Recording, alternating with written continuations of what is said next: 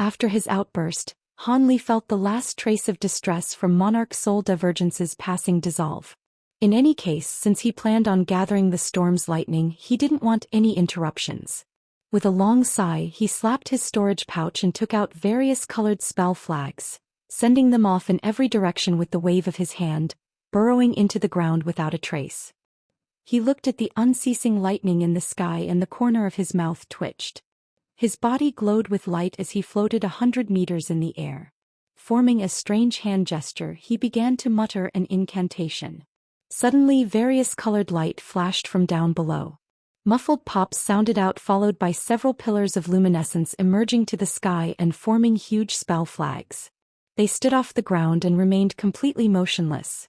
Continuing his incantations, the spell flags beneath him began to release threads of spiritual chi and slowly took the form of a 30-meter-wide spirit-gathering spell formation. Within the brilliant glow, talisman characters began to rise from the center, fully activating it. In that instant, the lightning flashing in the distant skies were suddenly attracted towards the formation and gradually grew closer as the sounds of thunder quickened. Han Li narrowed his eyes and ceased casting incantations. He flipped his hand and summoned a slender jade bottle, a magic tool he had specifically refined to capture the lightning. He released it into the air and struck it with an azure spell seal, causing it to quickly spin several times before it held still in the air. At that moment, Han Li clapped his hands and raised them, releasing 2 dense bolts of golden lightning, both simultaneously striking the bottom of the jade bottle. In a clap of thunder, the bottle trembled and completely absorbed the lightning. With a murmur, Han Li pointed at the air. Crackles sounded out as lightning arced from the bottle and formed a flickering 10-meter-tall pole pointing up into the dark sky. Silver lightning split the sky and struck the golden pole before it was dragged into the bottle. This happened in great succession as more and more silver bolts struck down and was easily collected. 2 hours later, the bottle gathered another dense bolt and began to release the sounds of a rumbling storm. When he heard this, he inwardly rejoiced. He raised his arm and reached out for the bottle, causing the golden pole to disappear and summoning the jade bottle into his hand. He then flung his sleeve into the sky and produced another bottle of a similar appearance, repeating the process all over again. With that done, he began to carefully examine the bottle that he recovered. It rumbled and trembled without end, flashing dazzling silver light from its mouth as if it could rupture at any moment. Han Li slapped a golden talisman onto it, and the bottle's activity came to a sudden halt. After properly placing the lid and putting it away, he turned his attention to the sky once more. Half a day later, Han Li collected his 4th bottle, but the thunderstorm showed no signs of stopping. Rather, the rain only grew heavier. He pondered to himself before putting away his 4th bottle. He believed he nearly collected enough lightning to create the heavenly flame he needed for the Tri-Flame fan's materials. But his expression stirred solemn and he suddenly turned to a corner of the sky. He faintly saw a flash, followed by the appearance of a white streak. He knew that with the shining spell formation beneath him and the bolts of lightning wildly dancing above him, his position was extremely noticeable. The white streak hurriedly shot in Han Li's direction. It stopped 100 meters away and the light disappeared to reveal a woman in palace robes. She had a slender stature and a dainty appearance with a pair of vivid eyes, seeming to be a beauty in the prime of her youth. Her robes were made of some sort of rare material that not only shined with silver light but also glowed dazzlingly. Han Li swept his spiritual sense past her and discovered that this woman was a mid-nascent soul cultivator much like himself. She looked at him and sweetly smiled. She said with a soft, pleasant voice, "I am North Night Islands by Yaoi. Are you also here on business with fellow Taoist Fu?" Han Li's heart trembled and he astoundingly asked, "Are you a cultivator from the North Night Palace?" Bai Yaoi chuckled, "I am the North Night Palace's external affairs elder. Since we are located in a remote area, I am surprised that you know of it. May I ask for your esteemed name?" Han Li calmed down and answered, "My surname is Han, a vagrant cultivator from overseas. I have indeed come to meet with fellow Taoist Fu, though I have long heard of your palace's resounding reputation."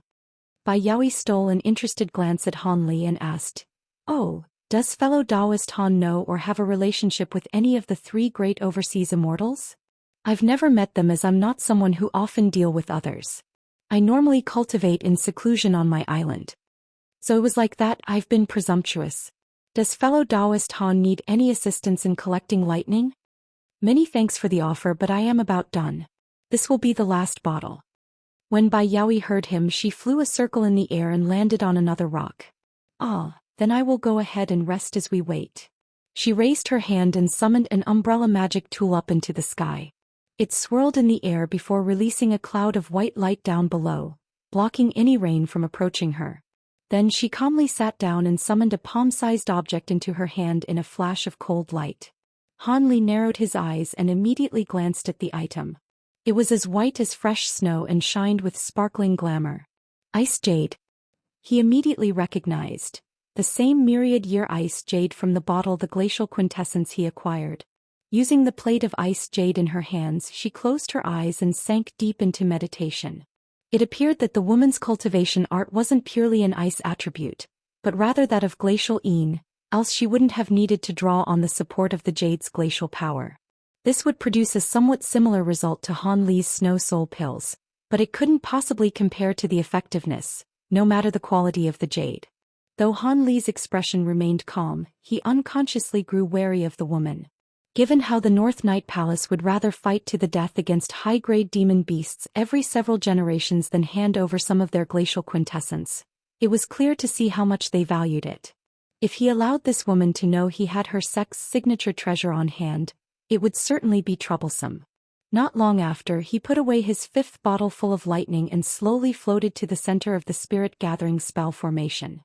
Then, after striking it with several spell seals, it formed an azure barrier around him, blocking the storm from disturbing him. Then he took a seat with his eyes closed. Of course, he couldn't refine any of the Tri-Flame Fan's materials in this woman's presence. Soon only the sounds of thunder and wind could be heard. After an entire day, the rain finally began to slowly go away and the scorching sun appeared in the sky. The weather immediately became hot and humid as miasma slowly restored its domain, enveloping the entire range once more. In addition, the many insects that had taken refuge had again emerged from the ground. With great calm, Han Li slowly released his spiritual sense to a 10-kilometer range. Able to sense everything from the trees to the smallest insect all clearly in his mind, he sank into tranquil meditation. Whenever low-grade cultivators made their way up the mountain, they would immediately flee with terror after discovering the astonishing cultivation of the two nascent soul cultivators. As for Han Li and the palace-robed woman, they remained seated for 3 entire days. On the morning of the 4th day, another high-grade cultivator eventually arrived on the main mountain. This time it was a man with a towering stature. He had a grotesque appearance and dark, shiny skin. From the result of some unknown technique, he left behind an evil wind in his tracks as he flew here on a large tortoise shell. When this large man saw them both, he heartily laughed and found another boulder to sit on. However, he had no intention of meditating. Instead, he took out a sparkling golden book and began to read it. His scholarly actions made for a drastic contrast with his appearance. Although they had turned a blind eye to his actions, Han Li was in truth inwardly frowning. This towering man was also at mid-nascent soul stage. It appeared that Old Man Fu's objective would be unordinary to gather so many cultivators at their level.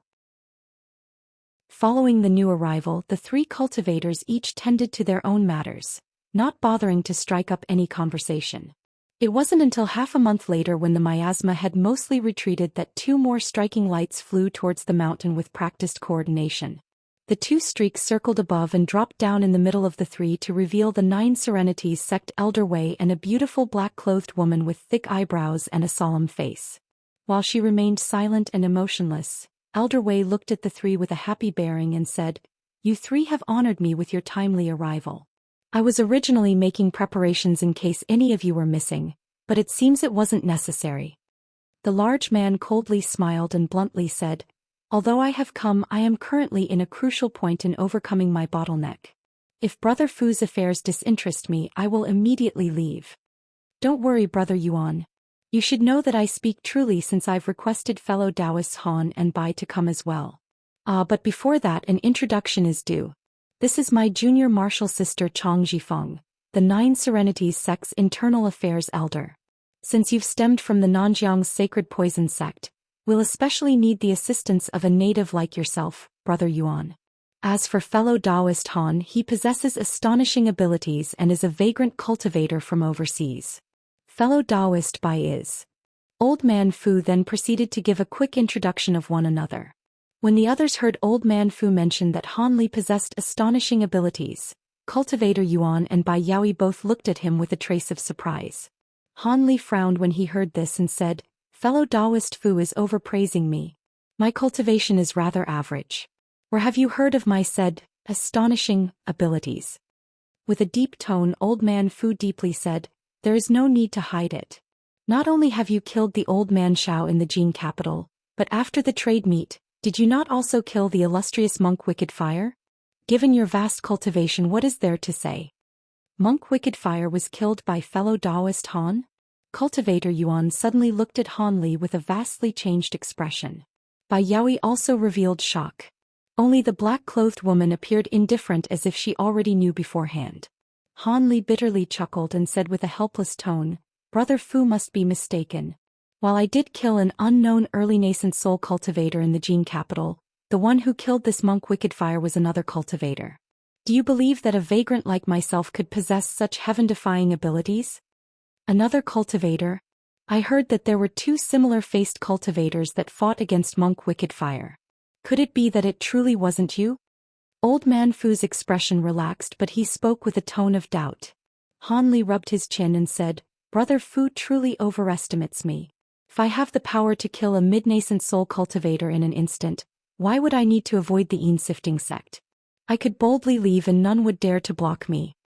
Regardless, that old man Shao was exceptionally cunning and was skilled in several evasion techniques.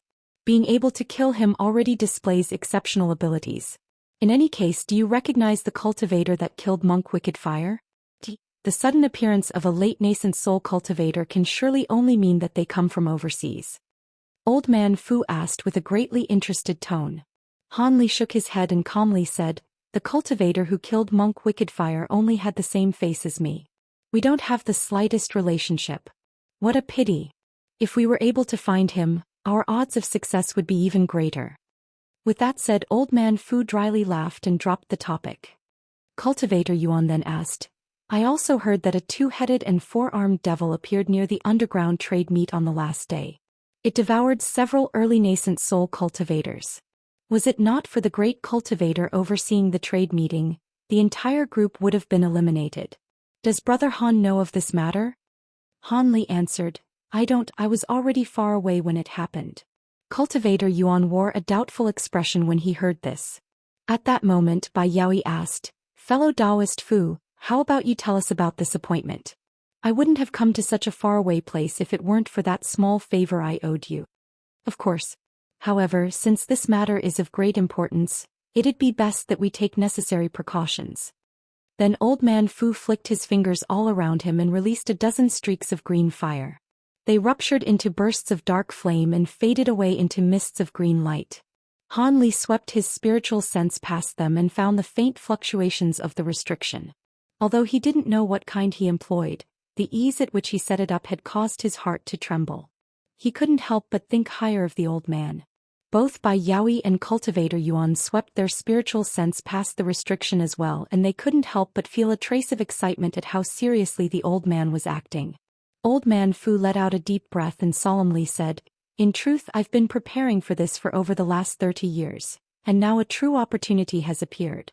Have you fellow Taoists ever heard of an ancient medicine known as the nascent cultivating pill?" The nascent cultivating pill? Bai Yaoi and Cultivator Yuan both appeared at a loss, but when Han Li heard this name, his expression stirred. When Cultivator Yuan saw this, he asked, "Does fellow Taoist Han know of the medicine pill?" After a moment of thought, Han Li elaborated, "Yes, a little bit. The nascent cultivating pill was an ancient sect's signature spiritual medicine, and can be considered of divine quality. It was said that when the pill was taken, it would provide immense benefits to the nascent soul, allowing them to easily break through bottlenecks. However, the sect wasn't able to endure the passage of time and the medicine pill formula was lost. Now there are only a sparse few that know of its existence. Or if not for the fact that Han Li was well researched in pill refinement and had read through many relevant ancient records, he would have no knowledge on this." Both Cultivator Yuan and Bai Yaoi showed delight. With much eager, Cultivator Yuan asked, Brother Wei, you mean to say you know the whereabouts of this pill? It stands to mention that after a cultivator entered nascent soul stage, the number of medicines and methods to break through bottlenecks, even from those of ancient times, were reduced to nearly nothing. And if someone came into possession of one, they wouldn't dare to mention it even to their kin. After so many years, such items from antiquity had mostly disappeared. Apart from the few heaven-defying items of legend, most nascent soul cultivators had to rely on cultivation advancement medicines to break through their bottlenecks. As a result, those present couldn't help but stir in excitement when they heard of the pill's effects. Old Man Fu chuckled with a proud expression. It surprises me that Han Li actually knows of the pill. That's right though, I acquired the refinement formula for this pill over 100 years ago. Fellow Taoist actually has such a treasure? Cultivator Yuan knitted his hands together and his overwhelming excitement was betrayed from the slight red light blossoming over his dark face. Both Han Li and Bao Yaoi exchanged a similar glance of happiness. Old Man Fu nodded. I am also proficient in pill refinement techniques. So long as I have all the materials, the refinement shouldn't prove to be a problem. Han Li furrowed his brow and asked, From your tone, it seems you are lacking said materials. Brother Han is quite sharp. Were it not for the fact that I was missing one of its main ingredients, I would have refined it years ago. It is for this reason that I wish for you to lend me your strength. Bai Yaoi frowned and said, Since you weren't able to acquire it after so many years despite your position as a Nine Serenities sect elder, this item should be truly difficult to find. Hard to find. Old Man Fu bitterly chuckled. This material should be extinct from this world. At the time I believed the pill formula to be useless, but I didn't think I'd find traces of it. As such, this caused me to write up plans. Cultivator Yuan impatiently said, All right, Brother Fu, please don't speak in circles. Quickly now, properly tell us what you require. Old Man Fu calmly stated, The flesh of an Umbraine horse. In his alarm, Han Li narrowed his eyes and asked, An Umbraine horse? Where did fellow Taoist find such a thing? When Bai Yaoi and Cultivator Yuan heard this, they exchanged looks of dismay. The old man chuckled and deeply said, I happened to found traces of it 30 years ago right here in Nanjiang. After Old Man Fu declared that he had found the whereabouts of the Umbraine horse, a moment of silence passed. Cultivator Yuan then asked, Since fellow Taoist has already found the nest of the Umbraine horse and still needs our assistance, could it be that you've encountered a problem? Old Man Fu replied, Although the horse is extremely skilled in concealment techniques and leaves no tracks as it travels, it isn't too difficult for me to capture given enough time. But the problem is that its nest lies in the Myriad Poisons Valley's Yin-Yang cave. I cannot chase after it there, and with its exceptional intelligence, the horse will only journey to the cave's entrance at most and won't take even a step out. The Yin-Yang cave? Bai Yaoi's complexion paled and Cultivator Yuan gasped as well. Having never heard of this place, Han Li bafflingly asked, What is this Yin-Yang cave? Is it so fearsome? Fellow Taoist Han doesn't know of the Yin-Yang cave? Bai Yaoi yelped in surprise and then she said with calmer voice, I've nearly forgotten that you were from overseas. The Yin-Yang cave is widely known as one of the 7 most dangerous places in the Great Jin. Common cultivators do not return once they enter. What is so dangerous about it? Han Li curiously asked. Old Man Fu explained, as suggested from its name, it is a place where yin and yang clash. Let alone everything else, the soul-chilling yin winds that blow year-long are enough to scatter a nascent soul. The cave is also host to several kinds of vicious ghosts.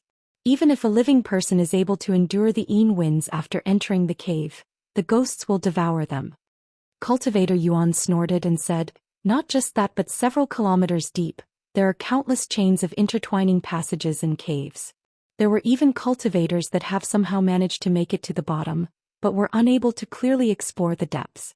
The yin winds would obstruct them from releasing their spiritual sense, and they could see no more than an ordinary mortal. There were even those that said the depths of the cave conceal a fearsome ghost monarch. However, this had forever remained unconfirmed as most are unwilling to brave the risks. Bai Yaoi relaxed her brow and added, There is also little of value that was discovered in the cave.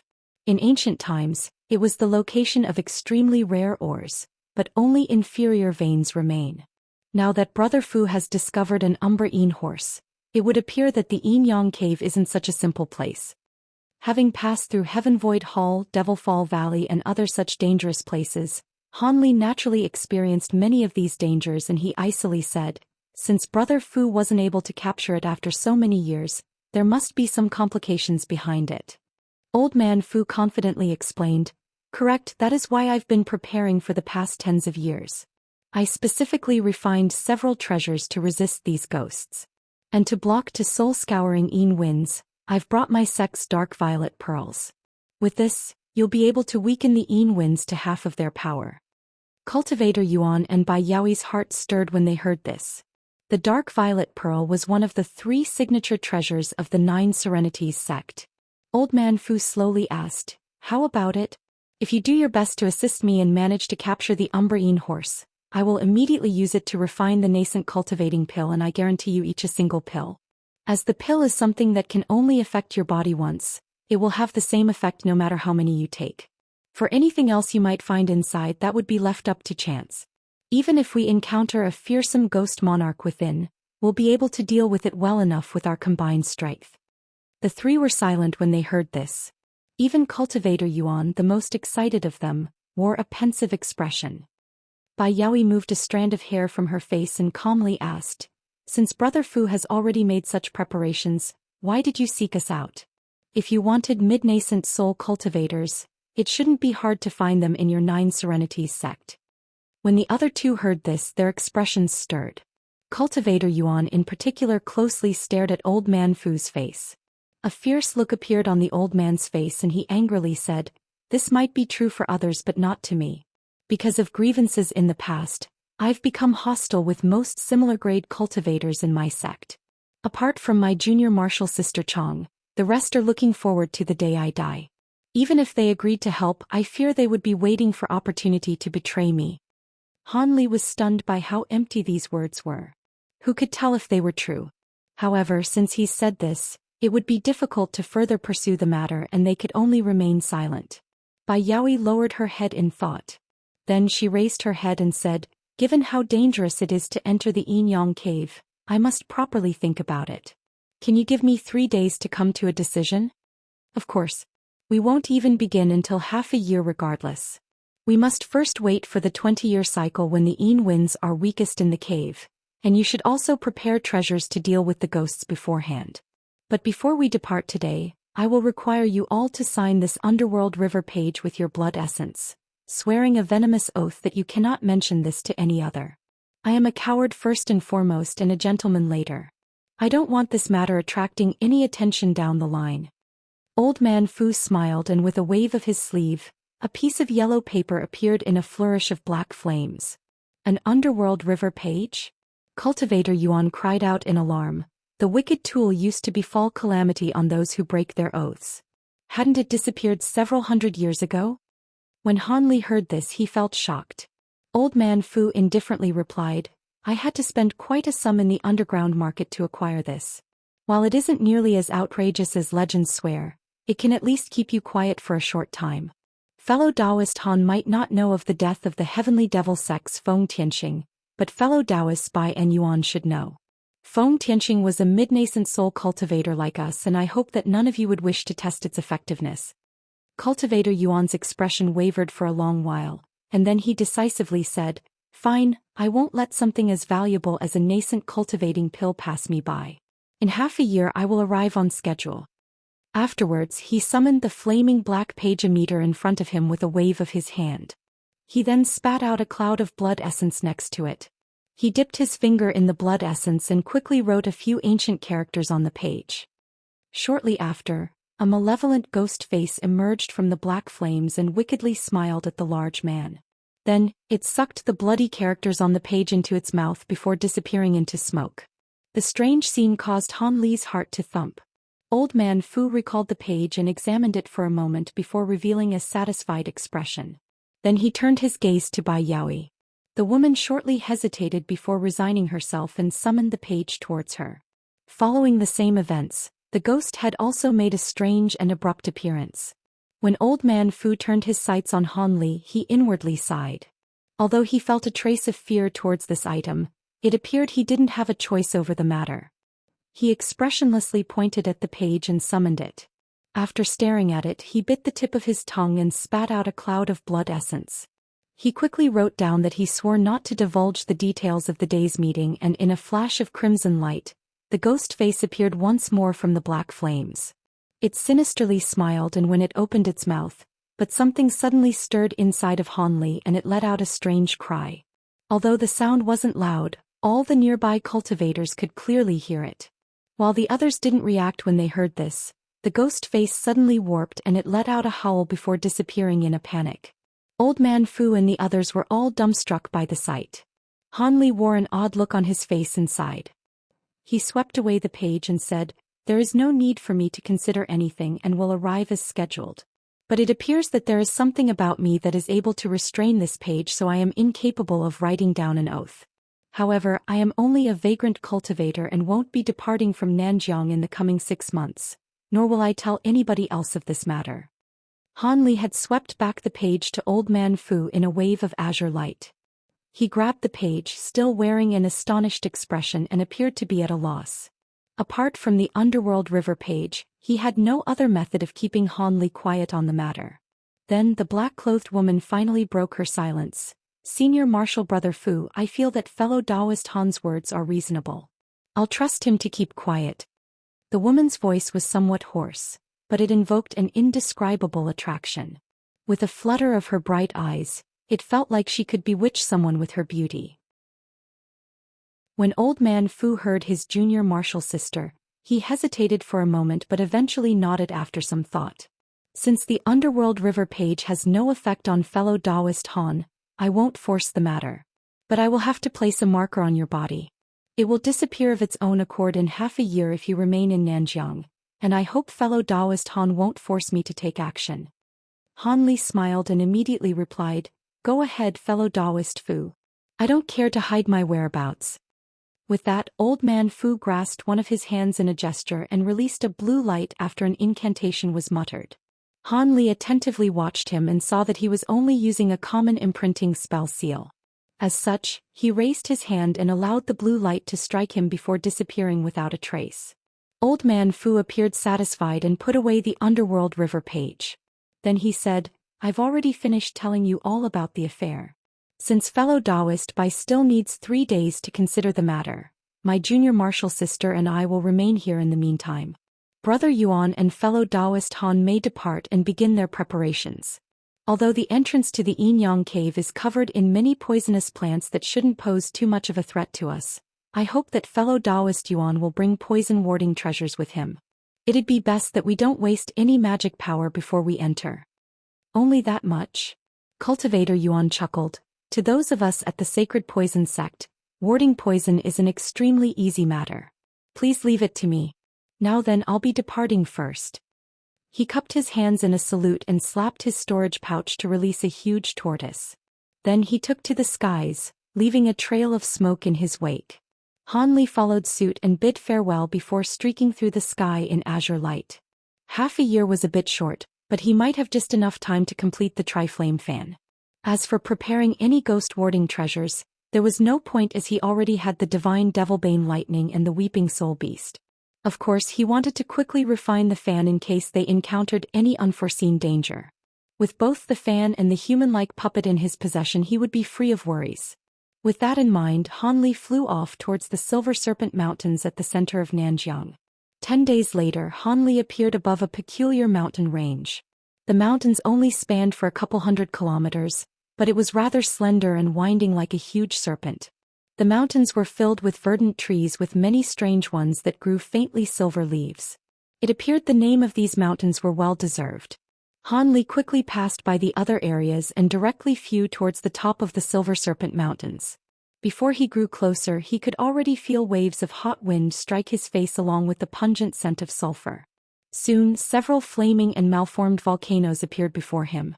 They would occasionally rumble and release gray ash into the air, creating a fear-invoking scene to a lesser existence. Even with this activity, there were streaks of various colored light passing nearby. Several tens of cultivators were darting in between these volcanoes. Most of them were at foundation establishment with a few core formation ones mixed among them. This was to be expected. Core formation cultivators usually used their own core flames to temper their own magic treasure and had little other reason to come to a place like this, even more so with regards to a nascent soul cultivator. Han Li stopped in the sky and looked down below. As blue light flashed from his eyes, he looked down at the fire veins and swept his spiritual sense through the ground. Shortly after, Han Li found the area with the strongest fire vein and arrived between two of the volcanoes in a streak of light. He came to a stop when he was 3 meters above the area. Then he flung his sleeve and released 8 small golden swords. As they circled around him, he formed an incantation gesture and shortly shouted, invoking a ring from the swords. Brightly glowing with light, they fiercely cut down into the ground as 10-meter-long streaks. Suddenly, a series of eruptions sounded out from below as blinding golden light flared. The sword lights returned from their attack and circled back around him. He had created a 60-meter-wide crevice deep into the earth. The cultivators refining magic tools in the nearby areas naturally took notice of Han Li's alarming actions. There were even a few of them who flew over in curiosity. Han Li grew sullen at this turn of events and released the immense aura of his cultivation, sweeping his surroundings with a suffocating spiritual pressure. All of the cultivators in the nearby 10 kilometers who felt this were alarmed, and those who originally thought to investigate the commotion hastily withdrew. A few of the nearby cultivators that were busying themselves with tool refinement had now scattered, afraid of unintentionally angering this great senior and bringing about their own destruction. When Han Li saw that the nearby cultivators had tacitly departed, he was greatly satisfied and turned his attention to the crevice down below. Soon, the cultivators that came to Silver Serpent Mountain to refine their magic tools had all scurried off, knowing that there was a nascent soul-grade cultivator nearby, turning a 5-kilometer area around Han Li into a temporary restricted area. As time passed by, the crevice was silent with no activity, but after a month, the sounds of thunderous explosions would occasionally call out. These explosions grew more sparse after another month passed by, but they were instead replaced with a series of clear rings similar to a phoenix's cry. Soon after, all that was left was silence. While Han Li was busying himself with creating the Tri-Flame fan, there were a dozen variously dressed cultivators gathered together in a side chamber of the Great Jin's imperial palace, including those dressed in Taoist, Buddhist, and Confucian attire. These cultivators all possessed nascent soul cultivation. 2 in particular possessed mid-nascent soul cultivation, a square-faced cultivator and an old Taoist nun holding a golden cane. The old man with a black hat was amongst them as well. These dozen people were all sitting in the hall, but none had uttered a word. They would only impatiently look at the hall's door. The square-faced cultivator turned to a white-haired Taoist priest and asked with a trace of apprehension, 11th brother, are you sure it is him? 300 years ago I personally saw our 7th uncle perish. Given how unique 7th uncle's appearance is, how could I have mistaken him or his magic treasure, the glacial moon blade? The old Taoist nun gloomily asked, 2nd brother, there is no need to be nervous.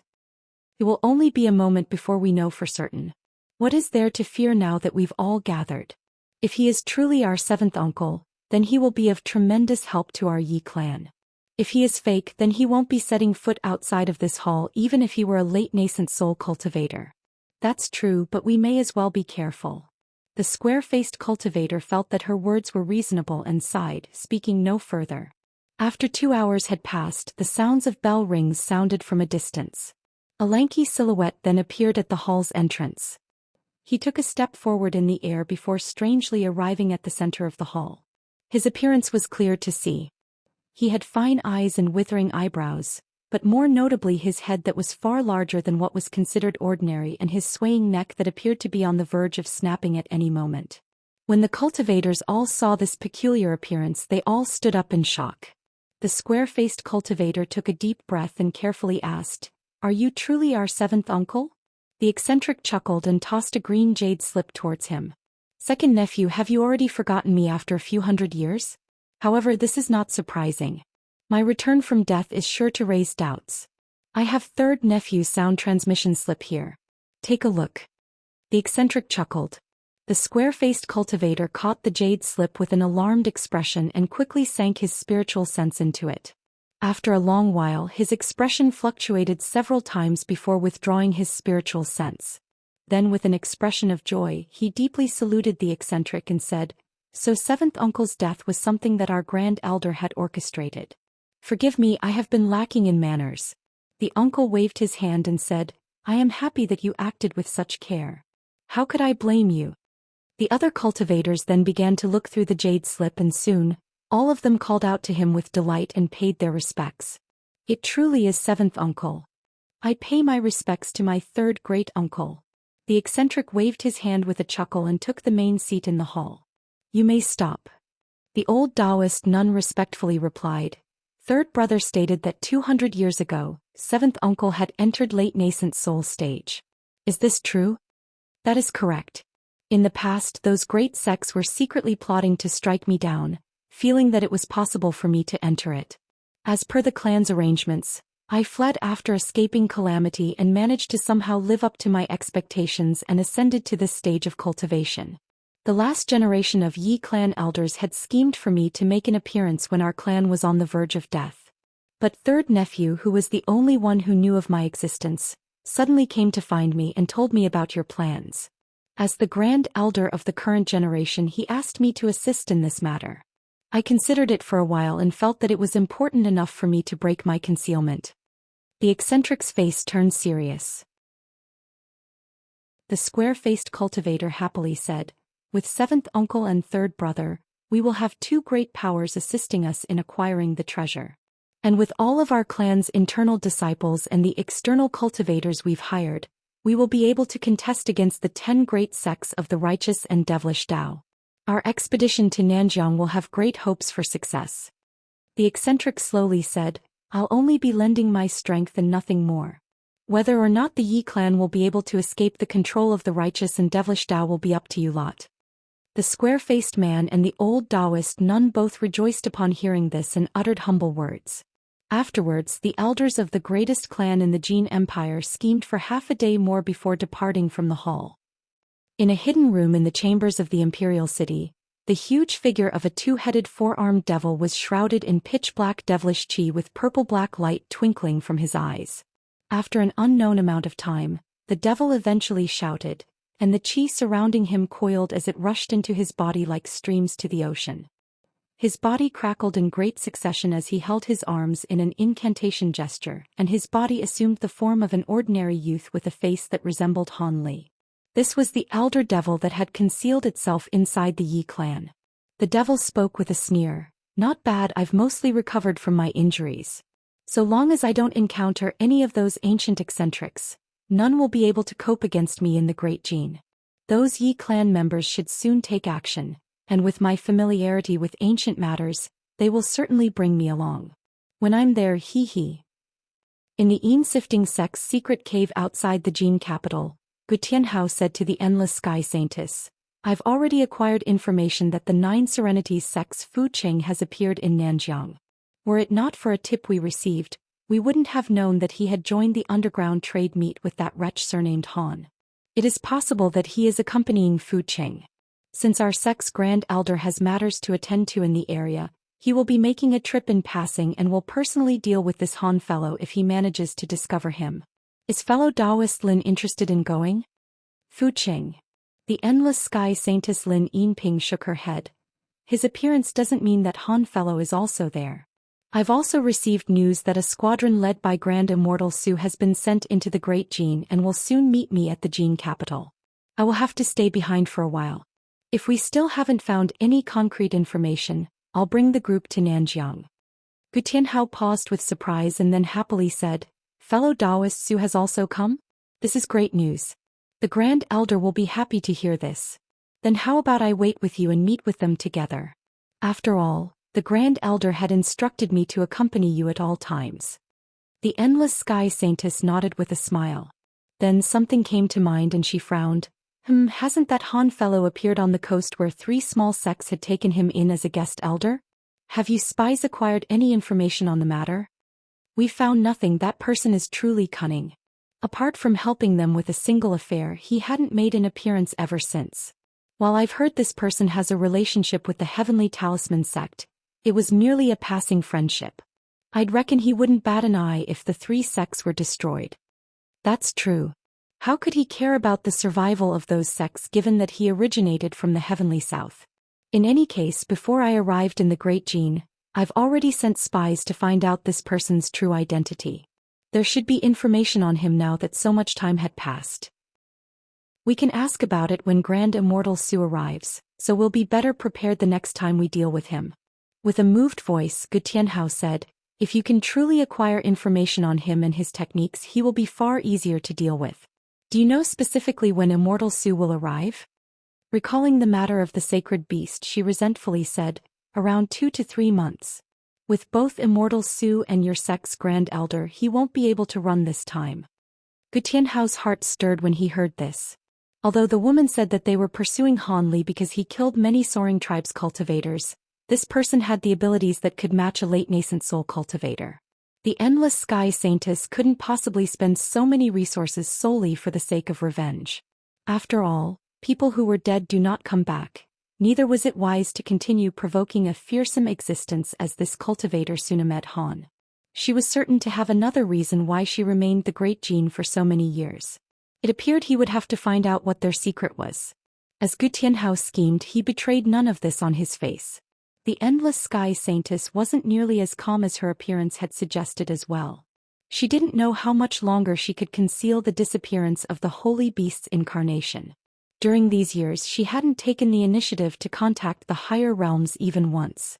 Fortunately, as the holy beast's incarnation was only restrained, its true body had remained ignorant of what had happened, but she would have to rescue it before this went on any longer. When they moved to recover it, she could only hope to exploit the Yin-sifting sect cultivators as much as she could and prevent heavier losses towards her own. With that in mind, she resolved herself.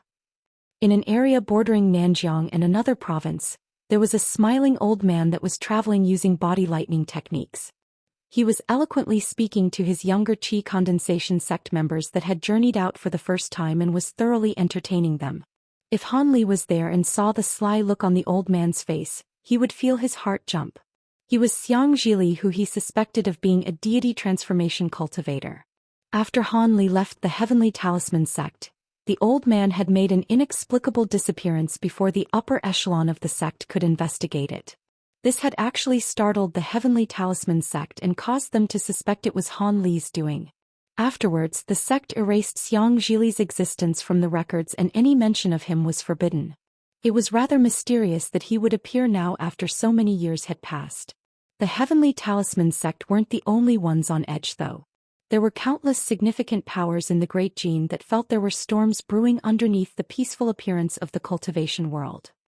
A few particularly powerful sects even looked into the Great Jin's Imperial Yi clan, but they weren't able to find anything concrete. They only found that their upper echelon had started to frequently gather, yet they didn't know what they were planning. Several months later, a cheerful whistle was let loose from the Silver Serpent Mountains, echoing far beyond the sky. A blinding azure streak flew out from underground and blazed through the air before disappearing off into the horizon. The cultivators who saw the astonishing scene from a distance were shocked silent. A week later, the azure streak flew west, passing through the largest forest in the region and 1,000-kilometer mountain ranges. Soon, it arrived above a huge basin and dropped down to the side of a mist of toxic yellow miasma that had reached several kilometers in the air. Just as Han Li landed, an old man stood up from the group of nearby sitting cultivators and smiled. "Fellow Taoist Han, you're a bit late. Fellow Taoists Bai and Yuan have already arrived several days ago."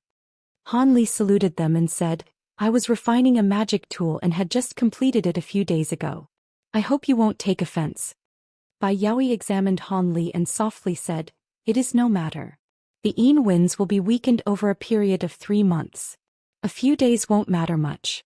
Since fellow Taoist Han has hurried over here after refining his magic tool, how about he take a couple days to rest and recover his magic power?" Old man Fu grunted and said, "Fellow Taoist Bai is correct.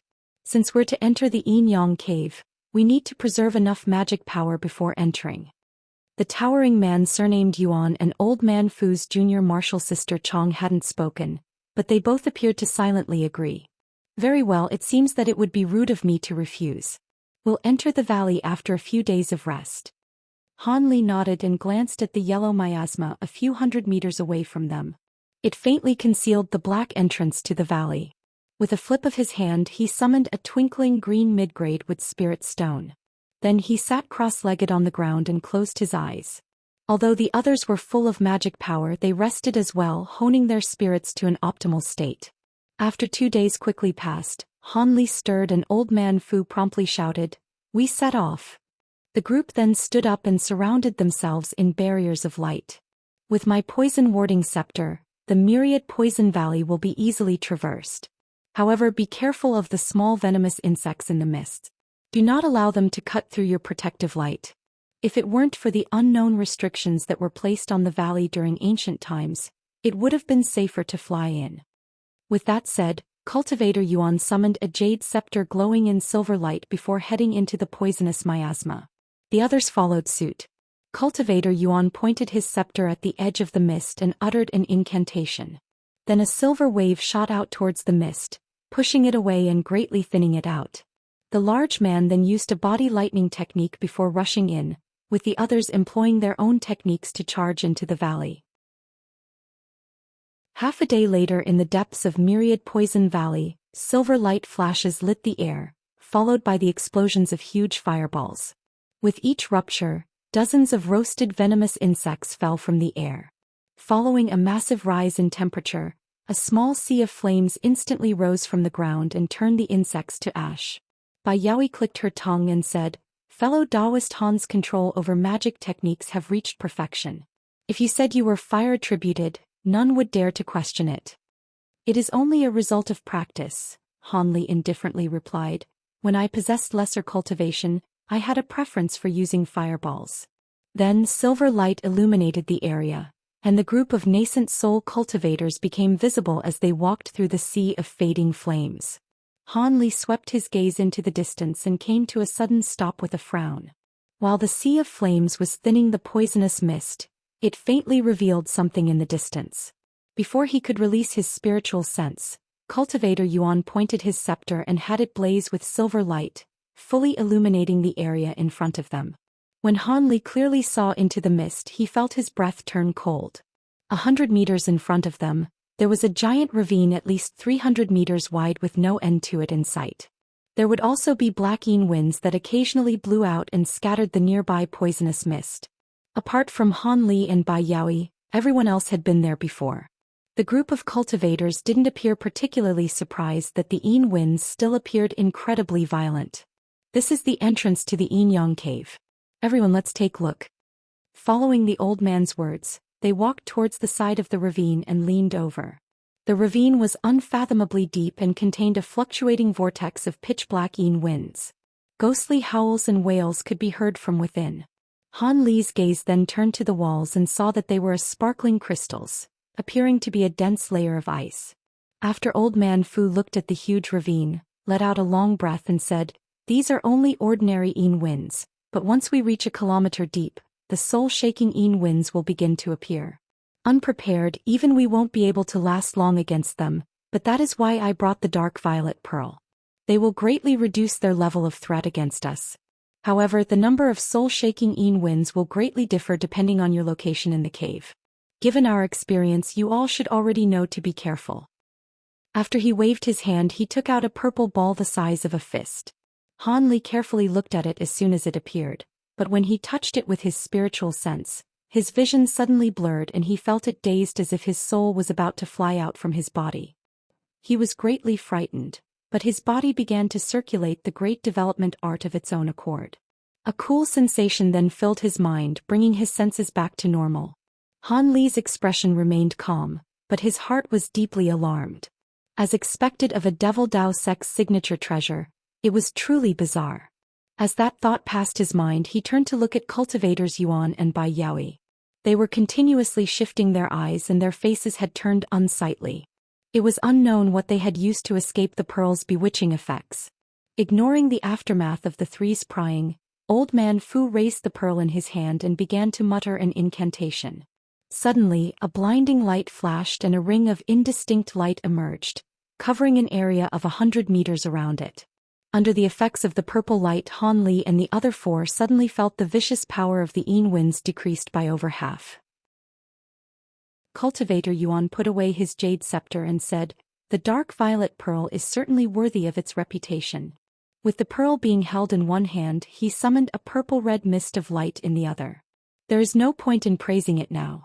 It won't be until further deeper that you will better know its abilities. Let's go." Then green light flashed from his body and he dropped into the ravine. The rest of the group followed after him and released their own protective treasures while still keeping inside the purple ring of light. Cultivator Yuan released a dark jade tablet. Bai Yaoi summoned a crystalline saber. The black-robed woman took out a pitch-black shield, and Han Li spat out several golden swords. Then the party glowed luminescent and descended into the ravine. They were soon engulfed by the pitch-black vortex and their surroundings returned to normal. There were 8 cultivators above a small lake in Nanjiang, all wearing a different style of clothing and listening to a black-clothed figure in front of them. These fellows were the Yi clan leaders that had gathered at the imperial palace several months prior. The eccentric with the large head was standing with a swaying figure among them. At his side stood the square-faced middle-aged cultivator, and behind him was the elder devil in the guise of Han Li's face. He was currently listening to the black-clothed cultivator with a calm expression. As the black-clothed cultivator possessed far lesser cultivation, he treated his nascent soul-stage elders with the utmost respect. 400 years ago, our Yi clan found a destroyed stone tablet from antiquity. From that we found the approximate whereabouts of Kunwu Mountain. This is where our plans had begun to take shape. The mountain is known as the Holy Land of Cultivators during ancient times, but for some unknown reason, they used their grand abilities to sink it into the ground. Let alone the many ancient cultivator dwellings on the mountain, the ancients had sealed 2 divine spirit treasures alongside it. If our Yi clan is able to acquire these treasures, our strength will multiply and we will be able to stand against the great sects of the righteous and devilish Tao. Over the last 100 years, we've dispatched many of our clan disciples over the majority of the Great Gene before finally discovering the area recorded in the ruined fragment beneath this lake. We have already called forth our clan's formation grandmasters to dissolve the restrictions. Because this matter was of such grave importance, it was under direct supervision of the Grand Elder. And only a few others were informed. The black-clothed cultivator paused. This ancient restriction was far more profound than we had imagined, with each layer spread across an area of 50 kilometers. A dozen formation grandmasters had spent over 100 years before finally researching a method to dissolve the seal. By using the power of heaven and earth, we will attempt to turn the sealing restrictions against themselves and clear everything. However, the process of destroying the restrictions has been a huge undertaking. It had already consumed an enormous amount of materials, and required a great number of spell formations to be placed down, but most importantly, the process also required incredibly rare materials. These materials were slowly acquired with care and our actions had been incredibly stealthy. After all, if we allowed this matter to become known, the opportunity would have been seized from us. Over time, the restriction-breaking spell formations had been gradually established, and now the project is on the verge of completion. The clan's spell formation grandmasters will only need another month before the final formation is placed. When the time comes, we will create a grand-scale concealment formation and fully suppress the thunderous aftermath of breaking the restrictions. Then the elders will be able to enter Kunwu Mountain and seize the treasures. After he finished, the black-clothed cultivator stood off to the side and remained silent. Kunwu Mountain. That was our objective? Inconceivable. I originally believed it was an ancient cultivator residence. So only something as mystical as Kunwu Mountain would have divine spirit treasures. For a time, the cultivators couldn't help but mutter among themselves with unconcealed excitement, the exception being the eccentric with a large head, the square-faced middle-aged cultivator and the elder devil. With a sullen expression, the square-faced cultivator's expression sank and he snorted, "Don't be so excited just yet. Breaking the formation is only the first step in acquiring the treasure. If it were so simple, why would our 3rd brother have us gather here and have our 7th uncle lend his assistance? Furthermore, our 3rd brother will be delayed for about a month before joining together with us. He has to dodge those spies after all." The Yi clan elder in Taoist robes couldn't help but ask. From second brother's words, Do you mean to say that there is something amiss with Kunwu Mountain? The square-faced cultivator replied, more than just amiss. It is possible that we will not return. How can that be? An elder dressed in Confucian robes yelled. Seventh uncle and third brother are both grand cultivators. Even the more formidable restrictions shouldn't be able to harm them. If only it were so simple, the square-faced cultivator grimly said. Think about it. Kunwu Mountain was the holy land for ancient cultivators. Why would they seal it along with two divine spirit treasures? Who knows what astonishing secrets and dangers lurk within? When the others heard this, they couldn't help but look at each other in dismay. The eccentric chuckled and said, enough of that for now. Those are only the worst possibilities. Perhaps there were some other reasons they were forced to. You don't need to be worried, but you will have to be careful when the time comes. And if anything happens, I won't leave it be. With that said, the anxiousness on the cultivators' faces had disappeared. Then the square-faced cultivator turned to look at the disguised elder devil behind him and said, Elder Han, you are proficient in many ancient records. We will very much require your assistance when we enter. Be at ease, we have already found 2 devilish artifacts. After this matter is done, we will hand them over to you. Fun fact. The name of Kunwu is famous for various different reasons. It was a famous name belonging to a god, a famous pottery inventor, and even a treasure sword in the Song dynasty. Also, apologies, there was a slight error in continuity. The black-robed Yi clan elder was actually the square-faced middle-aged Yi clan elder that was mentioned earlier.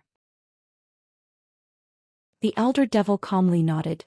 I will strive my hardest for those devilish artifacts. Good, then let matters proceed. Everyone follow me to the bottom of the lake. Although this area is remote, we should be careful in case a passing cultivator spots us and save any potential trouble. With that said, the square-faced man shined with light and dived in. One after another, the others followed suit. In the blink of an eye, they had disappeared, leaving behind only ripples in the lake and a calm breeze. Thousands of kilometers away, Han Li and company had encountered a bit of trouble.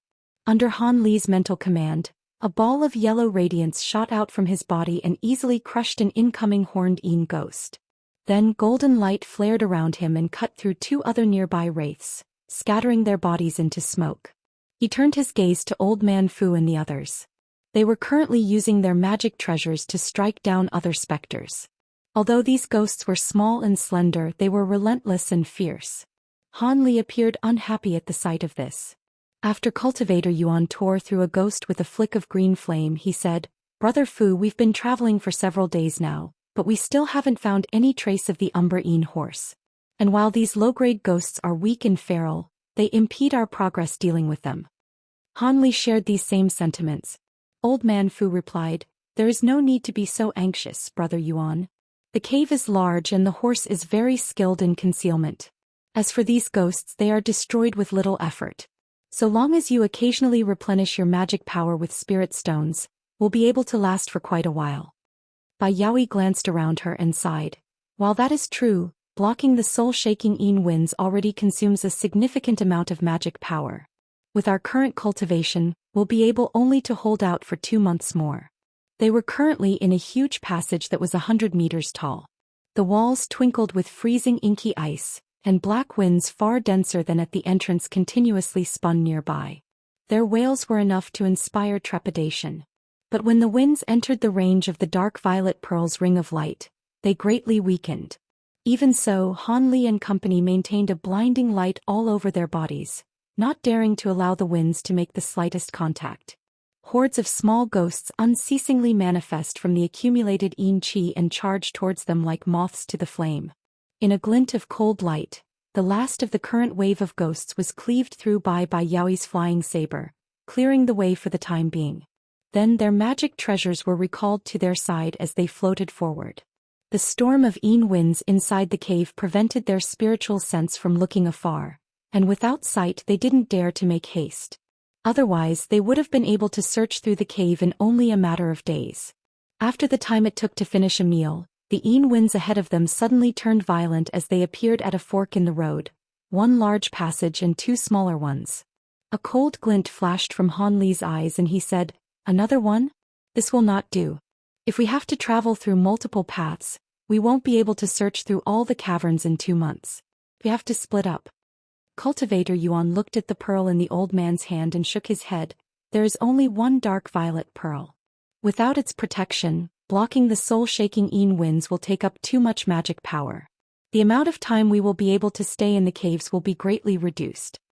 Unfazed, Old Man Fu said, if it's a matter of the pearl, I can consume a bit of blood essence to give you the protection of the pearl temporarily. So long as the strength of the Yin winds remain constant, the protection should be able to last about a week. That should be enough for us to look deep into each of the passages, but we'll need to wait to find you again after the dark violet pearl's light disappears. We'll have to leave behind marks of magic power on all of us so that we'll be able to find each other. Bai Yaoi then frowned and asked, although it isn't very likely, what will we do if one of us encounters a high-grade ghost? Cultivator Yuan snorted and said, if it's a ghost that a mid-nascent soul cultivator can't deal with, it would have to be a ghost monarch. But this isn't a true Yin underworld. How can a bit of Yin Qi possibly produce something on that level? There will only be a few stronger ghosts in the cave depths. The rumored one here is only a legend. No one had personally seen it. Additionally, we'll have to take the risk regardless. Once the period of weakened Yin winds come to an end, we'll no longer be able to remain here. When Old Man Fu and the black-robed woman heard this, they exchanged a glance and revealed a trace of hesitation. Originally, they hadn't thought to separate in order to maintain their safety, but there were far more passages in the Yin-Yang cave than they originally anticipated. If they didn't split up, it was very possible they would return empty-handed. Bai Yaoi pondered for a moment and raised no opposition. It appeared she found his words acceptable. Old Man Fu eventually came to a decision and said, all right, we'll follow your suggestion. But everyone will have to take care. Do not travel out of a 3-day range from me, or you won't be able to replenish the protective light on time. Han Li looked at the center passage and said, don't worry, this tunnel is sure to be the main passage down, and the forking tunnels shouldn't be too long. 3 days should be more than enough for us to search through them. Old Man Fu then spat out a mist of blood essence onto the dark violet pearl, causing it to surge. He then struck it with a series of spell seals and reached out to the pearl with his free hand, summoning a ball of dazzling purple light. With the light in hand, he swept his eyes across the party members and tossed it towards his junior martial sister. With a flash, the ball of light disappeared into her body and a small ring of purple radiance surrounded her. When the others saw that the technique was effective, they felt at ease and had the old man do the same to them. Then after they placed markers of the magic power upon one another, they split up into 3. Old Man Fu naturally paired with his junior martial sister and they rushed down the center passageway. As for Cultivator Yuan and Han Li, they decided to take the left and right branching paths respectively. Bai Yaoi was the last to decide and hesitated for a moment before following after Han Li. When Han Li sensed her following after him, he slowed down to let her catch up, then traveled together side by side. Along the way she asked, does Brother Han feel that the Yin-Yang cave doesn't live up to its reputation? They say that after entering one will find themselves in extreme peril, but we didn't encounter anything that was a problem, apart from those soul-shaking Yin winds. Could the rumors be exaggerated? Han Li was somewhat surprised by the question and replied with a smile. Although I don't know much about this place, I'm sure that it deserves its title as one of the 7 most dangerous places in the Great Jin. Fellow Taoist Bai, don't forget that these soul-shaking winds are so harsh that if a cultivator under nascent soul stage were to enter, that alone would be sure to tear them to pieces even with a protective treasure. And it also stands to mention that we're only safe because of the dark violet pearl's protective light, not to mention that we've only encountered the lowest grade of Yin ghosts over the past few days. As we enter deeper, the Yin Qi will be far denser and will produce even harsher ghosts. Brother Han's words are reasonable. However, I still feel a bit doubtful. The Yin ghosts are coming. As Bai Yaoi talked with Han Li, 8 Yin ghosts suddenly appeared from a nearby winds and fiercely changed towards them. In flashes of blue and golden light, the Yin ghosts were cleanly executed. Then the 2 slowly tread forward, but after half a day of searching they hadn't found anything. Just as the 2 were about to head back, a fierce Yin wind suddenly blew past them with a frigid, piercing whistle. What's this? Bai Yaoi said with a start. Han Li blinked and replied, that sounds like a refined corpse. It should have come from a high-grade ghost. A refined corpse, what are the chances? Bai Yaoi said with a raised brow. The two then approached the source of the sound without any fear. After they turned a corner, they found themselves at the entrance to a cavern that was 10 meters tall. It howled incessantly with exceptionally violent winds, and the faint sounds of a ghostly whistle could be heard within. What's that? Bai Yaoi glanced inside and saw something that was sealed in the glistening ice. She raised her hand and struck it with a fist-sized fireball. With a sudden bang, the scarlet flames melted the ice to reveal the object's true form. It was a blue flying sword that was stuck halfway into the wall. But in the instant the ice melted, the lively flying sword began to shine with a dim light and let out a clear ring. Then it began to tremble as if attempting to shake itself free. Bai Yaoi was astounded by the sight and with a wave of her sleeve, released a rope of crimson flame. With embers flickering in the air, it wrapped around the sword and pulled it into her hand. Bai Yaoi's eyes swept across the sword and waved it with a single hand, producing several foot-long sword lights that chopped at the wall of ice, leaving deep markings behind. Han Li's expression stirred when he saw this. She turned the sword several times in examination and revealed a trace of doubt after finding no markings of significant value. After so many years, the spiritual nature hadn't faded away. Its master must have spent quite an effort in creating this. From its might, it should have belonged to a late core formation cultivator. But that in itself is strange. Someone of that level shouldn't have been able to reach this place. Can I have a look at it? Han Li asked. There is no need to be polite, go ahead. Bai Yaoi sweetly smiled and then sent the flying sword over to Han Li with a flick of her finger. He reached out to the sword and had it fly into his hand. After examining it for a while, he frowned. Has Brother Han discovered something? Bai Yaoi curiously inquired. The sword's body is refined purely from blue essence crystal. That isn't a wise decision at all. If it were mixed with other materials, its might would be even greater. However, these refinement methods weren't widely known tens of thousands of years ago, and the decorative talisman markings on the sword are rather old. While the master of the sword wasn't an ancient cultivator, they still come from an age long gone. Brother Han's deep knowledge in tool refinement has truly come as a shock. Bai Yaoi exclaimed. It isn't much, I've only read through a few sword refinement archives by chance. He turned to look into the cavern and calmly said, How about we go inside and see if there is anything to gain? Yes, let's go. Bai Yaoi nodded after only some thought and released a sparkling white umbrella. Then she walked into the cavern and led the way. Han Li smiled and pointed to the several flying swords above him, having them transform into a barrier of golden light before he followed after her. The cavern was pitch black and only the sounds of wind and a faint whistle from deep within could be heard. The ghost seemed to have discovered the two as the sounds of the whistle grew deafening. Since this place isn't too large, it should be easy to deal with, Han Li muttered. He raised his hand and summoned a sparkling white moonlight stone. After he struck it with a spell seal, the stone brightly shined with light and illuminated their surroundings.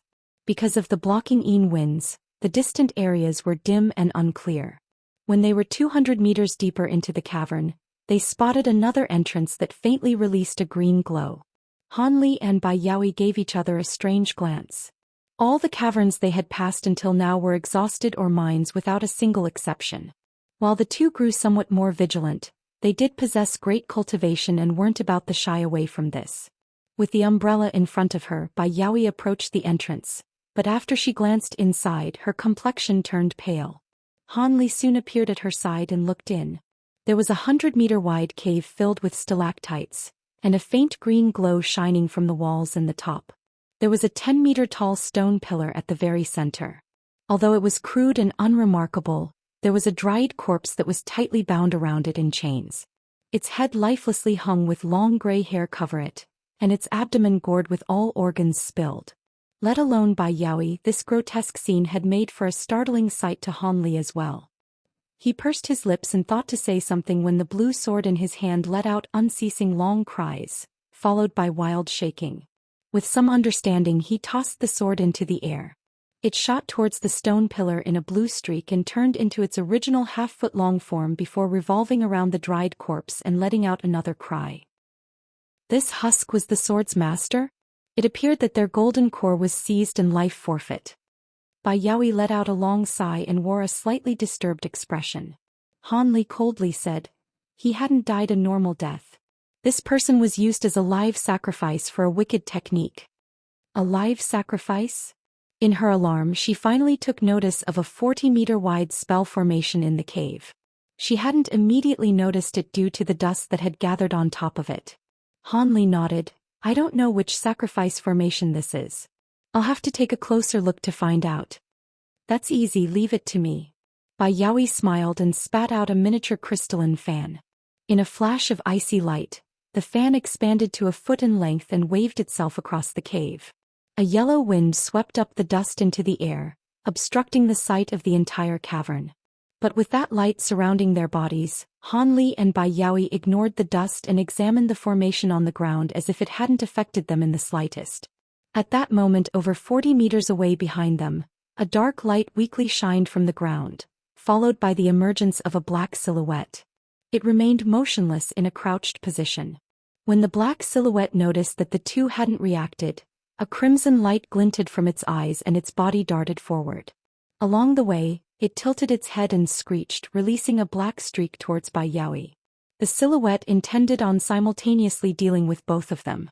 Han Li suddenly flipped his hand and summoned a hand of azure light in midair. It accurately grabbed a hold of the black silhouette and held it in place. As for the streak heading towards Bai Yaoi, she gracefully swept her umbrella behind her.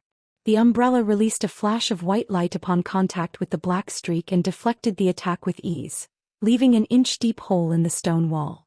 Bai Yaoi smiled as she looked at the silhouette captured by the hand of light. It had the body of a black-scaled serpent that spanned 15 meters long, the face of an ape, and two grotesque arms that each held a foot-long bone spike. Although the monster was firmly grasped, it was violently struggling with all its might and resentfully glared at the two with its crimson eyes. A calamity ape? They actually exist in this world. Bai Yaoi felt alarmed upon seeing the monster. Han Li glanced at the ghost and casually said, "I heard this ghost is something that is condensed from human resentment in an area of heavy Yin. It is extremely vicious, fond of killing, and enjoys eating the brains of live humans. In addition, it is able to mimic any ghostly sound." It appeared the refined corpse's whistle from before was his doing. "Teesh, I've looked through quite a few records, but this is the first time I encountered a ghost like this. However, it isn't particularly strong and is courting death to dare attack us." Bai Yaoi snorted and looked at the calamity ape with disgust. "What point is there in keeping this monstrosity alive? It'd be better to kill it." She then pointed at it, releasing a streak of blue light to coil around the ghost and seal in a layer of ice. Han Li silently smiled and commanded the hand of light to exert force, crushing the frozen monster into tiny pieces. By then, the dust swept up into the air had fallen back on the ground, but they had already clearly seen the spell formation. Han Li narrowed his eyes and calmly walked over to examine it further. As for Bai Yaoi, she appeared disinterested and instead turned her attention to the cavern walls. After a long while, Han Li eventually said, "This spell formation is for refining ghosts and is an ancient one at that. Also..." Bai Yaoi turned her attention back at the spell formation and puzzlingly asked, "Also what?" "Also, the year engraved on the spell formation appears far older than the dried corpse. It should have placed down since ancient times," Han Li said with a tone of certainty. Bai Yaoi stared at Han Li in astonishment. "So it was like that? How was Brother Han able to determine this?" Han Li chuckled and said, "This is only something that I concluded from my own experience." Bai Yaoi paused for a moment before letting out a chuckle and dropping the subject. "The mysteries behind this area have nothing to do with us. Since there are no other things here, let's leave." She raised her hand and took the blue flying sword into it before placing it in her storage pouch. Han Li nodded and the two began to leave.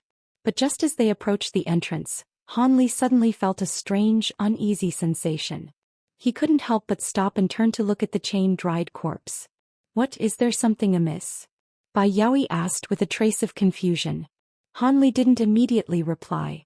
Instead, his gaze flickered and he pointed in the distance. A muffled sound of thunder rang out and golden light flashed from his fingertips, striking the dried corpse on the stone pillar with an arc of thin lightning. As Bai Yaoi watched with surprise, golden lightning suddenly struck the gray corpse, turning it into a pile of white ash in a flare. Han Li frowned in silence for a spell before calmly saying, "Let's go. Seems I was being too paranoid." He then strode off with large steps. Bai Yaoi followed him with an unconcerned smile. Shortly after, the two continued on their way through another passage. When the two were far away, a purple light overwhelmed the black-yin winds blowing nearby, producing an inky silhouette from underneath the stone pillar in the cavern. The silhouette was jet black and had vague features as if it were completely made from shadow. All it presented was a pair of glowing green eyes. It glanced at the remnants of the Calamity Ape at the entrance and turned to look at the ashes of the dried corpse before pouncing off the ground and producing an astonishing scene. It blurred and summoned every speck of the corpse's ash into its body, to then let out a soft cry and releasing black chi that completely wrapped around its body. The chi coiled and blew away to reveal an exact imitation of the corpse that had been destroyed. It didn't remain still or lifeless. Instead, it approached the entrance of the cavern and blew out a yin wind to sweep up the remains of the ape. In the black wind, the ice thawed at a visible rate, and the remains fused together to form an intact Calamity Ape. The beast snarled before immediately lying down at the dried corpse's feet, resembling the behavior of a dog. The corpse then extended its black claws and stroked the beast's head before staring into the passage out of the cavern, as if lost in thought. Thunderous explosions and screams of agony echoed from a manor on the top of a giant mountain in Nanjiang. There were nearly 100 black-robed cultivators attacking a faint yellow barrier with their magic treasures and tools. The barrier of light covered most of the manor and protected a dozen yellow-robed cultivators, each waving various colored spell flags with their utmost effort in an attempt to strengthen their only defense. Because their numbers were so few, the barrier still swayed before their terror-struck eyes. A kilometer in the sky above, there was a middle-aged cultivator with an imposing appearance. He wore yellow robes and his complexion was completely pale. There were 5 white smoke-like figures that surrounded him in a circle. "Sect brother, will you not release the He clan? I have met the ghost sect master several times. So long as you agree to stay your hand, I am willing to have the clan withdraw from the cultivation world and never to appear again. Furthermore, this is Nanjiang. If you act too imprudently, you will provoke trouble." Although the middle-aged cultivator knew that matters were bad, he still held on to a trace of hope. A mysterious voice intermittently sounded out from every direction. "Your He clan has already agreed to submit to our Yin-sifting sect, but when the time came, you betrayed us. Do you think we're a joke? Don't think that we wouldn't be able to find you just because you moved to Nanjiang. For our sect's reputation, we will have to make your clan disappear. And your severed head will be useful in properly bringing our other subordinates into line. Will you end yourself or have me personally settle this? If I use my unbroken sink devils, there won't even be a skeleton left behind." When he heard this, the yellow-robed cultivator's heart sank. Then, a world-shaking explosion sounded out from below and the yellow-robed cultivator quickly looked down in great alarm. He saw that the barrier protecting the manor had shattered into fading specks of light. The last of the color on his face had completely disappeared. The Yin-sifting sect cultivators surrounding the manor began to cheer and a glow filled the air, fully suppressing those inside. "You dare!" Without another thought, the yellow-robed cultivator slapped his storage pouch and released a 10-meter-long yellow python down towards the ground. "There is no need for you to interfere with our junior's affairs. How about you show me the power of your heaven-mixed brick instead?" After this mysterious voice spoke, one of the white silhouettes surrounding the yellow-robed cultivator began to stir and quickly pursued the python with near-instantaneous speed. An ominous glint flashed from the yellow python's eyes and it widely opened its mouth, moving to swallow the white silhouette. The figure silently trembled and transformed into a pure white 3-meter-tall skull. In the python's alarm, it attempted to stop, but it was already too late. The skull cackled in cacophony and shot out a thread from its mouth, quickly and firmly restraining the python's head. Terror-struck, it struggled with all its might and swung its tail like a mace, quickly smashing it against the skull, but it hadn't done the slightest damage. In response, gray light flashed from the skull's mouth and traveled along the thread. An inconceivable event followed. The gray light spread across the python's body and turned its body dim and shriveled. In the blink of an eye, the python's flesh had completely disappeared, leaving only bone behind. However, the skull didn't stop there. It shook the white thread and took the remains of the python into its mouth before chewing in a crunchy galore. After seeing the death of the python he nurtured for some many years, a trace of resentment was betrayed from his face. He then looked at the white silhouettes that still surrounded him and slapped the back of his head, spitting out a sparkling yellow brick that was several inches large. He formed an incantation gesture and pointed to the brick with heavy bearing. The brick flew a circle in the air and massively increased in size as it glowed. In the time of a single breath, it grew to the size of 30 meters above his head. It shined with dazzling light and had talisman characters wandering across its surface, releasing a truly astonishing pressure. The concealed cultivator sighed and asked, "This is the heaven-mixed brick? I am somewhat disappointed. It doesn't live up to its reputation. It seems I'll just simply have my sink devils deal with you." Just after this was said, the 5 figures stirred and slowly floated towards the yellow-robed cultivator. The man paid no heed to the disdainful words and swept his gaze past the silhouettes before letting out a resounding roar, causing the brick above him to spin in the air. With the brick's mass, it created a tornado in an instant, concealing the cultivator within it. However, the white silhouettes ignored this and shot into the tornado without another thought. "You're courting death." Countless streaks of yellow light shot out from the wind, revealing themselves to be foot-long bricks. In sounds of rolling booms, the white silhouettes were pelted by the lights. During this display, a yellow streak shot out from the tornado and rushed across the sky, traveling over 60 meters in an instant. Then a bone-chilling snort sounded out, followed by several pops. The 4 white silhouettes shot after him before later disappearing in a blur. A fluctuation suddenly appeared in front of the yellow cultivator, and the 4 white silhouettes appeared in a flash of silver light. They then silently charged towards the cultivator.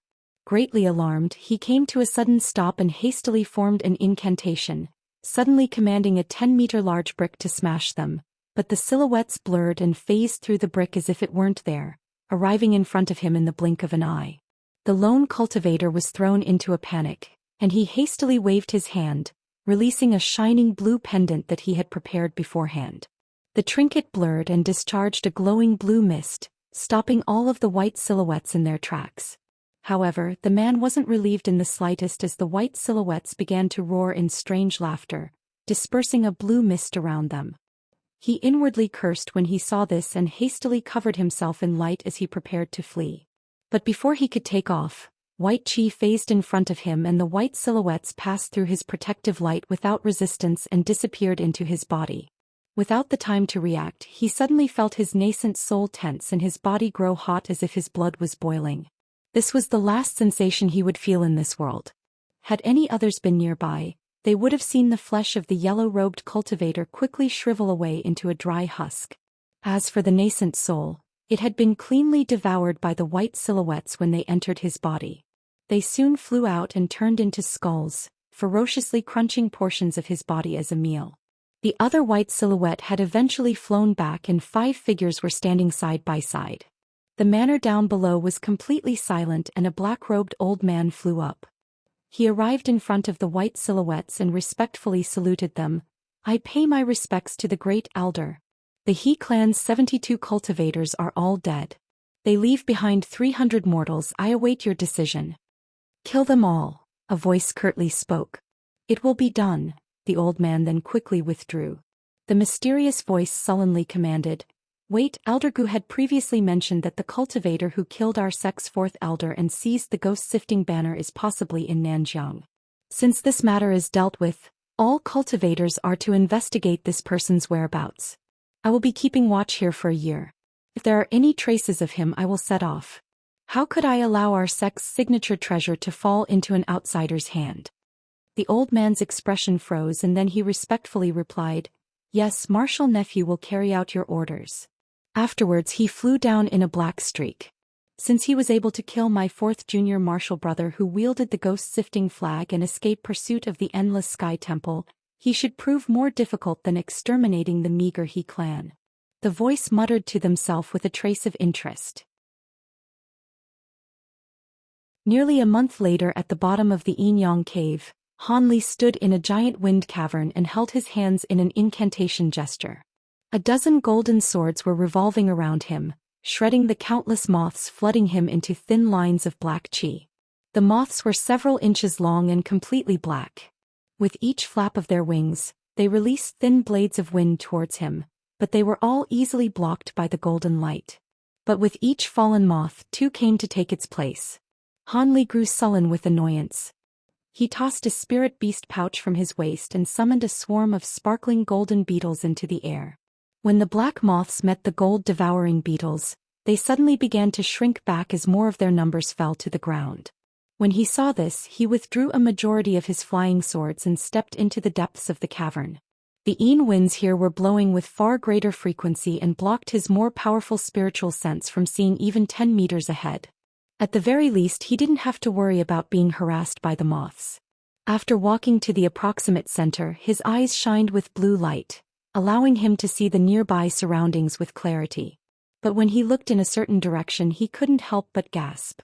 He walked 60 meters before tossing out a moonlight stone and carrying it in the air with a mist of azure light, illuminating 10 meters around him. Underneath the white light, a skull-sized black crystal was half embedded in the wall. But what was astonishing was that the gem was flickering with a haunting light and would release black moths without end, swarming towards Han Li and the dazzling moonlight stone in a mad rush. However, the gold-devouring beetles had intercepted them midway, but when each moth was killed, they simply faded away as if they never existed. This is the third one, but it is able to use the nearby Yin Qi to create dark Yin moths. How peculiar, Han Li muttered. When Han Li took a closer look, he saw the black crystal release a flare of black light. A pop sounded out, followed by the appearance of a meter-wide moth. It fiercely glared at Han Li with crimson eyes. Han Li raised his brow at the sight and flicked his finger, releasing a bolt of golden lightning and dispersing the moth in an instant. Although it was certain to have a few peculiar abilities, the divine Devilbane lightning was its natural nemesis. Then he reached out for the crystal without any hesitation, and a large hand of sparkling blue light appeared in front of him. With a bang, the crystal was taken out from the wall. In the instant the crystal was grasped, the surrounding Yin winds were decreased by over half. All the moths had turned into black chi in a bright flash and blew away in the wind. Han Li didn't appear particularly surprised by this and instead mulled over the two smaller crystals he found earlier in other wind caverns. These strange crystals caused Han Li to click his tongue in amazement, but he decided to leave the matter for later. After his first return to Old Man Fu for another application of the dark violet pearl's protective light, he split up with Bai Yaoi. Now that she wasn't following him, Han Li made full use of his abilities. Over the last few days, while he slowly headed deeper into the cave, he was several times faster than the others. He also came across high-grade ghosts with greater frequency, but his flying swords and golden lightning made short work of them. He hadn't needed to use the Weeping Soul Beast even once. It was starting to make sense why high-grade cultivators hadn't explored the Yin-Yang cave. Deeper inside, he had found little apart from a few abandoned magic tools and inferior or veins. But several days ago, when he pursued a ghost, he unintentionally entered a small wind cavern. He initially had little interest in exploring it, as the Umbra Yin horse they were looking for shouldn't be able to survive in a place with fierce Yin winds. In addition, the frequent Yin winds in the cave would force him to consume even greater amounts of magic, even with the protection of the dark violet pearl's light. As such, it would prove quite difficult of him to tread deeper inside, but after he discovered the first black crystal, he became interested in exploring deeper. With the divine Devilbane lightning protecting him and the myriad spirit milk to replenish his magic power, he also had little to fear. Han Li hadn't seen these black crystals before in any records. Although they resembled devil essence diamonds at first glance, they were completely different. They weren't nearly as hard as devil essence diamonds and didn't contain devilish essence either. They appeared to be strange wind attribute gems that were condensed inside these caverns for countless years, but they also contained large quantities of Yin Qi. When Han Li searched through tens of wind caverns, he only managed to find 3 of them. The first 2 he found were the size of a fist, but the third and most recent one he found was the size of a skull and could produce ghosts.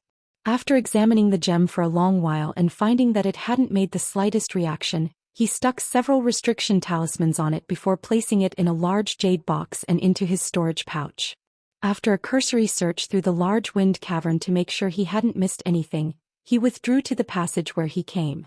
He traveled another kilometer and was searching through another small cavern, eventually finding that the tunnel became increasingly narrow.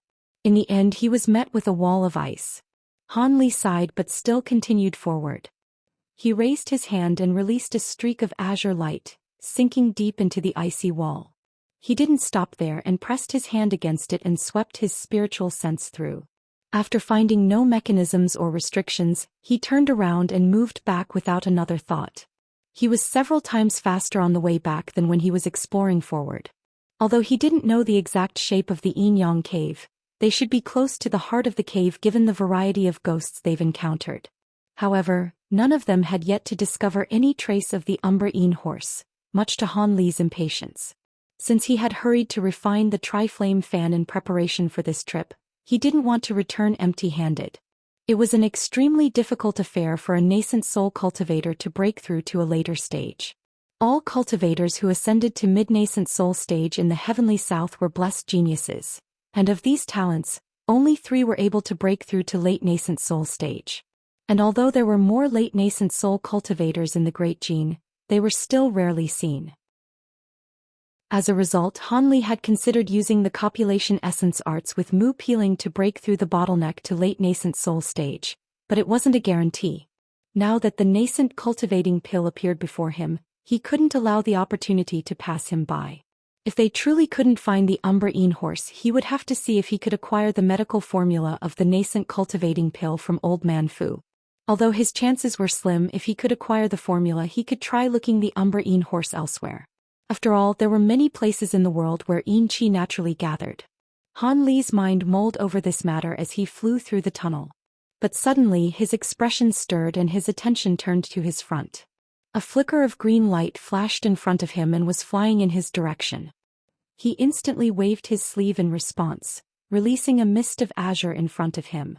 The green light was captured by the mist and dragged in front of him, revealing a gleaming sword that had a red jade slip attached to it. Han Li pursed his lips and raised his hand, taking the slip into his hand before tossing the sword back into the air. The green sword let out a ring, circling in the air before flying through Yin winds without a trace. Han Li ignored it and instead sank his spiritual sense into the jade slip. They found traces of the Umber Yin horse. A short moment later, Han Li withdrew from the jade slip with a smile. Then with a flip of his hand he summoned a white formation plate. He tapped it and in a flash of azure light, it became as glossy as a mirror. 4 differently colored lights appeared on different places of the plate. He looked at the positions of the light and immediately put it away before flying forward at greater speed. Half a day later, Han Li arrived at a 4-way intersection, finding Cultivator Yuan and Old Man Fu meditating there. The dark violet pearl was floating motionlessly above the old man's head. After Han Li arrived, he asked, "Fellow Taoist Yuan, you found it?" "That's right," Cultivator Yuan chuckled and his face wore a trace of excitement. "The Umber Yin horse is in this passageway, but it is extremely cunning. I wasn't able to capture it and could only block the way out and wait for you all to arrive." "Good," Han Li nodded with a smile. "So long as we know of its whereabouts, it will only be a matter of time." Old Man Fu happily said, "Junior Martial Sister Chong and fellow Taoist Bai are still quite far away. Let's wait. When we're all present, the capture will be easier." When Han Li heard this, he felt relieved and also took a seat. Several hours later, the black-robed woman and Bai Yaoi rushed over. After they heard the news, they were also overjoyed. With several simple spell formations placed down at the passage entrance, they promptly set off inside. Not long after, a dark light suddenly flashed from the ground underneath, followed by the emergence of 3 pitch-black dried corpses. The chests of the corpses were all hollow and their bodies lacked any flesh, but their eyes shined with a chilling green light as they stared in the direction of Han Li's party without the slightest emotion. The party of Cultivator moved east down the passage, and looked through all the caverns they encountered.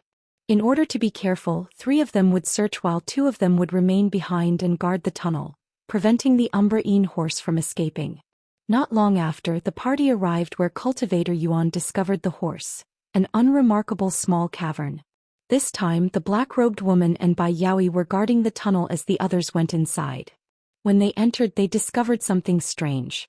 Not only were the Yin winds extremely weak, but they even felt comfortably warm. There was also some soft sand and a pile of rare warm jade in the corner. There was also a faint fragrance lingering in the air that resembled a mix of sandalwood and medicine. Upon closer inspection, they also found imprints on the ground that resembled that of a horse hoof but several times smaller. This is truly it, the Umber Yin horse. With the hoof prints and the fragrance, Old Man Fu rubbed his hands together in excitement. With a trace of red light shining from his face, Cultivator Yuan said, "Since Brother Fu said this, it must be true. Let's pursue it. The passage forward isn't very wide. Although there may be further forks in the tunnel, so long as we slowly track it, we'll eventually force it to appear." Old Man Fu nodded. "Yes, that's reasonable. We'll..." Suddenly he was interrupted by the sounds of an explosion, and the earth beneath them became unsteady as the cave quaked with ferocious roars. In the three's alarm, their bodies glowed as they shot off in the direction of the noise.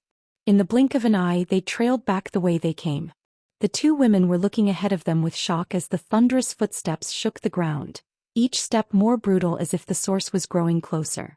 An astonishing roar then sounded out. The 5 cultivators all exchanged a glance and each took out their magic treasures, awaiting what was to come with readied stances. Although the black Yin winds prevented them from seeing very far, blue light flashed from Han Li's eyes, allowing him to view the ghost that was 300 meters away. He couldn't help but gasp cold air at the sight. It was a huge wolf that was covered in green fur. It was 10 meters tall with a head the size of a small building and huge crimson eyes. Its 4 claws were as sharp as blades, cutting into the ground with each step. But what was most alarming to Han Li was the green corpse flames that would spew out from its mouth each time it opened. Whenever the green flames touched the ice walls, it would leave deep and uneven grooves glowing with green light. A corpse wolf.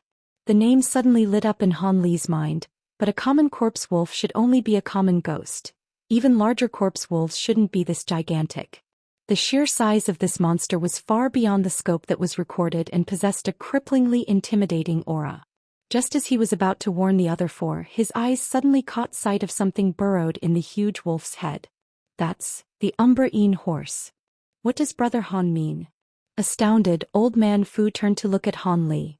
"The formidable ghost ahead of us and the horse are together," Han Li briefly replied. "The Umber Yin horse?" The others revealed joy when they heard this. They could faintly see the giant wolf through the Yin winds then. Although they couldn't grasp its true form, the magnitude of the monster caused their hearts to tremble, and the joy on their faces quickly vanished. The black-robed woman sullenly flicked her fingers, releasing over 10 spheres of white light. The spheres didn't strike the huge wolf but flew upward instead and burst high in the air. Dazzling white light lit the tunnel and allowed them to see the wolf's sinister form. Their faces unconsciously changed. Given their vast experience, they could all tell how formidable this enemy was.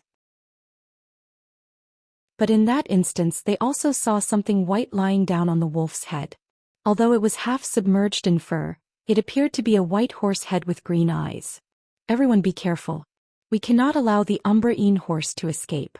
This corpse wolf should be a variant beast. Although it will prove troublesome, it should be an easy task for the 5 of us to slay it. Fellow Taoist Bai, you are in charge of capturing the Umber Yin horse." With that said, Old Man Fu slapped his storage pouch and released chains that shined with black light. It flew forward and wrapped around the giant wolf like a snake. The others were quick to take action as well. The black-robed woman released 3 scarlet flying swords. Cultivator Yuan took out a jade pendant, producing several winged scorpions, and Han Li spat out several flying swords that swept forward in a wave of light.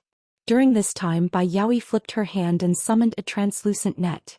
In a glimmer of ice, the net transformed into white mist, and enveloped the Umber Yin horse on the wolf's head.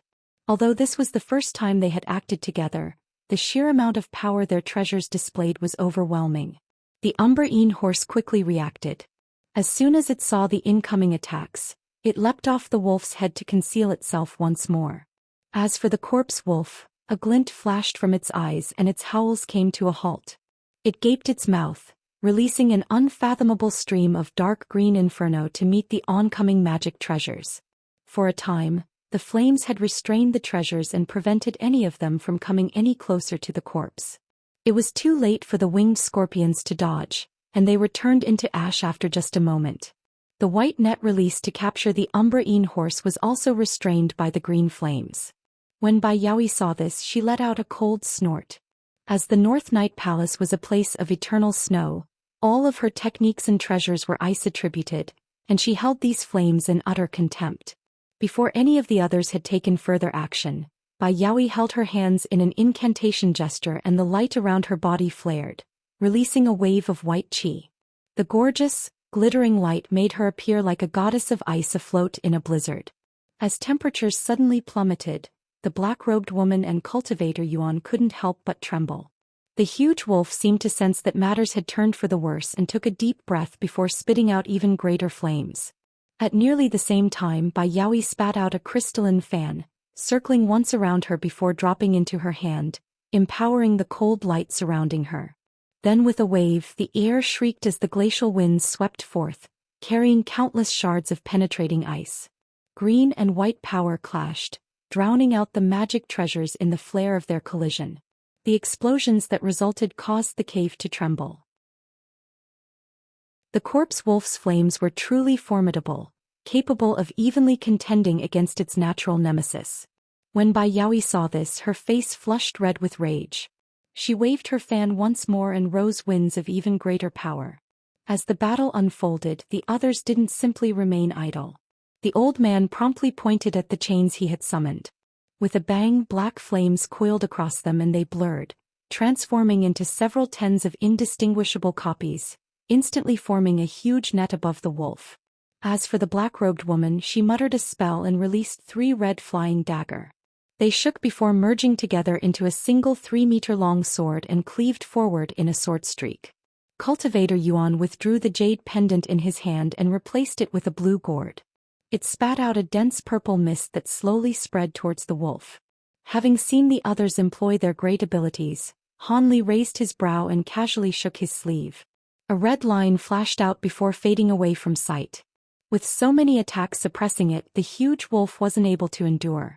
The black flaming chains and red sword streak gradually pushed back its corpse flames, making way for the dense purple mist to arrive. Although it wasn't very intelligent, it could feel that danger was approaching. Its body flickered with green light, and its figure suddenly shrunk as the fur on its back turned erect. Then with a roar, a dense barrage of green light launched from its coat, enveloping the 5 present. The cultivators had anticipated this, but none of them dared to underestimate the attack and had employed their own abilities to block it. In that moment of delay, the wolf turned tail and fled, leaving the cultivators in shock. As the corpse wolf moved to escape, a crimson light flashed near its side to reveal a red needle. It flickered and pierced through the green flames, protecting the wolf's body in a crimson line, cutting through with incredible sharpness. In the huge wolf's alarm, it attempted to turn its head and avoid the attack, but the needle had already pierced through its neck. A deafening, painful howl followed, and the black qi that gathered around its legs disappeared into the nearby winds. When the group saw this, they rejoiced. "Pursue it!" someone yelled. The party then began to glow, intending to quickly fly after it. However, a cry sounded out from a pouch at Han Li's waist. Although it was soft, Han Li's expression vastly changed and he flicked his hand, shooting several azure sword streaks at an area over 30 meters away. As the attack drew closer, a dark light shined from the ground to reveal several jet-black figures. One of them had easily repelled the sword streaks with a flick of their finger. Afterwards, winds began to erupt with great strength and the 3 figures were partially concealed. These 3 were the same dried corpses that had appeared at the intersection that the cultivators had passed. It was unknown what they conspired or how they evaded the spell formations that had been placed, but they managed to tail them with profound concealment.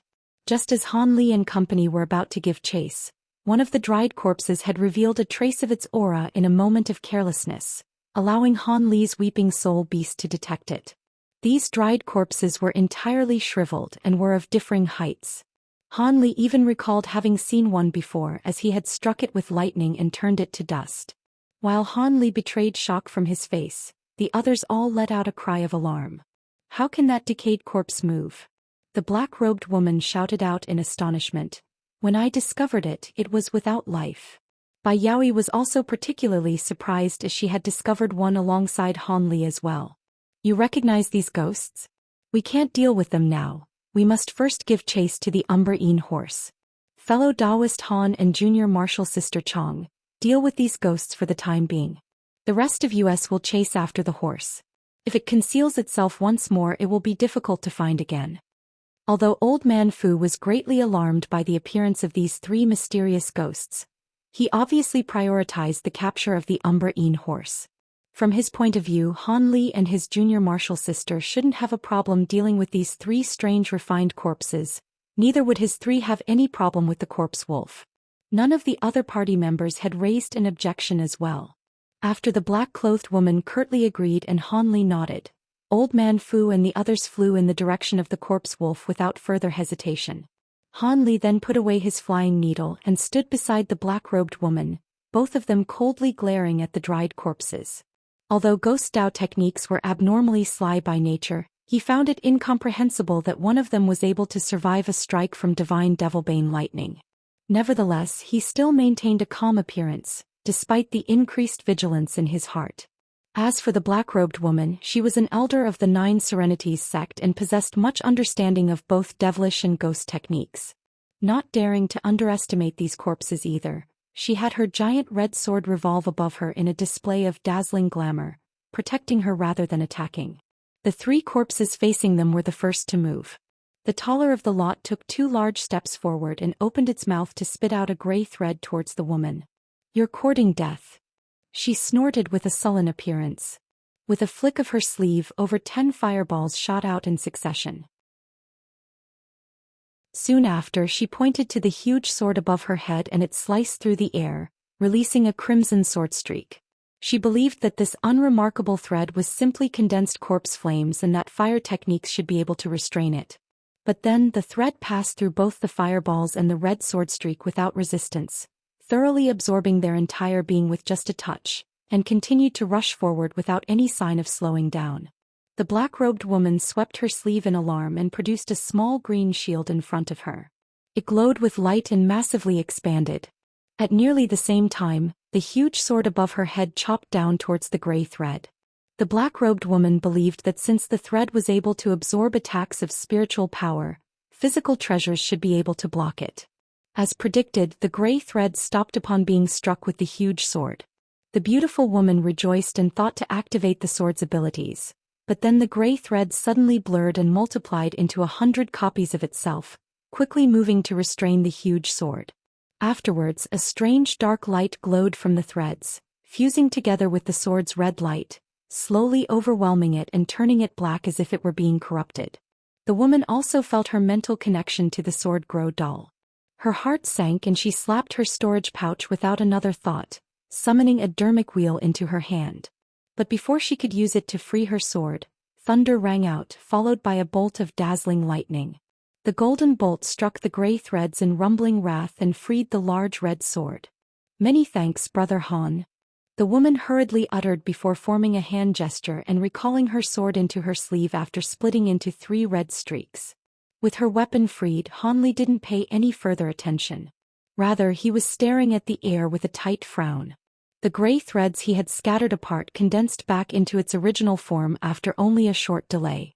As for the other 2 dried corpses, they hadn't yet taken any action. When the black-robed woman saw this, her expression turned unsightly, but she continued to look at the gray thread in the air.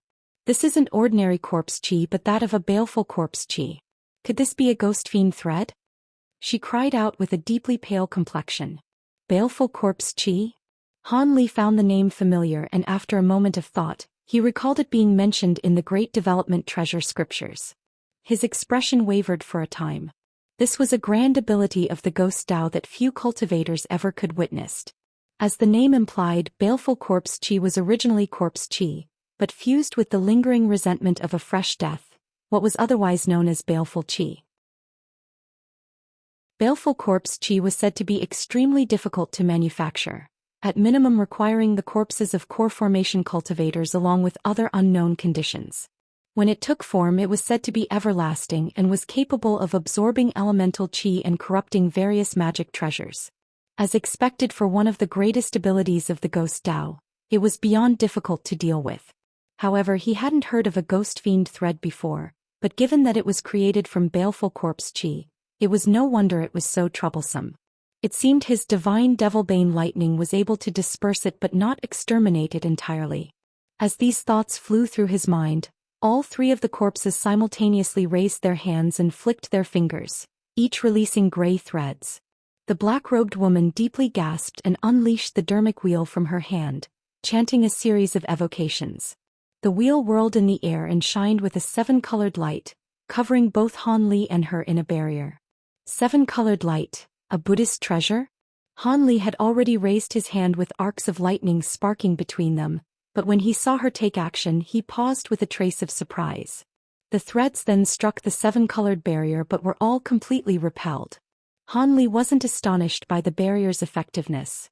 Since Buddhist techniques were specialized in restraining the ghost Dao, even something as vicious as ghost fiend threads shouldn't be able to break through Buddhist light in an instant. But what surprised Han Li was the fact that a devilish sect elder even possessed a Buddhist treasure. The three hadn't stopped their attack after seeing that their threads were repelled. Instead, their fingers stirred and countless gray threads began to take form in the air and weaved countless layers of threads on top of the seven-colored barrier, as if intending on thoroughly trapping the two within it. A cold glint flashed from Han Li's eyes and he slapped his hands together, raising them to release two dense arcs of golden lightning at the barrier of light protecting them. As loud crackles sounded out, a net of lightning appeared on the surface of the barrier and instantly dissolved the gray threads. The three corpses didn't seem to care when they saw this.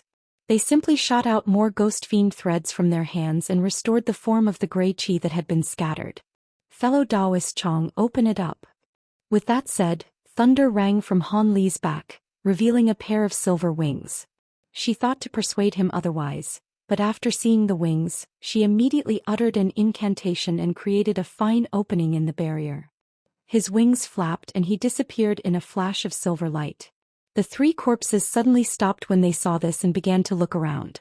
Then the light flashed once more meters behind them to reveal Han Li. The corpses instantly flicked their fingers in response and shot dozens of gray threads at him. Han Li didn't remotely attempt to dodge, instead opening his mouth to spit out three golden streaks in the direction of each corpse. 1. 8 Spoked will commonly associated with Buddhism. 2. Monarch Soul Divergence's autobiography, and collection of techniques and secrets. He gave it to Han Li before he passed. It was clear that Han Li's golden light was far faster than the gray threads. In sharp gusts of wind, the three small golden swords pierced through the corpses' abdomens. At nearly that same moment, the ghost fiend threads had arrived in front of Han Li and were about to strike him. However, Han Li let out a shout and a ring of seven-colored light suddenly appeared around him. When the threads touched it, they became disconnected from the world. When the black-robed woman saw this seven-colored light, she was stunned. Han Li then expressionlessly pointed at the three dried corpses in the distance. 3 bolts of lightning escaped from the small swords, followed by loud pangs of thunder, each of them covering the 3 corpses in a net of lightning. Before the corpses could even let out a groan, the lightning turned them into clouds of black dust, continuing to tear at the dust clouds and prevent them from reforming, but it appeared that the corpses were undying in the face of the divine devilbane lightning. Han Li frowned at the sight of this. The black-robed woman rejoiced upon seeing him restrain them and happily put away her light barrier. She flew over and proposed, these refined corpses had fused baleful corpse qi with their own bodies. I fear we won't be able to kill them. We'll have to use restrictions to seal them for the time being. There is no need to waste such effort, it is unknown what strange abilities these ghosts have. Common restrictions might not be able to seal them. Rather, let's just finish them off. Finish them off? The black-robed woman wore an odd expression, and before she realized what he meant, Han Li slapped his storage pouch and a streak of black light flew out, circling once around him before revealing itself to be a small monkey, the weeping soul beast. It was awakened by the smell of corpse qi and immediately reveled in excitement. It let out a snort with its large nose without any command, releasing a hazy light that easily absorbed the clouds of dust from within the net of lightning and brought it into its mouth. After a few eager gulps, it held its hands on its stomach with satisfaction and joy. The black-robed woman was dumbstruck by these events. There were only a few spirit beasts in this world that were capable of devouring ghosts, but she had never heard of a small monkey capable of consuming such powerful ghosts. The closest thing that came to mind was the jade-eyed ape, but its appearance didn't match in the slightest. As the black-robed woman mulled, Hanli was relieved to find that the weeping soul beast wasn't negatively affected by absorbing the 3 dried corpses. But rather than immediately withdrawing the beast, he beckoned to, promptly having it obediently jump on his shoulder. Hanli glanced at the black-robed woman and said, "Let's go, perhaps Brother Fu has already finished capturing the Umbrine horse." Suppressing her curiosity towards the monkey, she smiled. "Most likely that corpse wolf has already been injured by you and shouldn't be able to run far." Hanli returned the smile, but before he could say anything he felt his body tremble. The two of them exchanged bewildered glances, and each summoned a formation plate in their hands. Hanli took a deep breath and solemnly asked, "Fellow Taoist Yuan's marker is gone. Fellow Taoist Chong, do you know what's going on?" "My marker on fellow Taoist Yuan is also gone. How could something have happened after only a short time separated?" The black-robed woman spoke with disbelief. "I'm not sure," Hanli answered. "It is possible that the others encountered a formidable enemy, or that fellow Taoist Yuan was careless and became trapped in a restriction. In that case we must hurry. Their markers show them to be nearby," the black-robed woman said with a trace of worry. Hanli indifferently nodded and the two set off in streaks of light. After flying for about 5 kilometers, they encountered a large spacious area filled with piles of or refuse. The two then slowed down and carefully examined the area. After another 300 meters, the piles disappeared and opened into a large room. The place had a huge spell formation that nearly covered it all and a giant bamboo tree growing at its center, reaching all the way to the top of the cave. There were also a dozen giant stone pillars intermittently placed, each with a pitch-black dried corpse chained to it, exactly the same as the 3 Hanli had seen before. But what shocked Hanli was a silhouette covered in green hair next to the bamboo. It was sitting there absorbed and munching on a headless body. From its clothes, there was no doubt that was Cultivator Yuan's corpse. Next to the monster was a huge figure, the corpse wolf they fought from before. The wolf was gnawing at something underneath its claw, Cultivator Yuan's huge tortoise. It lacked an aura, clearly indicating its death. As for the Umbrine horse, it was still perched on top of the corpse wolf's head, unmoving. The black-robed woman's face paled and she hurriedly glanced around before shouting in terror, "Senior Marshal Brother Fu." Hanli followed her gaze and saw 2 figures floating in midair, wrapped in cocoons spun from gray threads. It was clearly the ghost fiend threads they had seen previously. However, the density of the threads were far beyond what the dried corpses could produce. Thunderous explosions continuously sounded out from the two with traces of dazzling light occasionally escaping from within. It appeared that Old Man Fu and Bai Yaoi still lived. In only a short moment, one of 3 mid-nascent soul cultivators were killed with 2 of them trapped. Hanli managed to maintain a calm appearance in spite of this, but he was thoroughly aghast. As for the black-robed woman, she was worried for Old Man Fu, but knew this wasn't the time to save him. She shook her sleeve and summoned the dermic wheel into her hand before turning her attention elsewhere. Meanwhile, the green-furred monster hadn't paid any attention to them and was focused on eating with a lowered head. Strange cracking sounds came from the monster as it tore off the arm of Cultivator Yuan's corpse and quickly ravaged it. When Hanli caught sight of the mutilated body, he narrowed his eyes as blue light shined from them. Then the weeping soul beast on his shoulder let out a high-pitched cry, and the fur on its back stood straight. It glared at the green-furred monster, assuming a position to attack. But from the weeping soul pearl within his body, Hanli could sense that the monkey mostly felt fear as if it had encountered its nemesis. The monster heard the weeping soul beast scream and its feasting came to a sudden halt. It flung away the corpse in its hand and flew 60 meters towards the 2 cultivators before landing on the ground. Hanli's and the black-robed woman's face warped upon sensing its powerful aura. The green-furred monster simply stood in place as it watched them. At that moment, Hanli was finally able to clearly see the monster's appearance. Its face appeared very much like that of a monkey, with blood brimming in its mouth and razor fangs several inches long. Its eyes sparkled with sharp silver and lacked irises, making for a rather odd appearance. But what especially caught Han Li's eye were the two protrusions from its back wrapped with flesh. The green-furred monster swept its gaze past the cultivators with indifference and locked eyes on the weeping soul beast perched on Han Li's shoulder. Then its face revealed an odd expression resembling bewilderment. When the weeping soul beast met the green monster's gaze, it leaped 10 meters in front of Han Li and pounded its chest with all its might, causing black light to surge all around it. In the blink of an eye, it grew 30 meters tall to become a vicious ape that had the image of a malevolent crimson ghost on its back that appeared to move with life. The green-furred monster seemed to sense something from the weeping soul beast's transformation and hastily took several steps back. At that same time, the bags of flesh protruding his back trembled and tore apart, revealing two 3-meter-long wings that shined a dazzling silver. Silver-winged night fiend. The black-robed woman shouted out its name with a face full of terror, and his complexion paled. In the mortal world, silver-winged night fiends were refined corpses that were capable of flight and were seconded only by gold-clad lunar corpses. They were a fearsome existence that were said to be superior to even late-nascent soul cultivators. Not only were they a natural prodigy of wind and earth-attributed movement techniques, it was nearly invulnerable, incredibly strong, and quite skilled in illusion and bewitchment. As these thoughts quickly flashed from Han Li's mind, he tightly pursed his lips. Light flashed from the beast's wings, and its fear of the weeping soul beast immediately disappeared. It loudly uttered, "I didn't expect more would come to find me. It's been quite some time since I've had fresh meat. You will all make quite a meal." These words were spoken as clearly as a human's voice.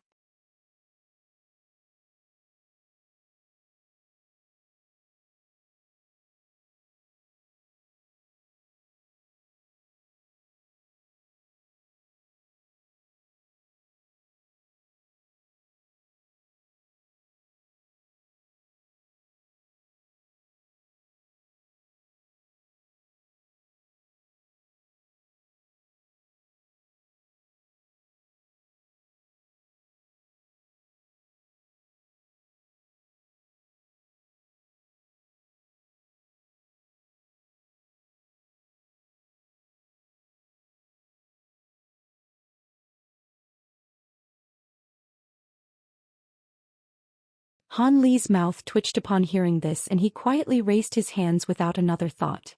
Two small swords flashed forward and moved to strike the gray cocoons suspended in the air. Knowing that this monster would prove troublesome, he planned on freeing the other two to combine their strength and increase their odds of victory. The silver-winged night fiend simply sneered in the face of his efforts. Its argent eyes glowed, and a large gray hand appeared in front of the two cocoons and quickly detained the two golden swords before Han Li could react. Although he was alarmed, he still kept calm and commanded his swords to erupt with golden lightning. Thunder rang out and they broke free from the gray hand's confinement in a flash of golden light. However, a dense barrage of threads shot out from the cocoons, covering the swords once more, and the scattered portions of the large hand began to quickly reform. Han Li frowned and clenched his hands in a fist, released arcs of golden lightning from his body in a cataclysm of thunder. With a net of lightning dancing around him, he appeared like a god of lightning that had descended upon this world. When the weeping soul beast glanced at Han Li, it couldn't help but reveal amazement on its face. "How interesting," the silver-winged night fiend said with an emotionless tone, "to actually be able to break my ghost fiend threads. You must be the one who destroyed my doppelgangers. Indeed, and you are unexpectedly capable of human speech. You must be quite intelligent, so you should know what's in your best interest." Han Li glanced at Cultivator Yuan's remains and then pointed at the Umbrine horse at the side before coldly stating, "If you hand over that Umbrine horse and release my two comrades, we will immediately depart." Then the giant transformed weeping soul beast snarled and a piercing crimson light shined out from the malevolent ghost image on its back. Without the slightest hesitation, the night fiend answered, "You can have that little animal, and I might even consider allowing you and your comrades to leave. You'll truly agree?" When the black-robed woman heard this, joy lit on her face. At the moment, her dermic wheel was already summoned in the air and glowing with light. Han Li remained silent when he heard this. "I will agree to all these conditions so long," The night fiend then pointed its fur-covered fingers at the weeping soul beast and said, "As you leave that spirit beast behind." The black-robed woman was greatly surprised to hear this. "In your dreams." Han Li coldly smiled. "Then you can forget about leaving. I will feast on your flesh." The night fiend's face warped with hostility and his fangs extended several times in size, followed by silver flaring from his eyes. "Be careful of its bewitchments." Old Man Fu's faint voice sounded out from one of the cocoons. However, his warning came too late. Although Han Li was using his bright-side spirit eyes, he unconsciously closed them in the face of the blinding light. The black-robed woman was dazed and was forced her to close hers too. Not good. In the instant his eyes closed, Han Li let out a cry of alarm. By the time the two opened their eyes, their surroundings had changed. All traces of the cavern had disappeared and were replaced by a gray haze. It was unknown where the silver-winged night fiend was lingering. "A high-grade bewitchment," Han Li muttered. "We'll only know after we test its strength," the black-robed woman said with a raised brow. Worried about Old Man Fu's weakened voice, she lost her patience and pointed to the dermic wheel floating above her head. It glowed with brilliant light and several beams of rainbow light shot out, disappearing into the haze without effect. She grew more sullen and flung a spirit beast pouch from her waist before clasping her hands in an incantation. The bag trembled and released a group of winged serpents in a mist of scarlet light. The serpents were each about a foot long with a crest on their head. Their bodies were a slick and translucent red. As she muttered, she struck the serpents with several crimson spell seals.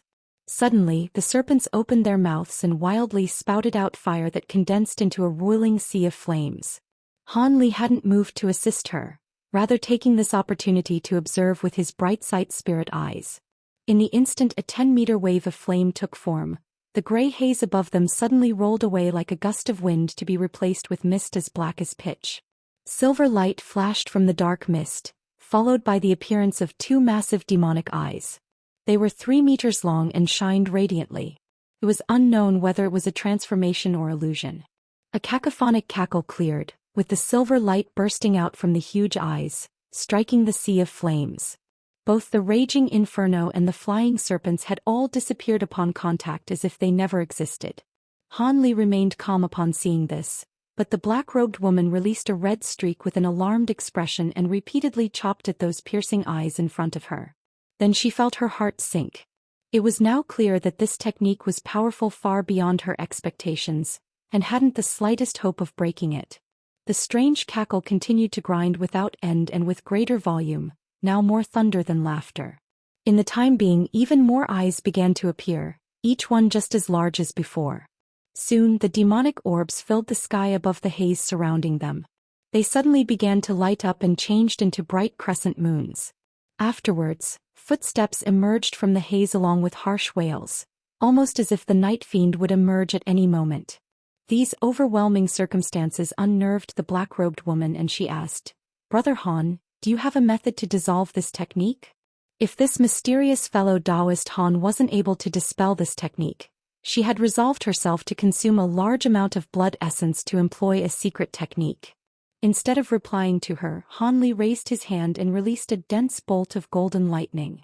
In a clap of thunder, it struck one of the crescent moons in the haze. A resounding explosion sounded out as the golden lightning ruptured along with the crescent. At nearly the same time, the other eyes collapsed into endless streams of silver dust, filling their surroundings with blinding light. The black-robed woman suddenly felt her world spin around her and couldn't help but close her eyes once more. By the time her senses returned to normal, she discovered that she was in the cavern once more without a trace of mist or light to be found. She felt greatly relieved to be freed of the bewitchment and managed to collect herself. The silver-winged night fiend was now across from them at the base of the bamboo stem and remained still. However, his wings were folded in front of him to block the dense bolt that Han Li had released. With crackles and light still sparking from the wings, he grimly looked in Han Li's direction. The black-robed woman now spotted a pitch-black mirror held in the night fiend's green hand. It wasn't large or remarkable but glowed with a wicked inky light. If a person looked at it, they would sense their mind sinking in. "How that's baffling. You were able to find me from within the illusion." With the assistance of the evil moon mirror, My silver eye bewitchment should near twice in power. Even more formidable spiritual sense shouldn't be able to see past it. Could it be you've cultivated an exceptional spirit eye technique? After this was said, the night fiend waved its wing and limped the remnant lightning to the side. When Han Li heard this, he coldly smiled. In utter silence, he shook his sleeve and released several tens of golden flying swords around him with a clear ring, gathering to his front as a wave of gold. Meanwhile, thunder rang out from his back with the appearance of a pair of silver wings. Not stopping there, Han Li took a deep breath before spitting out a snow-white pearl covered in twirling purple flames. As soon as it appeared, the temperature in the cavern steeply dropped. The silver-winged night fiend was indifferent to the appearance of Han Li's flying swords and only slightly surprised at the appearance of his wings. The snow crystal pearl wrapped in purple apex flames, however, caused its face to grow solemn as it recognized the formidable threat. Then for a finishing touch, Han Li slapped his storage pouch, filling the air with a swarm of golden beetles, clasped his hands in an incantation gesture, summoning a barrier of 7-colored light around him, and flipped his hand to summon a glowing purple mirror in the air. Apart from his greatest killing measures, he now displayed the full might of his long-gathered power. Now that he faced a fearsome enemy that was superior to even a late-nascent soul cultivator, he couldn't afford to hold back. The black-robed woman's spirits were roused upon seeing Han Li control so many exceptional magic treasures.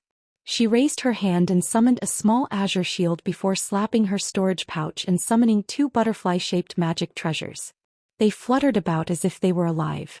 As a mid-nascent soul cultivator, she had even more treasures, but in battle the more treasures summoned didn't necessarily translate to an advantage. Using magic treasures would restrict a certain amount of one's spiritual sense, and in battle one needed to spiritual sense to utilize magic techniques as well. As for spiritual sense one needed to preserve, that depended on individual circumstances. If one had stronger treasures but weaker techniques, they would use more of their spiritual sense to summon treasures and vice versa. In addition, the more formidable a treasure, the more spiritual sense that was required to control it.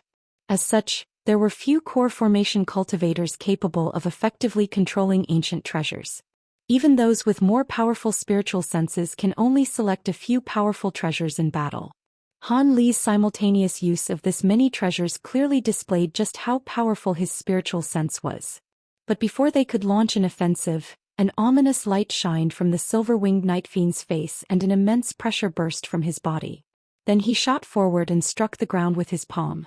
Before the 2 cultivators realized what had happened, an eruption sounded out from the cavern and the huge spell formation around them suddenly glowed with rainbow light. The dried corpses chained to the stone pillars in the area then began to stir. Not good! Han Li shouted in alarm.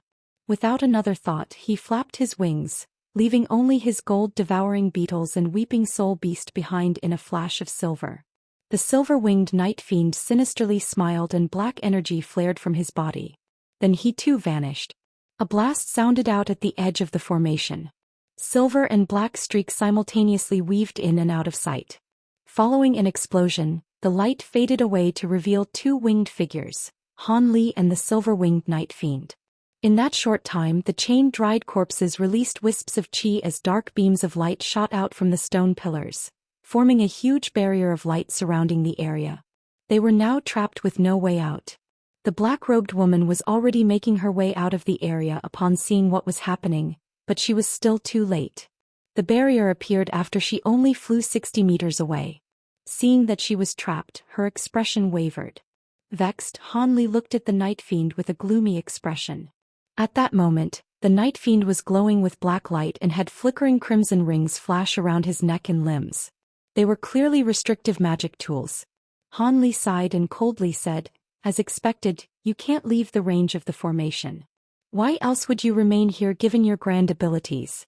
Though I didn't expect that you could be able to activate it without the use of spirit stones." While the light from the spell formation faded away, the black pillars and barrier didn't show any sign of wavering. The night fiend flared his wings and let out a deep laugh of satisfaction. "It is a devil entrapment formation specifically laid down for me. But little would the creators of the spell formation know that after so many years, a portion of its restrictions would be under my control. You're now trapped here with me. An icy light flashed from Han Li's eyes and the weeping soul beast snorted. A mist of dazzling yellow light rushed out, moving to capture the night fiend with immense speed. The night fiend's laugh was cut short and he suddenly waved his wings. Disappearing in the blink of an eye, he reappeared near the huge stalk of bamboo. But with a wave of the weeping soul beast's head, the yellow light pursued after the night fiend relentlessly. The night fiend glared at the attack with unconcealed hostility and waved his wings, suddenly releasing countless rays of light, aimed at the yellow mist that the weeping soul beast had released. Unexpectedly, the yellow mist wasn't able to block the light despite his innate ghost-restraining properties. Although Han Li knew that the silver-winged night fiend was no ordinary refined corpse, the scene caused his heart to tremble. When the silver-winged night fiend saw that his attack was effective, most of the fear was gone from his heart and he sneered loudly. His body blurred with black light and reappeared above the weeping soul beast. He then opened his mouth to reveal shining black energy as if intending to release an attack. However, he suddenly heard loud buzzing above him and looked up in astonishment, instead releasing the black light from his mouth towards the sky and striking a 3-meter-wide golden cloud. They were Han Li's gold-devouring beetles. When Han Li made use of lightning movement, the beetles had remained in place. Now that the night fiend appeared near them, he ordered them to attack without reservation. The black beam was corpse chi that the night fiend had refined for countless years. Not only was it incredibly corrosive and cold, but it even contained vicious corpse poison. The gold-devouring beetles were normally resistant to poison and other effects, but upon contact with this light, the beetles began to fall from the sky in troves. A third of their number had been reduced from this single strike. The rest all scattered and were no longer concentrated in a single place. In that brief moment, the weeping soul beast had already launched another attack, releasing one more yellow mist with a snort. The night fiend then calmly flapped his wings and reappeared over 30 meters away, dodging the yellow mist. Silver light then flashed and thunder clapped from where it originally stood, followed by Han Li's appearance. He wordlessly waved his arm and had his flying sword sweep towards the silver-winged night fiend in a golden tide. The purple mirror circling above his head shined with light and shot a purple ray after them. Meanwhile, he stealthily flicked his finger from his sleeve and a red line briefly appeared. With that done, he glanced at the gold-devouring beetles lying on the ground. Their wings suddenly stirred and they buzzed to the air once more, much to Han Li's relief. However, they appeared quite weakened from the previous attack. Additionally, the black-robed woman had used this opportunity to command her 2 white jade butterflies to attack. The 2 jade butterflies flared with white light before expanding to the size of a person. Then with rapid waves of their wings, a white tornado appeared in front of her. After an incantation, the tornado transformed into 2 white flood dragons that charged towards the night fiend with overwhelming momentum. But when the night fiend saw so many attacks heading in his direction, he sinisterly smiled. He held onto the evil moon mirror in one hand and summoned a fist-sized ball of light with the other. The ball was gray, but it contained a cold, serene shine. He icily glanced at the attack that would first strike, the golden sword light. He slapped his hands together and the ball of light vanished into the mirror. Soon after, black radiance flashed and countless similar balls of light rushed out and quickly fused together. In the blink of an eye, a 10-meter-wide ball of light appeared with the silver-winged night fiend at its center. As the sword light swept across it, it fiercely struck the ball. With a soft bang, the huge sphere popped like a bubble, fragmenting into many smaller balls. The golden light swept past the night fiend and flashed as several tens of flying swords shredded him to countless pieces.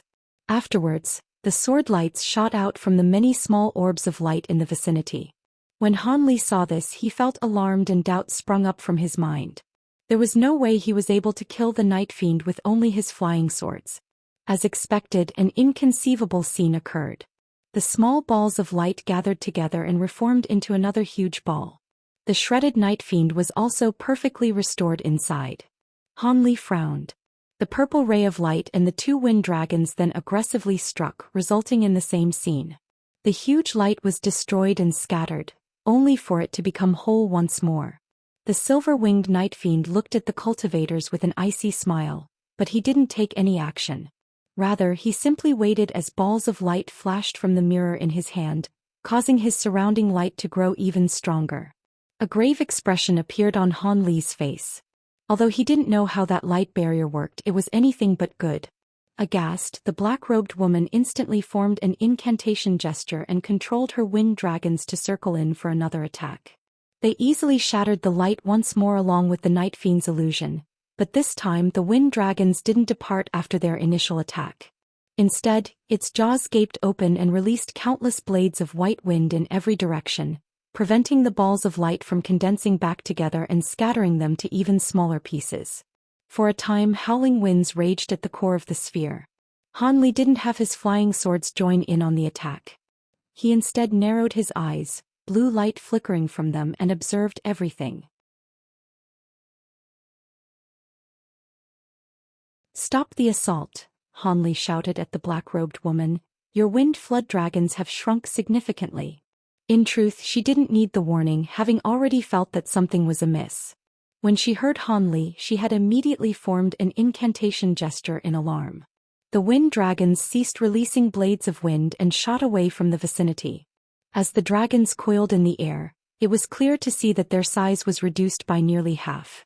The balls of light had been repeatedly split by the blades of wind but condensed back together in the instant the wind's dragons left. The huge ball now had also reached 100 meters wide, nearly taking up a third of the space inside the spell formation. The silver-winged Night Fiend reappeared in the ball of light with a cold laugh and sneered. Han Li sighed, having saw this in the past when he fought against Wen Tianren, Arch-Saint Six Path's disciple, back in the scattered star seas.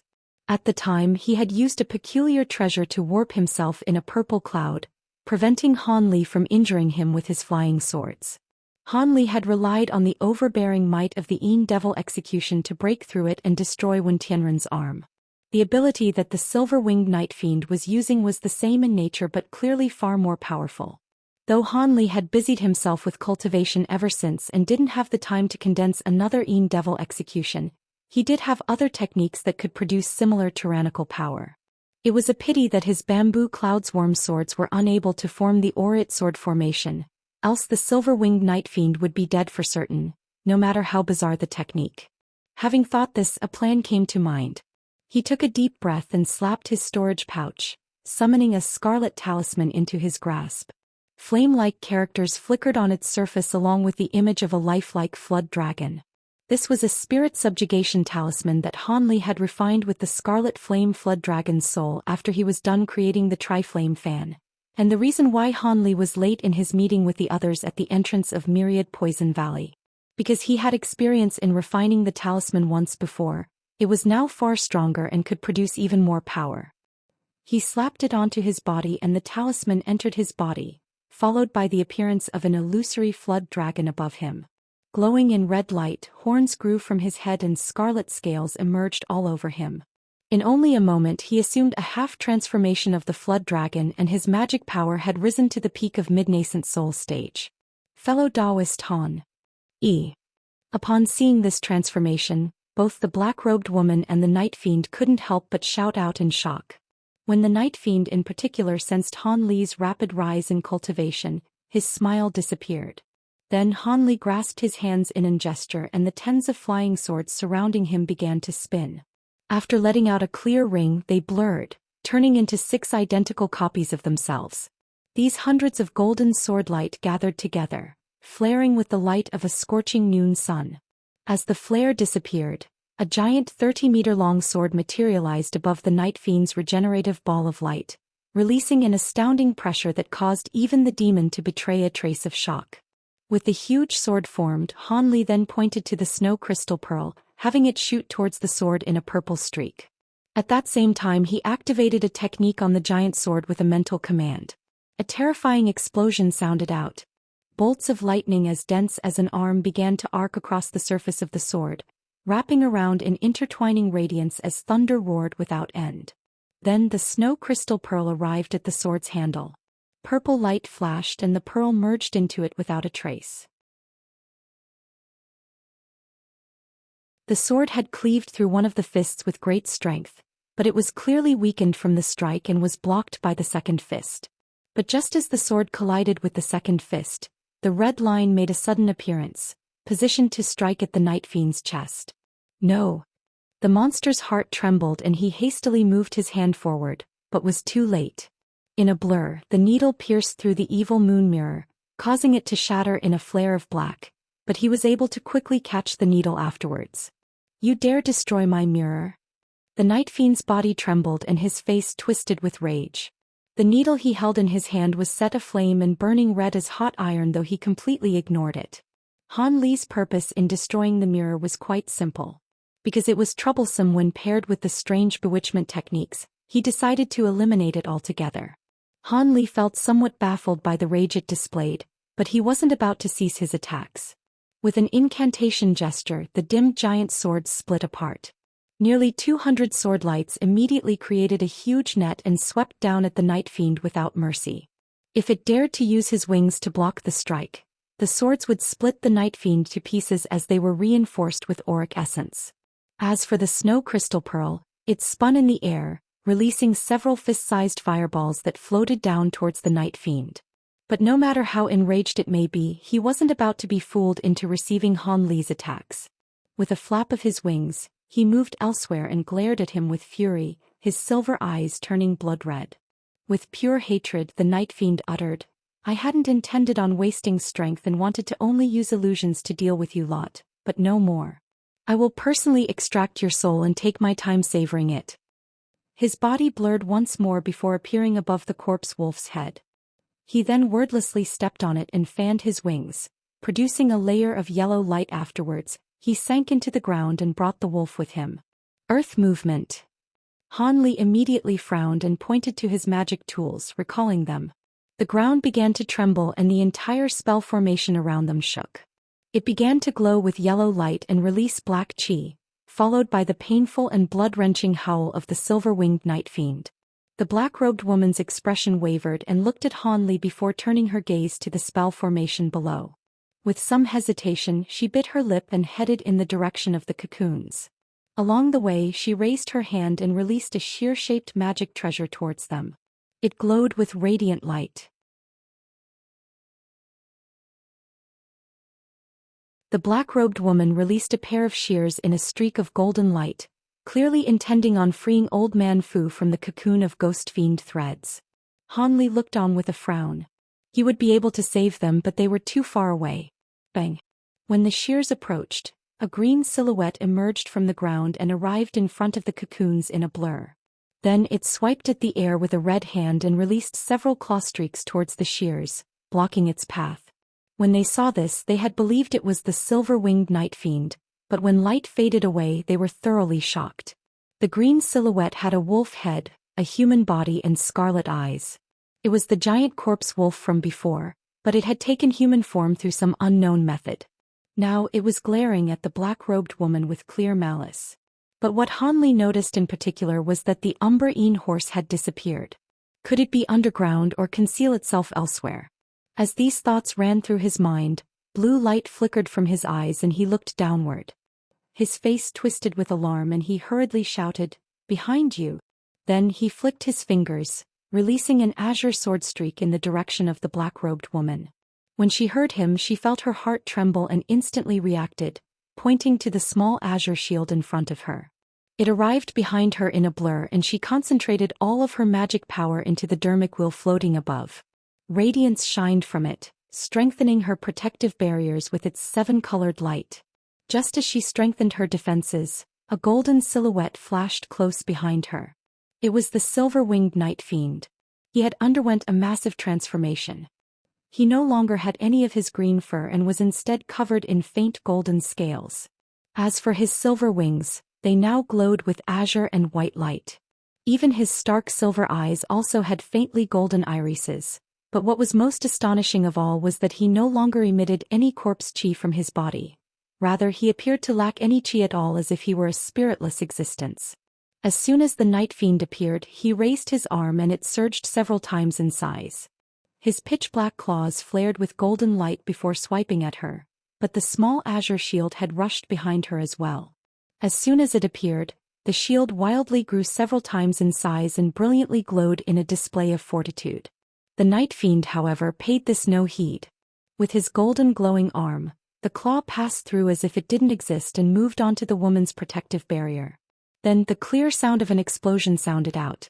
The glowing claws trembled for a moment before tearing through the protective barrier. Following the sounds of tearing flesh, the claw tore into the woman's chest and destroyed her heart before penetrating the entire way through. Han Li's heart sank at the sight. As soon as the corpse had approached her, disaster was unavoidable. It was only then that his azure sword chi had arrived from the distance. But with a simple wave of Night Fiend's wings, the light easily absorbed the sword chi. However, Han Li's actions hadn't been in vain. The strike had given the woman an opportunity to save herself. Red light flashed from the crown of her head, followed by the appearance of her nascent soul holding onto an inch-large sword. As soon as it appeared, it instantaneously moved over 30 meters away in a flash. Terror struck its face. After teleporting several more times, it managed to make a clean escape. The silver-winged Night Fiend sinisterly grinned and flung away the woman's corpse before disappearing again. Then a faint silhouette appeared at the nascent soul's side and spat out a net of gray threads, capturing the nascent soul just as it attempted to teleport once more. "Please save me." Her nascent soul loudly cried and attempted to use her sword to cut through the net. But without a body she was without strength and her strike was repelled. The Night Fiend didn't give the woman another opportunity. He reached out to the nascent soul and a gray hand appeared, grabbing her out of the net. Then in a flash, a foot-long gray cocoon took shape and floated in the air. When the Night Fiend's figure became fully visible, he turned his eyes from the cocoon to Han Li and let out a chilling laugh. "I thought you would have tried to save her, but it seems you're not as selfless as I thought." With a calm expression, Han Li indifferent said, "I would have saved her if I could, but wouldn't that just put me into your trap? You can put that huge net away now." "Huh, so it wasn't a coincidence you were able to see through my illusions," the Night Fiend uttered with some surprise. A huge gray net appeared 30 meters above him. It was unknown what sort of technique he had used to wonderfully conceal it.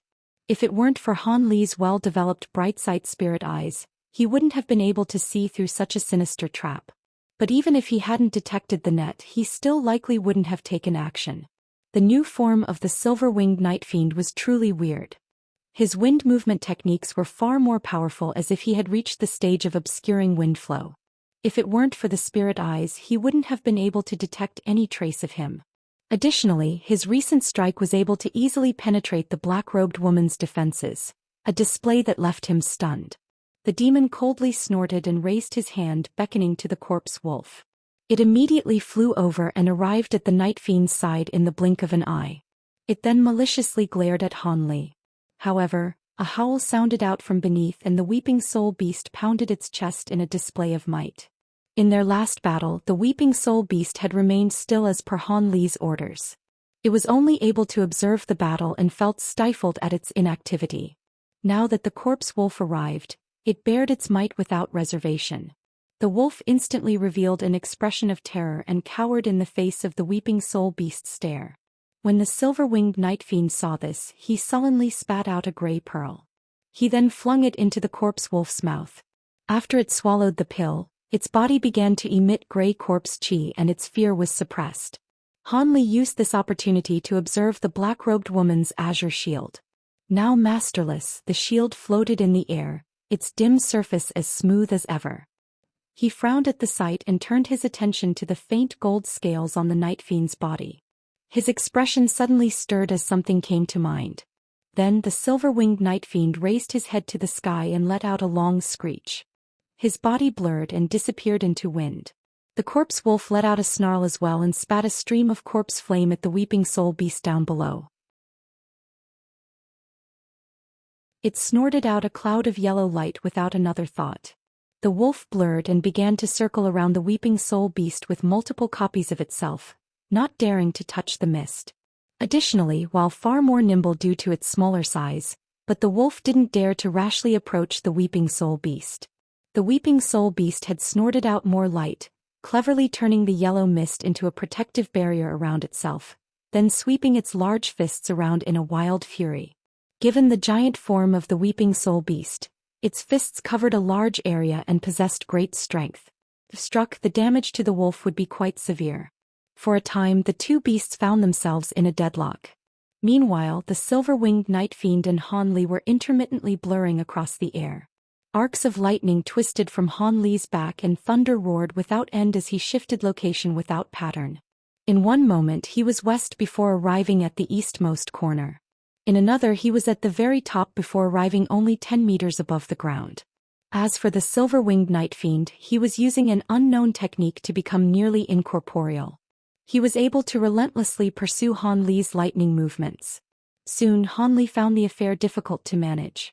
The night fiend's wind movement technique was far swifter than his own, and as time passed by, the gap between them was only shrinking. As of current, the night fiend was arriving as soon as he departed. When Han Li's figure blurred once more, he didn't immediately set off. Instead, he pointed to the snow crystal pearl in front of him and had it spin, immediately releasing a sea of purple flames around him. Then he had his tens of small golden swords erupt, creating a barrier of sword light over 30 meters wide around him. With all this arranged, he looked at a place 20 meters away, and the air warped, followed by the appearance of a faint silhouette. The purple flames and golden sword light then surrounded the night fiend. Han Li raised his hand and thunder boomed. A dense bolt of lightning coiled around his arm, becoming like a python of lightning. The night fiend felt alarmed as soon he realized what was happening, and the scales around his body blazed with golden light. Soon after, a dazzling barrier of gold appeared around him. For a time, deafening explosions sounded out as sword lights, purple flames, and lightning erupted in a blinding display, completely submerging the night fiend's golden barrier in their attacks. Leaving thunder in his wake, Han Li flickered over 60 meters away. When he reappeared, he looked in the direction of the dazzling eruptions with a solemn expression. With his bright-side spirit eyes, he was able to clearly see what was happening through the blinding display. The bamboo cloud's worm swords should have been incredibly sharp considering they were tempered with auric essence, but when they struck the silver-winged night fiend's golden barrier, they were easily repelled. It almost felt as if the swords were being deflected before they could even strike. As for the python formed from divine devilbane lightning, it simply shook the barrier with its attacks, but it didn't appear to cause any damage. The purple flames, on the other hand. With a cold glint flashing from his eye, he saw that a huge chunk of faintly purple ice had covered the golden light barrier and was slowly freezing it over. The silver-winged night fiend was still safe within the light barrier, but there was clear astonishment on his face. He hadn't expected the purple flames to be this potent. But since the ice was freezing the barrier rather than himself, it was an easy matter to escape it. The silver-winged night fiend pressed his hands against the golden barrier and had it shine with countless rays before creating a slender hole in the ice. The entirety of the purple ice then slowly began to break apart. Han Li's heart trembled. With a wave of his hand, he had all of his flying swords returned to revolve around him. Soon, the night fiend blurred and reappeared outside the scope of the purple ice. He looked at Han Li with a gaze that could almost kill and raised his hand, summoning a ball of gold in a flash. Han Li then finally spoke. "I am now certain that apart from earth and wind movement, you are also capable of metal attribute techniques. Sparsely few cultivators are capable of them. Legend has it that gold-clad lunar corpses are the only refined corpses capable of these techniques. Could it be you've already begun to evolve?" With that said, Han Li took a long gaze at the faintly golden scales on the night fiend's body. The night fiend was somewhat surprised by Han Li's question, but he soon snorted and maliciously grinned. "I begun my evolution 10,000 years ago. If all of you had fought me together at the start, you might have had a chance. But now you are alone, a single tree standing against a storm." The silver-winged night fiend lightly waved his wings and were shed of their disguise, revealing a faintly golden color. An astonishing heavenly chi then erupted, shaking even the light barrier that trapped them. Han Li narrowed his eyes at the sensation. This spiritual chi was even stronger than what he experienced from late nascent soul cultivators. Even the 3 grand cultivators of the heavenly south couldn't compare. The only ones close to this pressure would be the 2 elder devils he encountered in Devilfall Valley. Inwardly shocked, Han Li maintained a calm expression and probingly said, "Even if you've begun to evolve, you are trapped in this skyless place. No matter how long you cultivate, your evolution will not be completed without Moonin essence. At most, you can only display a superficial level of metal attribute techniques. Unless you encounter magic tools and treasures refined with metal-attributed materials, you won't be able to employ them. With that said, Han Li thought of the black-robed woman's shield and his own flying swords. He felt that this would be quite troublesome as magic tools and treasures of this age would almost always be refined with some sort of metal. Is that so? I'll have to properly educate you on the matter. The silver-winged night fiend brought the conversation to a close and held out his hand, summoning a ball of blinding golden light. Then he raised his other hand into the air and released beams of gray light to the dried corpses chained to the stone pillars. In the blink of an eye, the beams entered the many corpses without a trace. Han Li wasn't able to stop this and his heart sank, knowing that matters were far from good. The chains all fell to the ground with reverberating clings. The freed dried corpses all opened their dark green eyes before taking several unsteady steps towards Han Li. When the corpses came to a stop, they all stared at Han Li without emotion. Standing in place with arrogant bearing, the night fiend imposingly said, "These incarnations were refined with baleful corpse qi. You have no chance of winning. If you obediently hand over your life, I might spare you the pain of having your soul refined."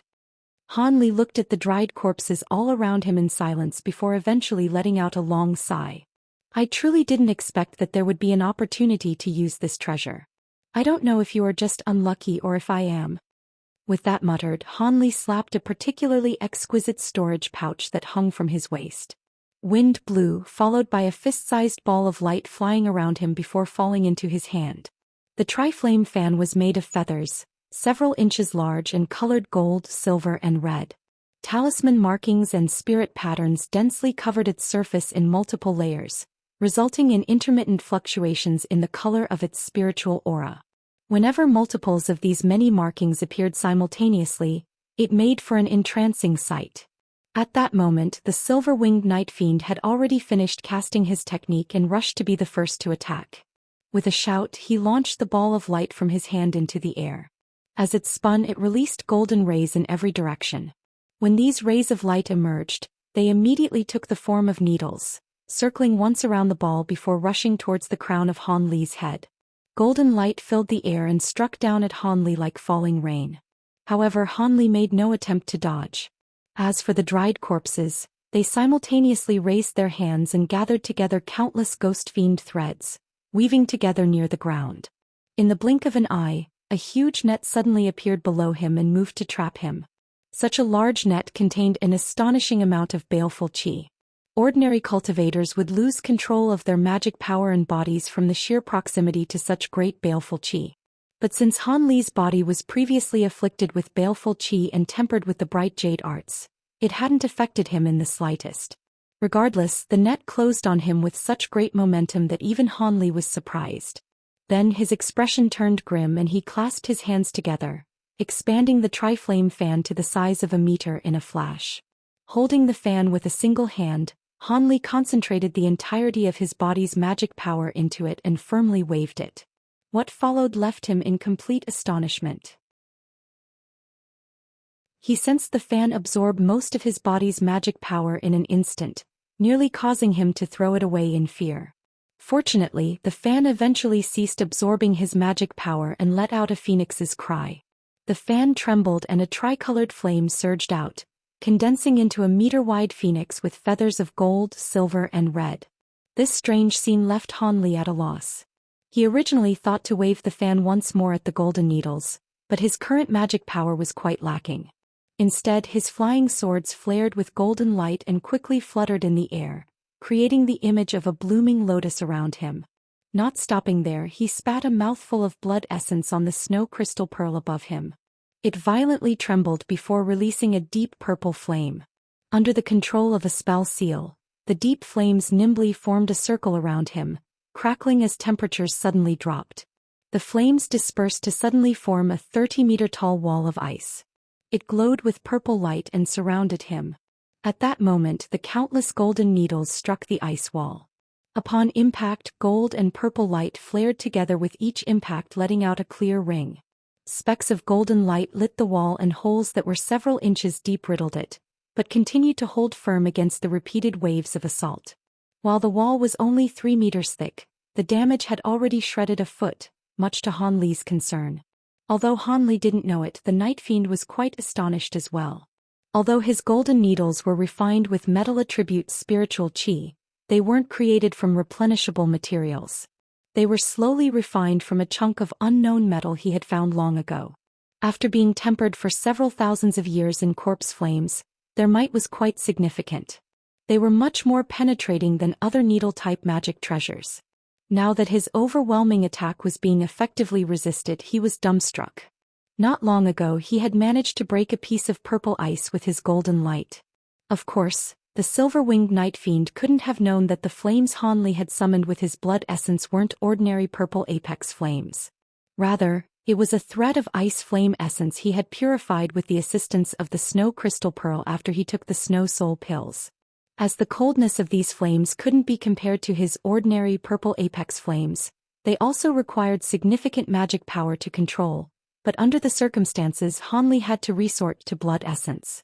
Then the tricolored phoenix struck the huge gray net underneath him. The huge net flashed and released a myriad of gray threads of capture the phoenix, instantly covering it from view in a dense volley. Upon seeing the incoming attack, the phoenix let out a melodic cry and circled once in the air, leaving mysterious halos of light around it. Then tricolored light continuously glowed from within the halos, bursting with profound colorful talisman characters in a gorgeous display. When the ghost fiend threads entered the halos, an inconceivable event resulted.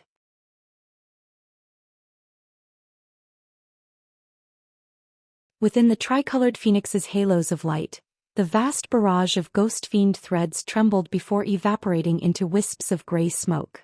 At that moment the tricolored phoenix began to launch its true attacks and expanded its wings before turning into a huge fireball.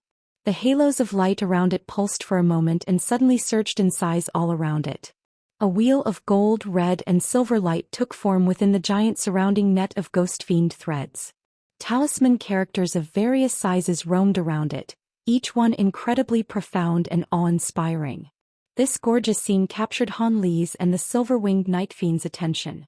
Under the glow of colorful radiance, the giant wheel of light disappeared in a pulse. Soon after, the 100-meter-wide net of ghost fiend threads had disappeared as well. The silver-winged Night Fiend unconsciously fanned his wings with a blank expression of disbelief. That giant net consisted of nearly all the baleful corpse chi he had ever cultivated. Now he only had barely enough to control his corpse incarnations, and they were no longer capable of any significant attacks. A single wave of a fan had decimated countless years of dedicated cultivation. Given its immense power, if he were trapped in that tricolored wheel of light, his death would be certain. The wheel of light's flames strangely also made no changes in temperature. It operated underneath otherworldly laws, accessing cosmic power that should only belong to deity transformation cultivators. Although he had never encountered cultivators on the same level as a true gold-clad lunar corpse, he had experienced countless years in this world.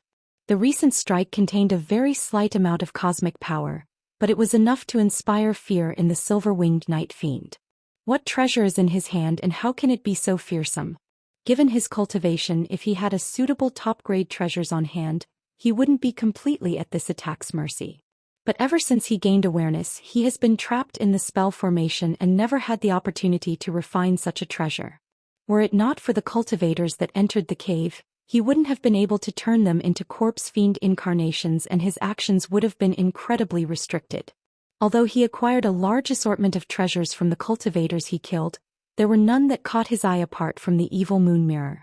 With only one treasure being of acceptable quality, he had invested great time and effort into it, resulting in many exclusive abilities requiring it. As such, Han Li's destruction of the mirror that thrown the Night Fiend into a rampage. As of current, the endless strikes from the golden needles had destroyed nearly half of Han Li's ice wall. Under these circumstances, only one thing came to Han Li's mind. He summoned a small bottle from a slap of his storage pouch and he poured a drop of myriad-year spirit milk into his mouth. With abundant magic power flowing through his meridians, Han Li put the bottle away and coldly glared at the distant Night Fiend. He tightly grasped the fan once more and spun it in his hand. Radiant light blossomed from the fan and shining talisman characters began to flicker. This time Han Li planned on exterminating him. Fortunately, the silver-winged night fiend was restrained to this area and couldn't escape. No matter how powerful the attack, it wouldn't have mattered if it didn't land. The night fiend's expression betrayed horror. Given the scope of the fan's recent attack and the limited area within the light barrier surrounding them, he had no choice but to resist the attack. Cursing in his mind, the night fiend gritted his teeth and pointed to the golden ball of light floating in the sky. It immediately stopped releasing rays of light and shot into his body with a crackle. A layer of sparkling golden light then emerged around his body. In that same moment, his mouth spat out a cloud of black corpse chi that strangely twinkled with an inky light, and soon merged with his golden light barrier.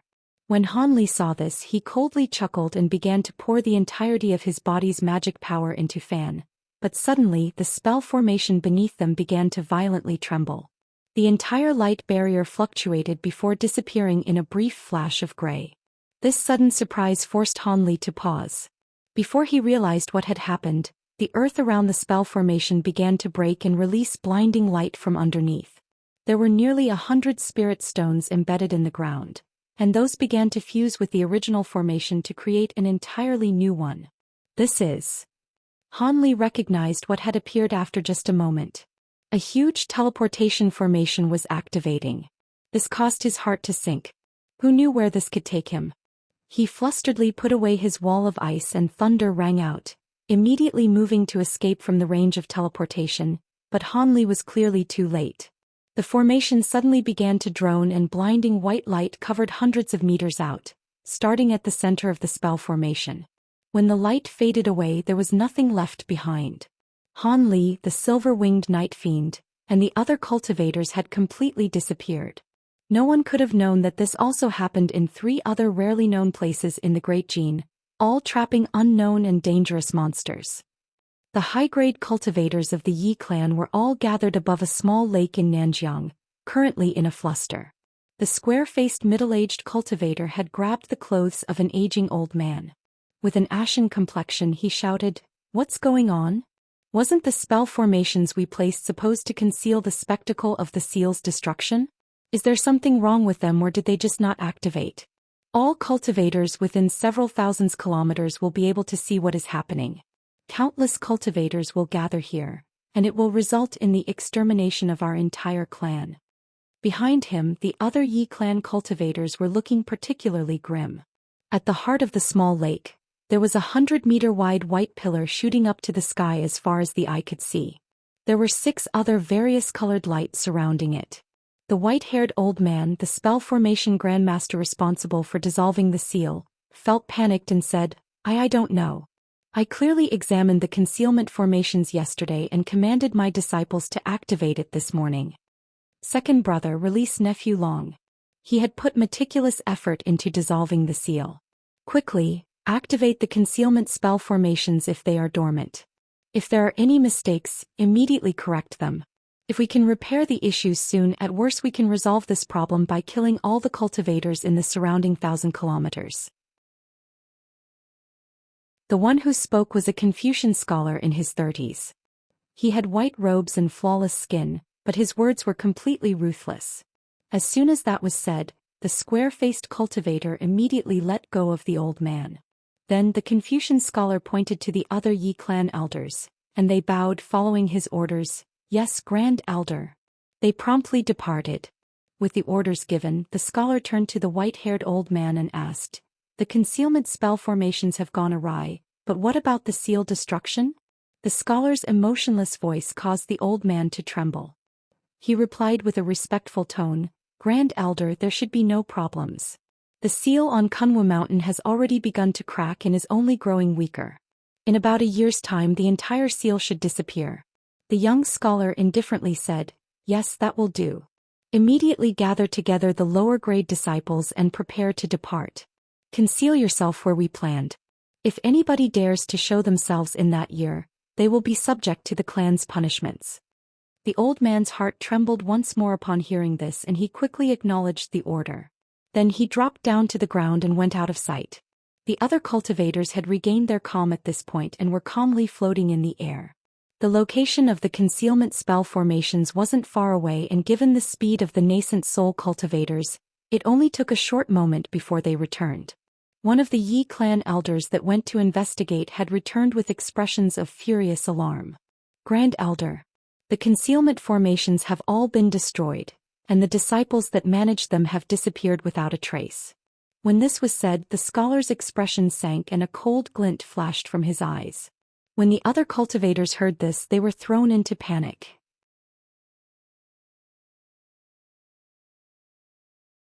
Not long after, the others returned from examining the concealment formations, and they all found the same result. The formations were annihilated and the disciples in charge had disappeared. With this, all those present felt that there was something greatly amiss, and they fell silent.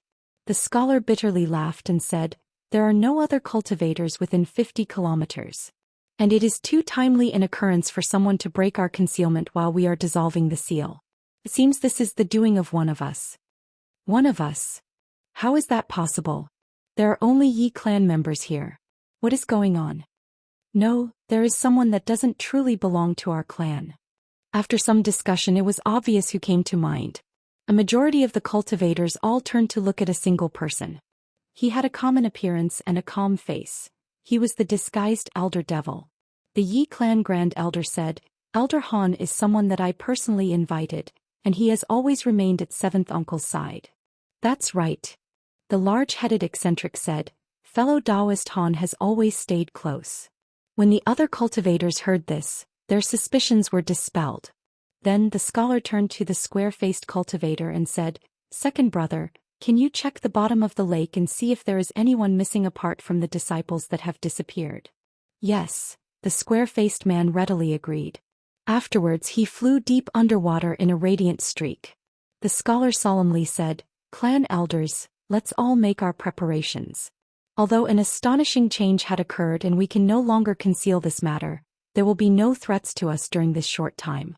Nanjiang has no extremely powerful sects, and it will require at least half a month for those who could contend with us to arrive. We may not know what lies in Kunwu Mountain, but we will need to excavate its hidden treasures as soon as possible. The 2 divine spirit treasures in particular must be acquired first, or we will not have the power to defend ourselves against the coming storm. Those parasites have been plotting against us for thousands of years, and will exterminate our clan given the opportunity. Failure is not an option." The others felt their hearts tremble at his words and replied in sync, "As you command, Grand Elder." Soon the square-faced cultivator, the Grand Elder, and the old formation Grandmaster were gathered above the lake. "Third brother, there are 2 spell formation masters missing, the nephews of old 5th and 12th. Could it be they betrayed us?" The square-faced cultivator sullenly spoke. The scholar snorted, "It is more likely they were killed and had their souls scoured. When did they go missing?" With a face lined in cold sweat, the white-haired old man answered, "About 2 days ago, Grand Elder. They were in charge of the spell formations farthest away, so their disappearance hadn't raised any suspicions. We only discovered they were missing after the disciples had gathered." The scholar coldly replied, "It seems the problem stemmed from those 2. But what happened to them is no longer important. When we enter Kunwu Mountain, we will have all our disciples and spell formation masters depart. Have we verified the location of the seal's opening?" "Yes, it is 10 kilometers north and 3 kilometers deep. The opening itself should be 100 meters wide." "Lead the way, we set off now," the scholar spoke without hesitation. "Yes, Grand Elder." The white-haired old man bowed. The party of 9 was led north and soon arrived above a verdant jungle. The white-haired old man swept his gaze down below before summoning a silver plate with a flip of his hand. After muttering an incantation, the old man struck it with a spell seal, causing its surface to glow with argent light and talisman characters. "It's here." The old man looked at the spell plate for a moment before confirming its location. "Good." The scholar then turned to the old Taoist nun and said, "Ninth sister, release your spirit beast. We're descending." The nun uttered a brief acknowledgement and slapped a spirit beast pouch by her waist. A yellow light shot out from it and expanded to reveal a 30-meter-long, 1,000-legged centipede. Green chi leaked from its mouth in a rather sinister fashion. Apart from the white-clothed old man, All the Yi clan cultivators flew onto the centipede's back. The nun shouted out a command and a layer of yellow light surrounded the centipede's body, covering all of the cultivators that sat on it. Then it dug straight down, disappearing in the blink of an eye. The old man floated above around for a moment. After seeing no sign that the Yi clan cultivators would return, he let out a long sigh and flew back. Meanwhile, in the sky 100 kilometers away, there were several blue-robed cultivators wearing red headbands. They were looking at the pillars of light in the distance and exchanged looks of dismay. A 20-year-old youth amongst them asked, "What could possibly cause such an astonishing scene?" The tan middle-aged cultivator in charge spoke with a grim expression. "It certainly isn't ordinary. Junior Marshal Brother Yu quickly report back to the sect. I will bring the rest of the disciples to take a look." When he heard this, he flew off on his magic tool. The others then traveled towards the light. In place further away, there were over 100 variously dressed cultivators gathered together on a tall mountain. They all possessed lesser cultivation, with a majority of them at qi condensation stage. Although their cultivation was low, they clearly saw the pillars of light in the distance. They all stood up and gazed in the direction of the light. Underneath a desolate mountain, there stood a plump old man at a half-open stone gate. He was looking at the pillars of light in the distance with a pensive expression. The exposed pillars continued to attract flocks of cultivators from all backgrounds as time passed. Not long after, information of a grand treasure appearing in the world spread across Nanjiang at a shocking speed. Several days later, this news spread to the nearby regions, stirring the entirety of Nanjiang with activity. As this all happened, Han Li found himself standing at the center of a huge teleportation formation within a giant stalactite cave. He was gloomily looking beneath him, catching sight of the shattered rings that glowed with sparkling red light. They were the magic tools that were restraining the silver-winged night fiend.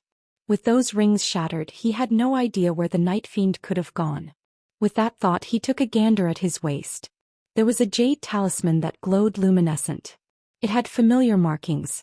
They belonged to a rarely seen teleportation talisman, one he last saw them in the scattered starseas.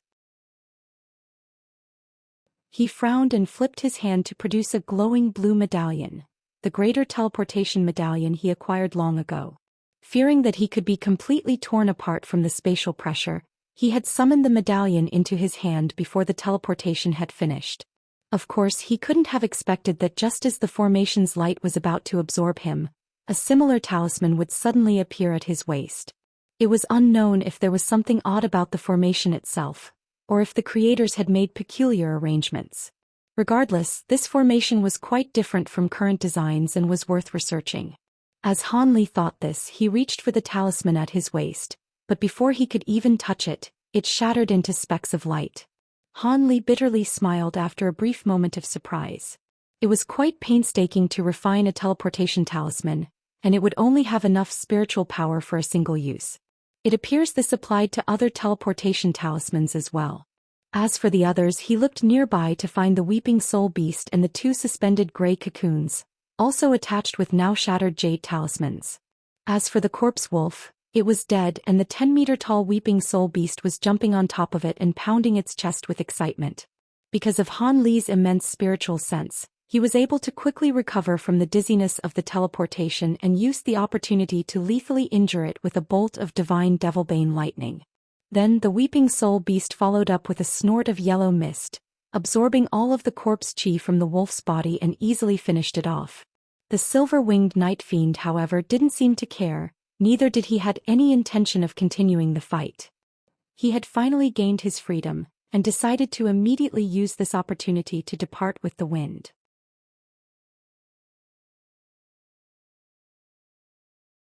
Han Li had no intention of chasing after the silver-winged night fiend in this new place.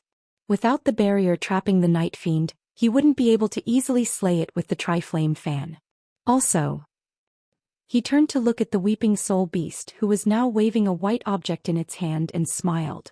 Upon closer inspection, it was a small delicate horse with 2 green eyes and was half a foot tall. It was the Umbra'in horse, the objective of their dangerous journey. Just as the teleportation began, it concealed itself once more on the corpse wolf's body. As a result, it was captured when the weeping soul beast had used its yellow mist to extract the corpse wolf's chi.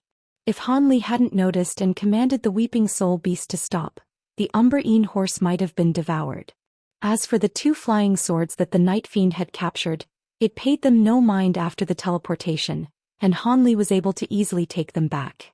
Unfortunately for the black-robed woman's nascent soul, the Night Fiend had swallowed it before escaping. The sole thing that left him gloomy was that his crystal flying needle had been captured by the silver-winged Night Fiend. Fortunately, the Night Fiend shouldn't be able to erase his spiritual marks in a short time. There could be an opportunity to seize it back. Having settled these thoughts, Hanli looked around him. It closely resembled the underground cavern they were in, but no winds were present and the air was filled with an abundant spiritual qi. It appeared this cave was located above a top-quality spirit vein. He then looked at the spell formation he was stepping on. From his knowledge and experience, he was able to tell that it was clearly a receiving spell formation. In other words, there was no way to return using the formation. Hanli frowned and thought for a moment before turning his attention to the huge cocoons. They contained strong pulses of spiritual qi, clearly indicating that Old Man Fu and Bai Yaoi were still alive. Hanli hesitated for a moment before waving at the weeping soul beast and summoning the Umbrine horse into his hand. Then he placed it in a spirit beast pouch after sticking several restrictive talismans on it. With that done, Hanli raised his hand and released 2 dense bolts of golden lightning at the gray cocoons. An explosion sounded out as the lightning wrapped around the cocoons in a huge net. This battle between the lightning and the threads lasted for a time. Without the control of the silver-winged Night Fiend, the Ghost Fiend threads began to disperse layer after layer within the lightning.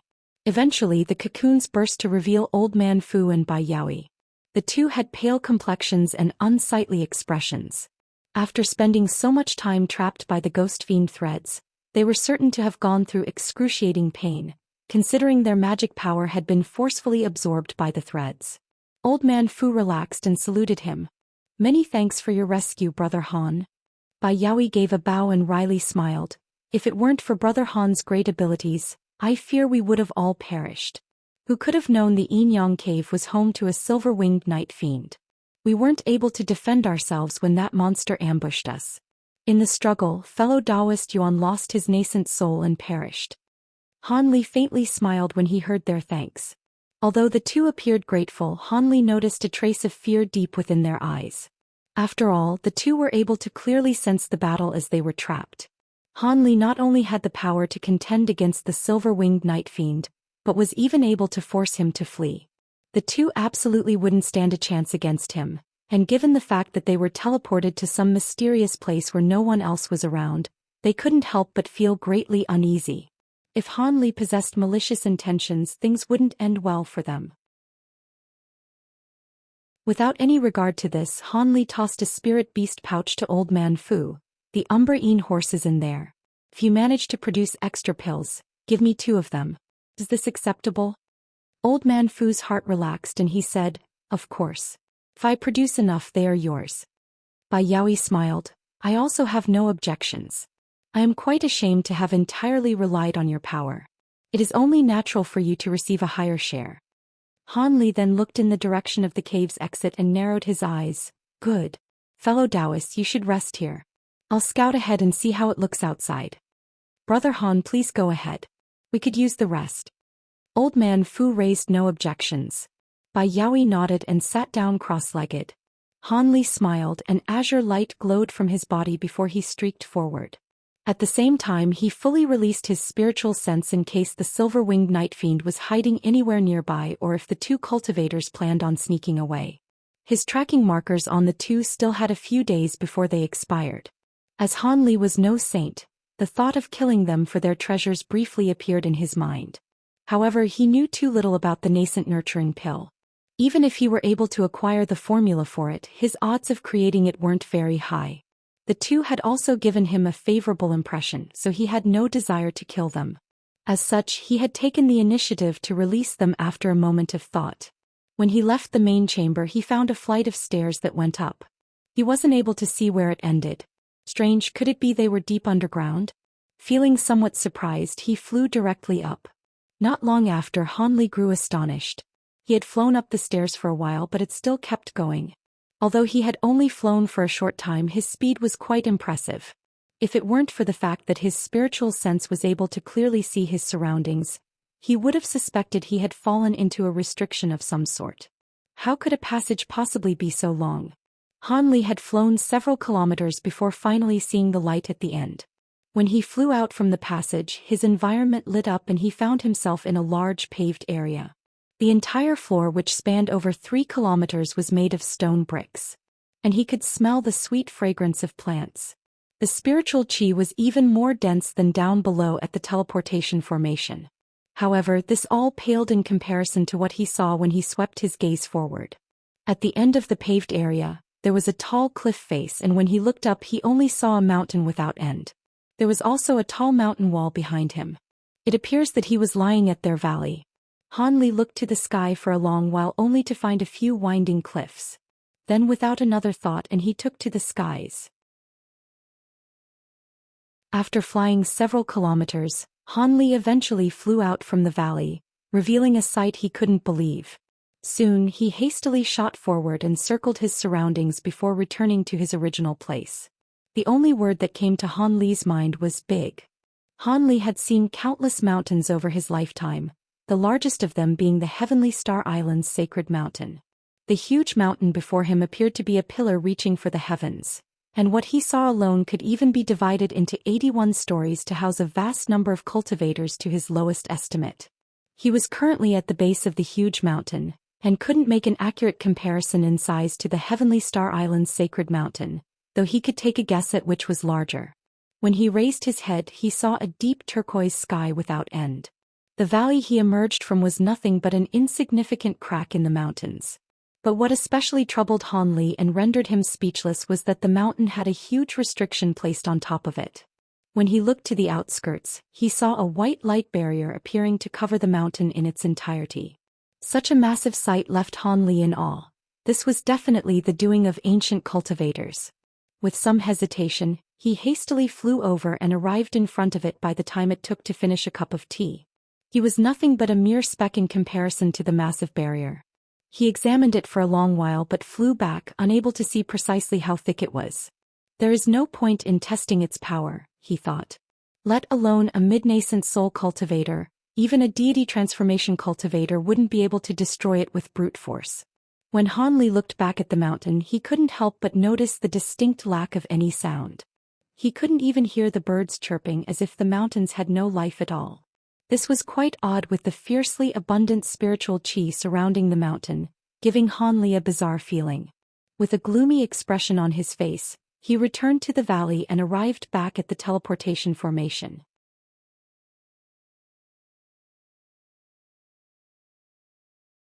When he returned to the cave, he found Old Man Fu and Bai Yaoi meditating. Han Li had no intention of bothering them. Rather, he paused momentarily before slapping his storage pouch, taking out a pile of formation flags and plates, and tossing them into the air. Multicolored light enveloped the entire cavern. It was a simple spell formation that had the effects of concealment and detection, allowing an early warning if anybody were to trespass. The other two turned a blind eye to Han Li's actions and remained still in place. Han Li smiled when he saw this and sat down cross-legged at a corner of the cave before joining them in meditation. Over the span of a day, Old Man Fu and Bai Yaoi gradually restored their magic power and arose shortly after. When the two stood up, Han Li's face stirred and he opened his eyes, asking, "Fellow Taoists, have you recovered your strength?" Bai Yaoi sweetly smiled and replied, "Many thanks for your protection, Brother Han. We have just about restored our magic power." Old Man Fu looked at the center of the huge teleportation formation and asked, "Has Brother Han already gone outside to see where we are?"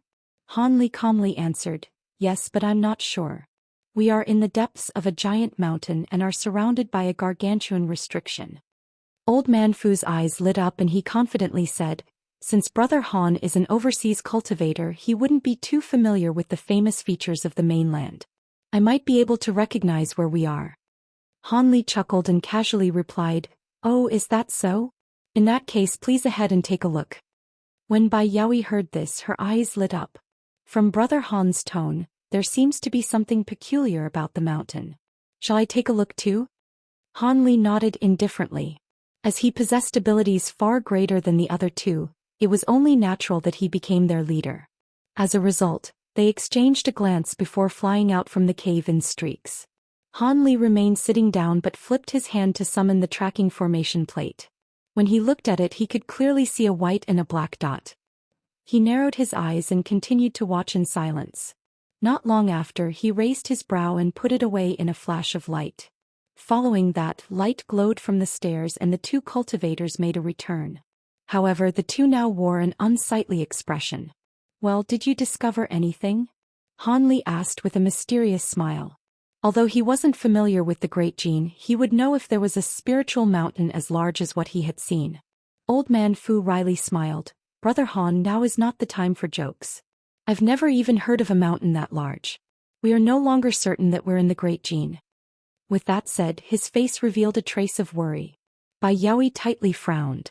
"That's right, if this huge mountain was located in the Great Gene, we definitely would have heard of it before." "Perhaps," Han Li calmly said. "Although I don't know much about the outside restriction or the circumstances surrounding the mountain, I am certain that this teleportation formation was something that was placed down by ancient cultivators.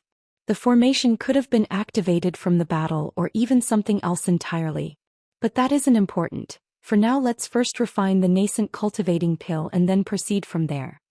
Old man Fu smiled after a moment of silence and said, "Brother Han's words are reasonable. The spiritual qi here is abundant and there is no harm in staying a bit longer. Furthermore, we don't have anything to fear with Brother Han here. Maybe this is an opportunity?" Bai Yaoi was also looking forward to the nascent cultivator pill and nodded. "Brother Fu, your praise is too much."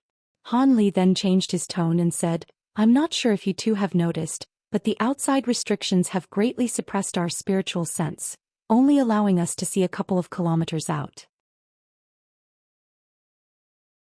I'm not sure how long it would take for us to search through this giant area."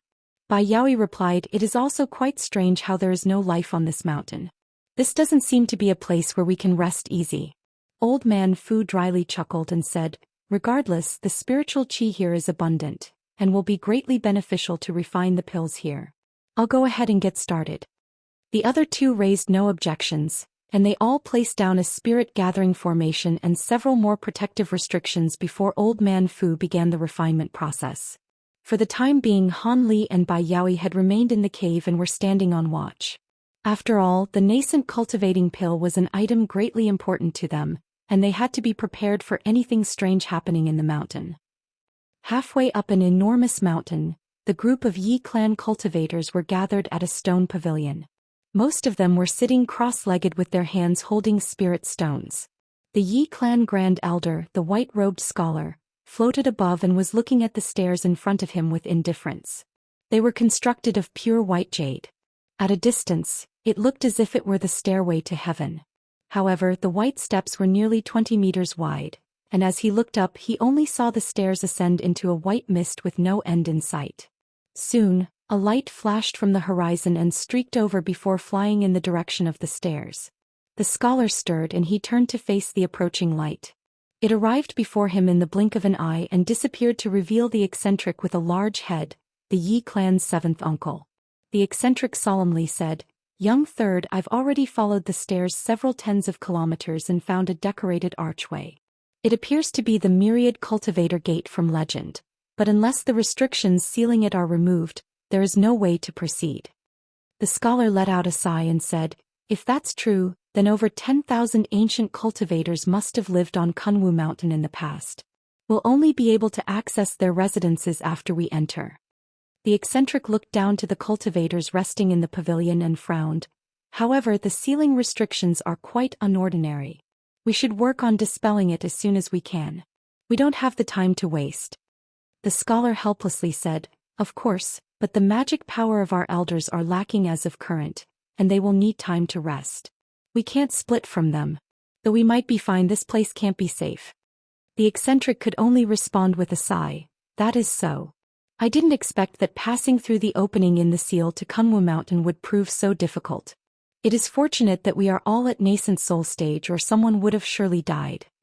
The scholar smiled and was about to say something else when his expression sank and he turned around. "What is it?" the eccentric asked with a puzzled tone. "There seems to be a sound coming in that direction," the scholar solemnly replied. A sound.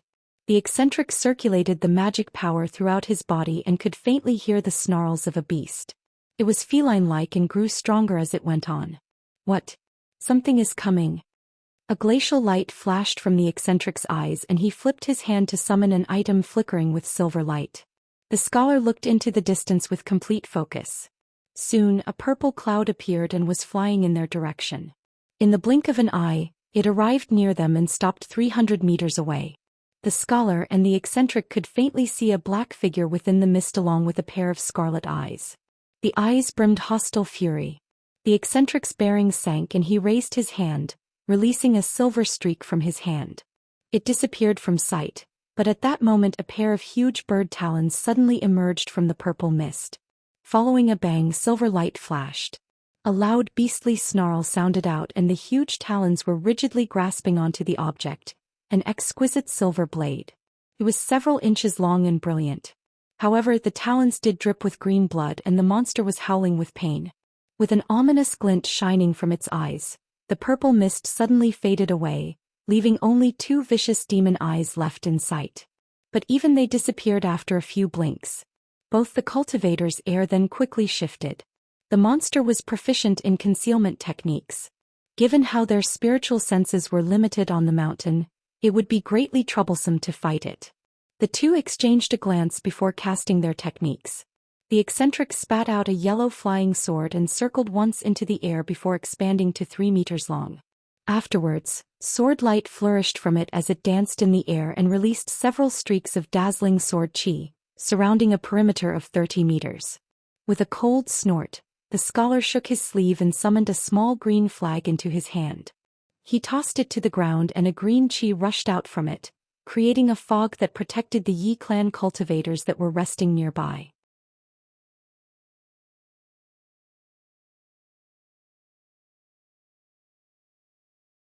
With 2 puffs, light flashed again 100 meters away from the stone pavilion and a purple mist made an appearance. A furious howl came from within. With 2 more angry roars, the mist scattered to reveal a 4-winged bird with a lion's head. It had a wingspan of 20 meters and purple light coiled around its body in a fearsome display. A lion hawk? The eccentric shouted out in alarm upon seeing the beast's true appearance. The scholar's expression changed and he shook his sleeve to release a red-black saber, fiercely chopping towards the beast. In an odd display, the feral beast revealed fear upon seeing the saber and gaped open its mouth to spit out rings of purple light towards it. A series of explosions erupted and black-purple light shined as the flying saber cut through the dozen rings of light with unrelenting force, but with each destroyed ring its light weakened. By the time the saber actually reached the beast, its light had greatly dimmed and was forcibly blocked by the few remaining rings. The beast rejoiced at the sight of this, and thought to employ more of its abilities to capture the saber. But then the scholar spat out a mist of blood essence and grasped his hands in an incantation gesture and pointed at it. The blood essence instantly condensed crimson talisman characters before fading away from sight. Simultaneously, the flying saber erupted in a similar light and destroyed all of the remaining rings, arriving in front of the demon beast just as it was about to cleave through it. Alarmed, the beast quickly flapped its wings and shot backward, raising one of its claws to block the blow. Green blood splattered through the air. The flying saber was blocked for a time, but it also began to cleave halfway through. The demon beast suddenly raised its massive head and let out a world-shaking roar. This left them both dazed as if it shook the very heavens themselves. An unimaginable scene followed. Translucent golden ripples left the lion's mouth and flowed towards the saber, sending it cascading through the air as if struck by an immense force. The eccentric tried to assist the saber with his own yellow sword lights to little success. However, the further the ripples spread, the quicker they faded away. After releasing those golden ripples, the demon beast seemed to tire. It fiercely glared at the scholar and flapped its wings with a thunderous boom. Then its figure blurred before disappearing in a giant burst of lightning. In the following moment, it reappeared 100 meters away. However, it didn't dare to stop there and flew off into the distance in a streak of purple, quickly leaving line of sight. When the eccentric saw this, he sighed and turned to look at the scholar who now had a pale complexion. He worryingly asked, "Young third, are you all right? It already consumes a large amount of magic power to control the black blood saber, but you even used blood essence to forcefully increase its might. The scholar sighed and shook his head. I'm fine, I only lost a bit of vitality. That lion hawk was a famous bird of prey during ancient times. Its abilities should be even stronger than late nascent soul cultivators like us. If we hadn't driven it away, it would have turned incredibly dangerous. Now that we've injured it, it shouldn't come to easily bother us again. The eccentric appeared relieved to hear this. As an ancient bird of prey, its body should be incredibly hardy. If you hadn't used our clan's black blood saber, we hardly would have injured it. The scholar smiled and then turned his eyes to the green mist down below. The Yi clan cultivators had been startled by the monster's arrival, but they managed to calm down. He nodded at the sight of this and spoke a bit with the eccentric before heading down to the stone pavilion to rest. Underneath a huge mountain near Myriad Poison Valley, there were 5 white silhouettes standing in a row. They were facing 2 black-robed cultivators who were respectfully giving them a report. There is a phenomenon in the sky? A mysterious voice sounded out intermittently from around them in an entrancing fashion. One of the black-robed cultivators answered, Yes, Grand Elder. There are 7 pillars of light directly shooting into the sky near a nameless lake in the Puyun prefecture. When did this happen? Did you discover what it is? The master of the voice sounded interested. It happened 4 days ago, one of the cultivators respectfully replied. One of our disciples acquired the information and immediately made a report. It is said that the pillars of light are above an incredibly large seal. Due to its size, we are unable to properly locate its position. Many of the sects in Nanjiang were alarmed by this sudden occurrence and have sent over nascent soul-grade cultivators to investigate. 7 pillars of light. I heard that leakage of spiritual light can be produced from a broken restriction. How interesting, I'll have to go personally. In any case, you said that the 9 Serenities sect's Elder Fu was discovered near here, but now there is no news of him. Were you mistaken?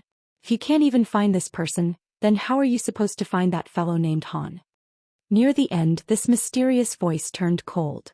The 2 black-robed cultivators were flustered by his words and one of them hastily explained, Please don't be angry, Grand Elder. We truly acquired information that Elder Wei was sighted heading in this direction, but he disappeared when he approached Myriad Poison Valley. There truly are traces of cultivator movements, but I've swept through all areas of the valley apart from the Yin-Yang Cave. I am sure there is no one in the valley, and don't tell me that he went into the Yin-Yang Cave. If he did enter, I would have known by now.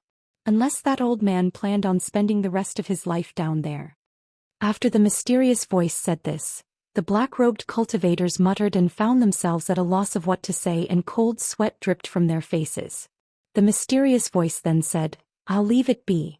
It wasn't easy for you to search for this place to begin with. I'll give you some more time. Send people to survey the valley and I'll go and take a trip to the Puyun prefecture. Inform Elders Wu and Xiao that they will be accompanying me. It will be better with more people. Yes, Grand Elder. The 2 black-robed cultivators felt a wave of relief and bowed. Then the 5 white silhouettes took to the skies, merging in position as one before tearing through the air. There were a group of cultivators that crossed the border into the Puyun prefecture, approaching the small lake. There were over 20 of them, each wearing blue robes and red headscarves. The 4 at the very front possessed nascent soul cultivation. In particular, the middle-aged cultivator with jade lines on his face was at the peak of mid-nascent soul stage. His body possessed an icy cold aura, giving others a feeling of great danger. An old man at early nascent soul stage worriedly asked, Senior Marshal Brother Hua, are we truly going to muster a large number of forces? We've brought a majority of our disciples with us. If there are any mishaps, our strength will greatly suffer. The middle-aged cultivator replied, If a grand treasure is descending into this world, there won't be much trouble, but it is very likely this is the legendary Kunwu Mountain. We must take the risk to acquire the mountain's secret treasures. Kunwu Mountain? The spiritual mountain that our sect founder had always searched for? A different gray-haired old man gasped with alarm. Light flashed from the green marks on the middle-aged cultivator's face. That's right. I've said it once before when you all ascended to nascent soul stage. During times of antiquity, it was one of the legendary spiritual mountains of the mortal realm, but for some unknown reason the ancient cultivators used their great abilities to seal it away. However, the mountain's secret treasures are sure to be many. Our sect's founder was, in fact, a descendant of an ancient cultivator that helped seal the mountain. He was certain it was sealed somewhere in Nanjiang but knew little else. I reckon he established this sect in Nanjiang to search for the mountain's whereabouts, but his efforts were in vain. This was a secret that had been passed down throughout the successive generations of sect elders. The third old man, one with thick eyebrows, puzzlingly asked, "Why is Senior Martial Brother Hua certain that the Pillars of Light are an omen of Kunwu Mountain's appearance?" The middle-aged man chuckled. "Our founder left behind a spirit-detecting pearl that his ancestor once possessed. It was specifically made to detect the flying immortal stone on the mountain. Now that it has appeared, the pearl has reacted. Several days ago, it had begun to ring inside the founder's hall. Even without the pillars of light in the sky, I would have dispatched all of our disciples anyways." So it was like that. The three old nascent soul cultivators wore expressions of understanding and soon excitement. The gray-haired old man sighed and said, "It is a pity that Senior Martial Brother Yuan wasn't at the sect. With all of us, this matter would be much safer. Junior Martial Brother Yuan left on rather secretive business, and we neither know where he is, nor have any way to contact him. However, I've given orders to the disciples that remained to have him immediately join us upon his return. For now, we need to take advantage of this opportunity to enter the mountain first and seize a majority of its treasures. And we still don't know if the seal on the mountain had broke on its own or if it was the doing of other cultivators. If it was the latter, we'll have to be particularly careful." With that said, the middle-aged cultivator's expression turned grave.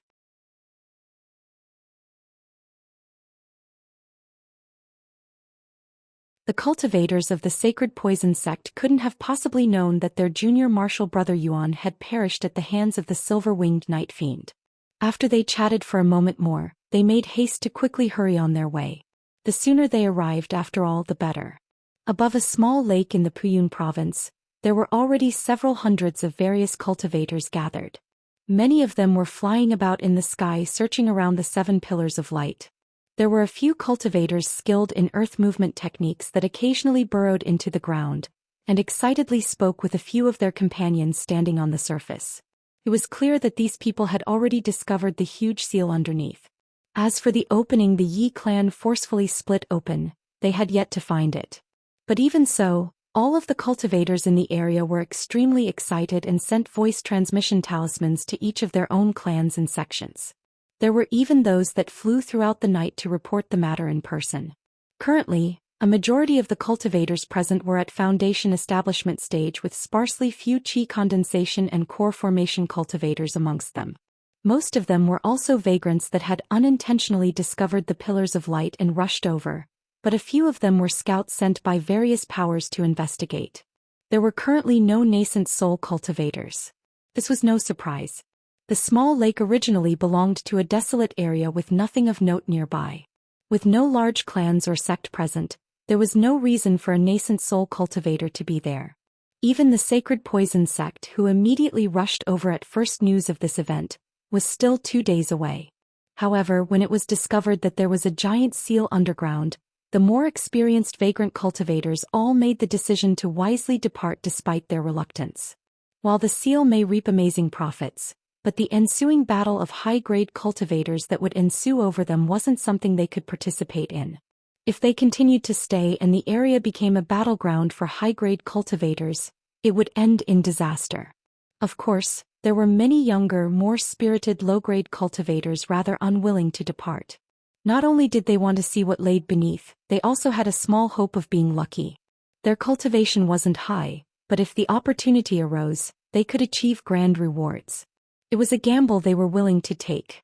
As such, all sorts of characters gathered there, carrying their own designs and thoughts. In the cave at the heart of a giant mountain, Han Li and Bai Yaoi were sitting cross-legged, staring at Old Man Fu with complete focus. Though in reality they were staring at the sparkling golden cauldron in front of him. It was a meter tall and slowly revolved above the ground. Old Man Fu spat out thin strands of green nascent flame and held his hands in an unknown gesture, occasionally striking at the cauldron with spell seals.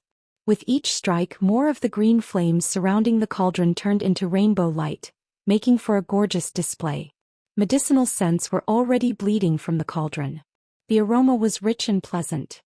His face grew solemn and his strikes turned fervent. It was clear that he was in a crucial moment of pill refinement. Han Li observed with a calm expression, contrary to the nervousness in his heart.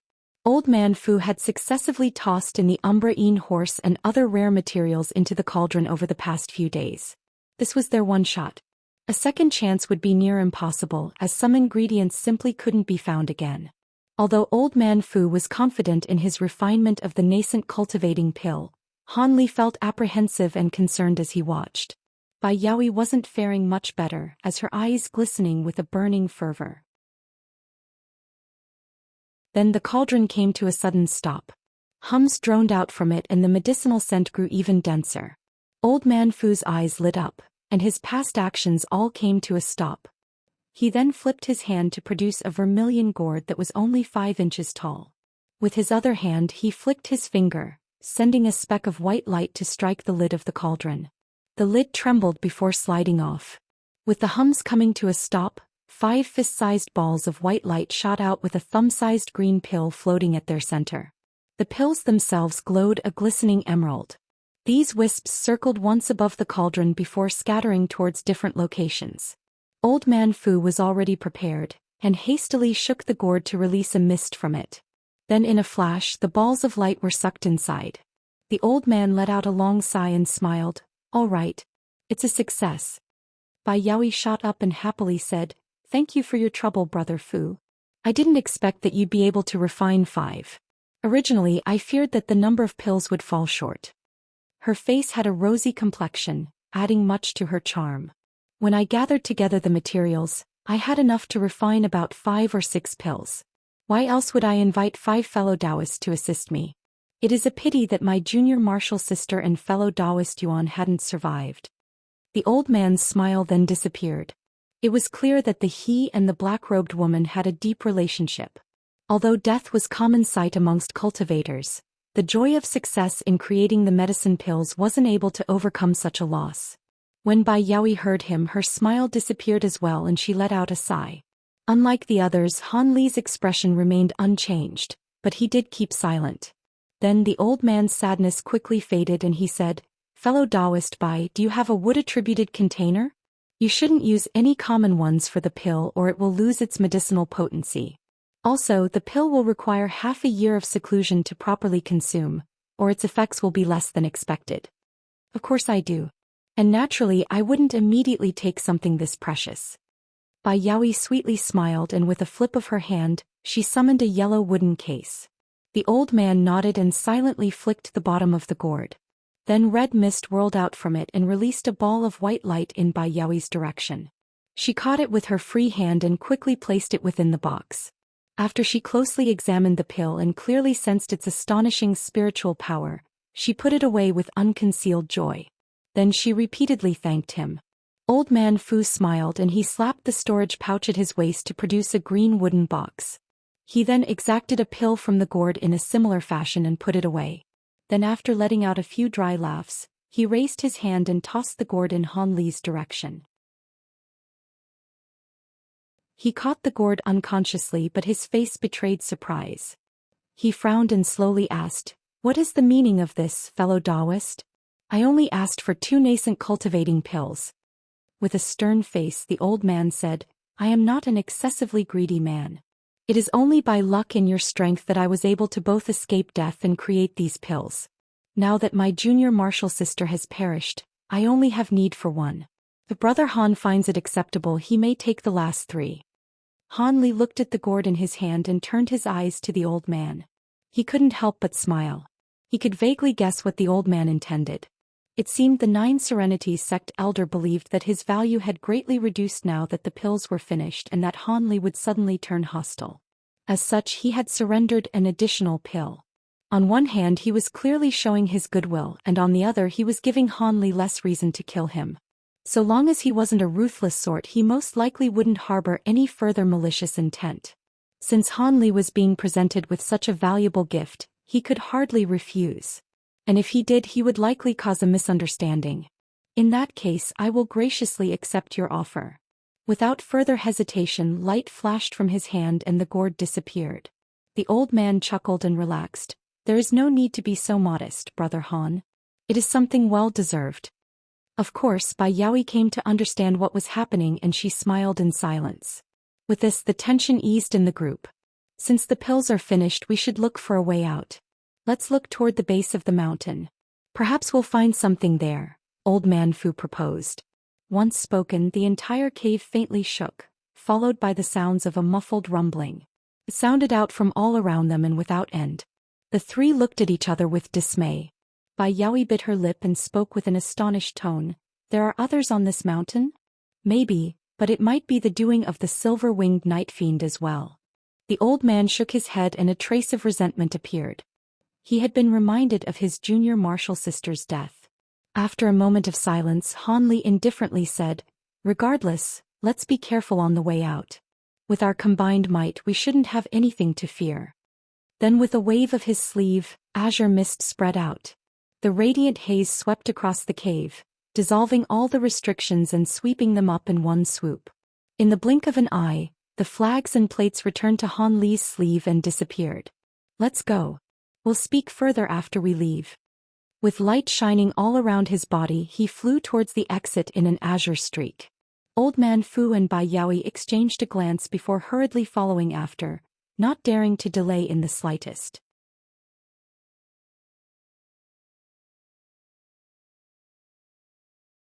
When Old Man Fu and Bai Yaoi flew out from the long passageway, Han Li was already floating high in the air and was looking at the top of the valley wall, the source of the noise.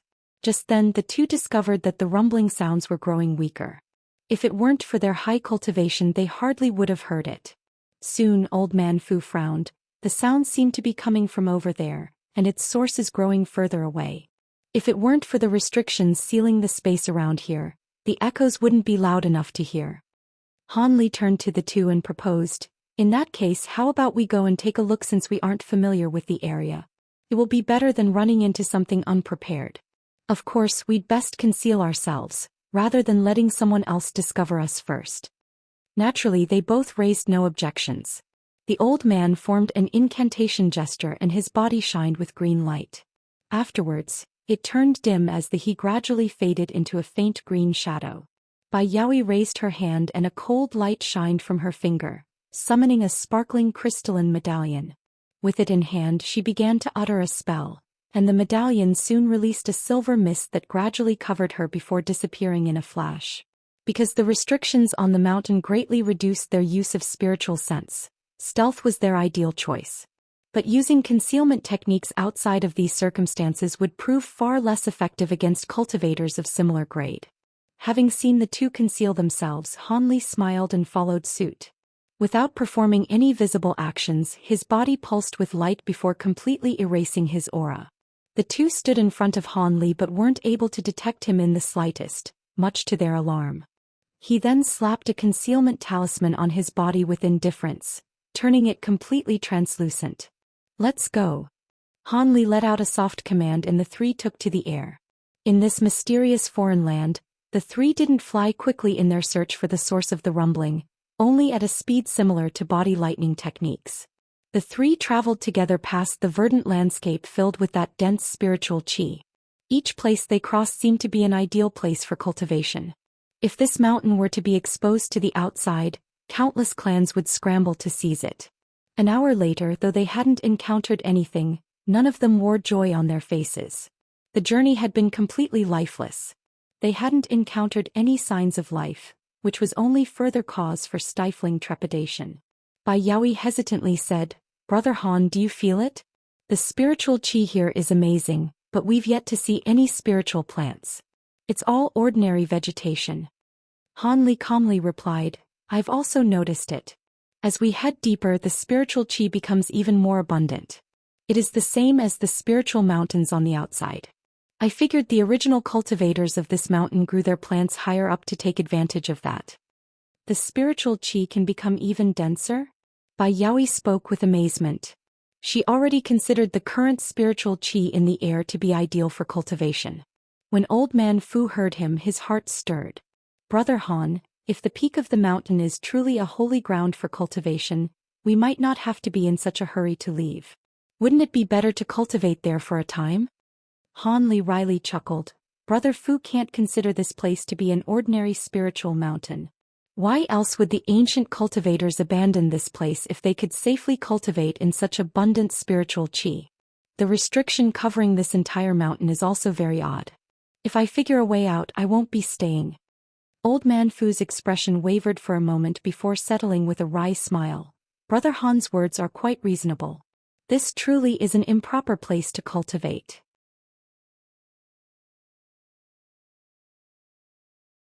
After countless years, it stayed erect and absorbed unfathomable amounts of spiritual qi, despite being crudely refined. What? Is the steel a treasure?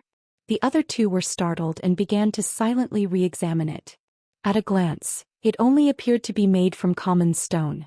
Although it did carry some spiritual qi, it wasn't suitable to create even the lowest grade magic tools. They couldn't help but look at Han Li with an odd expression. He faintly smiled. It seems you two aren't convinced, but I am completely certain. Although his demeanor was calm, in truth he was actually greatly puzzled as well. Even he wasn't able to tell what was different about it. The only reason he said this was because the armored earth dragon that was peacefully resting in his spirit beast pouch had violently stirred when he approached it. It cried out without end, indicating that the item was unordinary. Even with his bright sight spirit eyes, Han Li wasn't able to see anything peculiar and grew quite skeptical. But due to his attitude of letting nothing slip him by, he was forced to speak a few profound words as a pretense. Then his hand against the steel and covered it in azure radiance. The stone steel trembled and the light began to quickly shrink. When it shrunk to half its size, Han Li raised his brow and swept his hand, intending on raising the steel and putting it away into his storage pouch. When the steel rose a foot off the ground, it underwent a strange change. It suddenly began to hum and shine with rays of white light. Meanwhile, Han Li felt it sink as his control had completely disappeared. With a heavy boom, it fell back to its original spot and violently shook the nearby ground. The tremors left ringing in the trio's ears, and the steel's surface began to slowly fracture from the bottom up. This is... Han Li's expression stirred and he narrowed his eyes.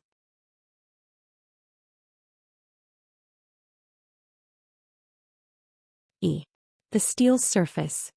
Before Han Li could clearly see what was happening, Old Man Fu suddenly pointed at the back of the cracking stone and shouted out in alarm. Han Li raised his brow. If he remembered correctly, there should have been nothing behind it, but the old man wouldn't act without a reason. He promptly blurred before reappeared behind the steel, only to be stunned by what he saw. From the shattered fragments, there was a bright blue crystal shining from a few deep cracks. Spirit stones. Han Li blinked, not entirely sure of what he saw. He suddenly flicked his fingers and over 10 streaks of sword qi weaved together, instantly covering the top half of the stone with azure light. For a time, fragments tore off from the steel and filled their surroundings with a gray mist. From the sharpness of his sword qi, it took only a short moment before the blue light underneath was revealed. Han Li withdrew the azure light with a flick of his finger, revealing a deep blue crystal slab. The crystal was a meter tall and brimming with sparkling blue light. Although it wasn't fully visible, it appeared to be long and flat. The stone steel seemed to only be a thick shell surrounding it.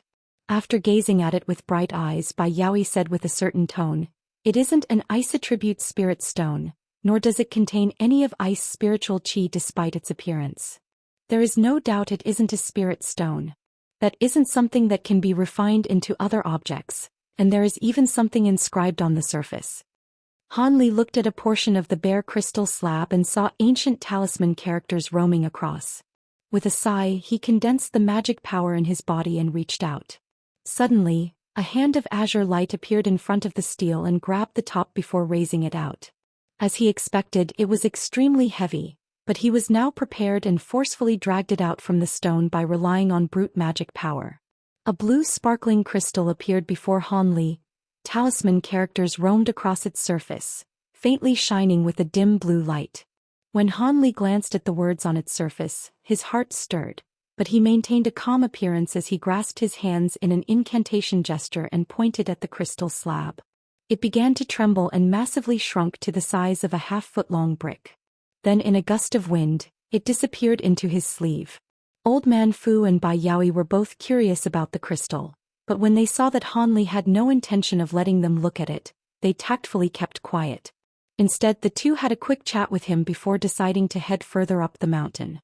They had already recognized that the faint rumblings were coming from the top and concealed themselves once more as they traveled. Of course, Han Li couldn't have known that the sounds were produced by the Yi clan cultivators. Further up the steps, they were attempting to destroy a restriction the best they could. However, the distance between the two parties was by no means close, and there was also an additional restriction between them. As of current, the eccentric and the Yi clan Grand Elder were standing side by side as they floated above a boulder. Not far beneath them were the others who were standing inside a recently placed spell formation. They were using the power of the formation to control various treasures and attack the huge archway that was blocking their path. The Elder Devil was currently controlling a jet-black flying sword and attacking without emotion. The archway released rays of brilliant light in response, and was able to endure the attacks in its entirety. The archway itself seemed to be a strange treasure.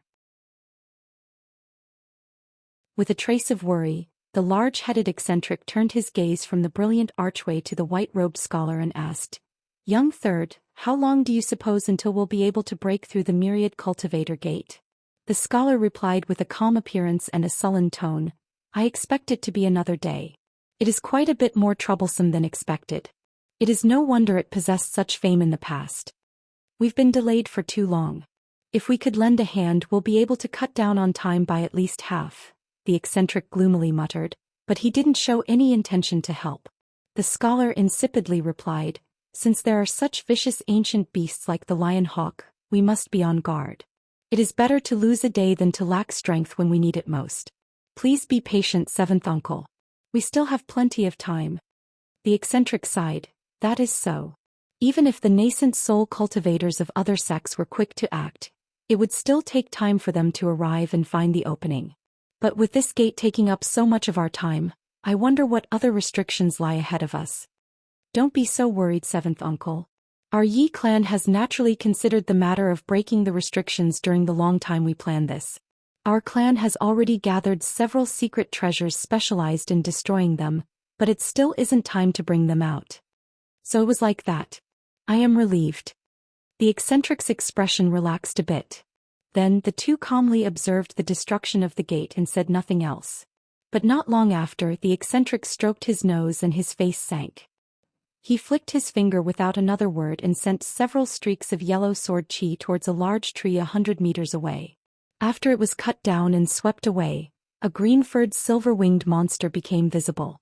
It only moved by unfolding its wings, easily deflecting the sword chi. Then with a shrieking howl, it coldly examined the Yi clan cultivators below before turning its gaze to the scholar and eccentric. It then flapped its wings and took off. Several blurs later, the monster seemed to merge with the wind and disappeared. Making no attempt to chase it, the eccentric wore a grave expression and said, "Did I see that correctly?" It seemed greatly skilled in wind movement techniques and was capable of illusory wind form, much like the legendary silver-winged night fiend. If it weren't for the faint corpse chi on its body, I wouldn't have been able to detect it. Corpse chi? I hadn't sensed it, seventh uncle, but your blood chariot arts might have given you the keen senses needed. However, it appears the corpse is quite intelligent."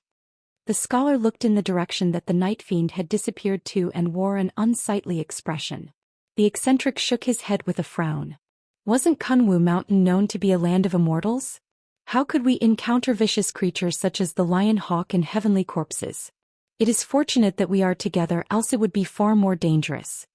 After some silence, the scholar slowly said, "It was a land of immortals in the past. Now it is a sealed relic." It isn't surprising that these strange events have happened, but the only things that should concern us are the divine spirit treasures. These other matters are of little importance. A cold glint shined from the eccentric's eyes. "That is true, but that silver-winged night fiend seems to possess not only great cultivation but even worse, great intelligence. We must be particularly wary of that monster or it will come to harm us greatly." "Many thanks for your warning, seventh uncle. I will take note of it." The scholar nodded and his tone grew solemn. Light flashed from one of the walls of the stone pavilion where they had taken a rest moments ago. A head full of white hair peeked in and took a look around in a comical manner. When this person discovered that nobody was present, he left the pavilion and slowly lifted himself onto the roof on a large disk of light. The person then raised his head to reveal a wrinkly face and narrow sly eyes. This person was the small mysterious old man Xianxia. It really is Kunwu Mountain. The spiritual qi is here quite unordinary, but who is so meddlesome to dare open the seal? If those things were to emerge, the entirety of the great gene will be doomed. I am quite out of luck to be nearby, as feigning ignorance wasn't much of an option. As he looked around, he suddenly heard the sounds of explosions in the distance and began to wildly stomp on the floor and loudly curse, his face filled with anger. After he was done, he suddenly heard a beautiful soft voice. Since you knew it was dangerous and still entered, I have to admire you for your courage. When Xianxia heard this voice, he felt his entire body grow cold as if his very blood had froze. The old man let out a stammer. Senior, you've come. How so? I've been here for countless millennium after all. In the past, the 3 elders here used the strength of over 10,000 men to lay down the final layer of restrictions. It isn't something I would be able to tear alone, or I would have left long ago. The woman's voice was incredibly sweet, quite a contrast to his voice that had instantly turned feeble. Xianxia was first introduced at Yellow Maple Valley in the Trial of Blood and Fire. He later made a reappearance at the Heavenly Talisman sect when Han Li had visited, only for him to make his way to a Nanjiang sect in recent months.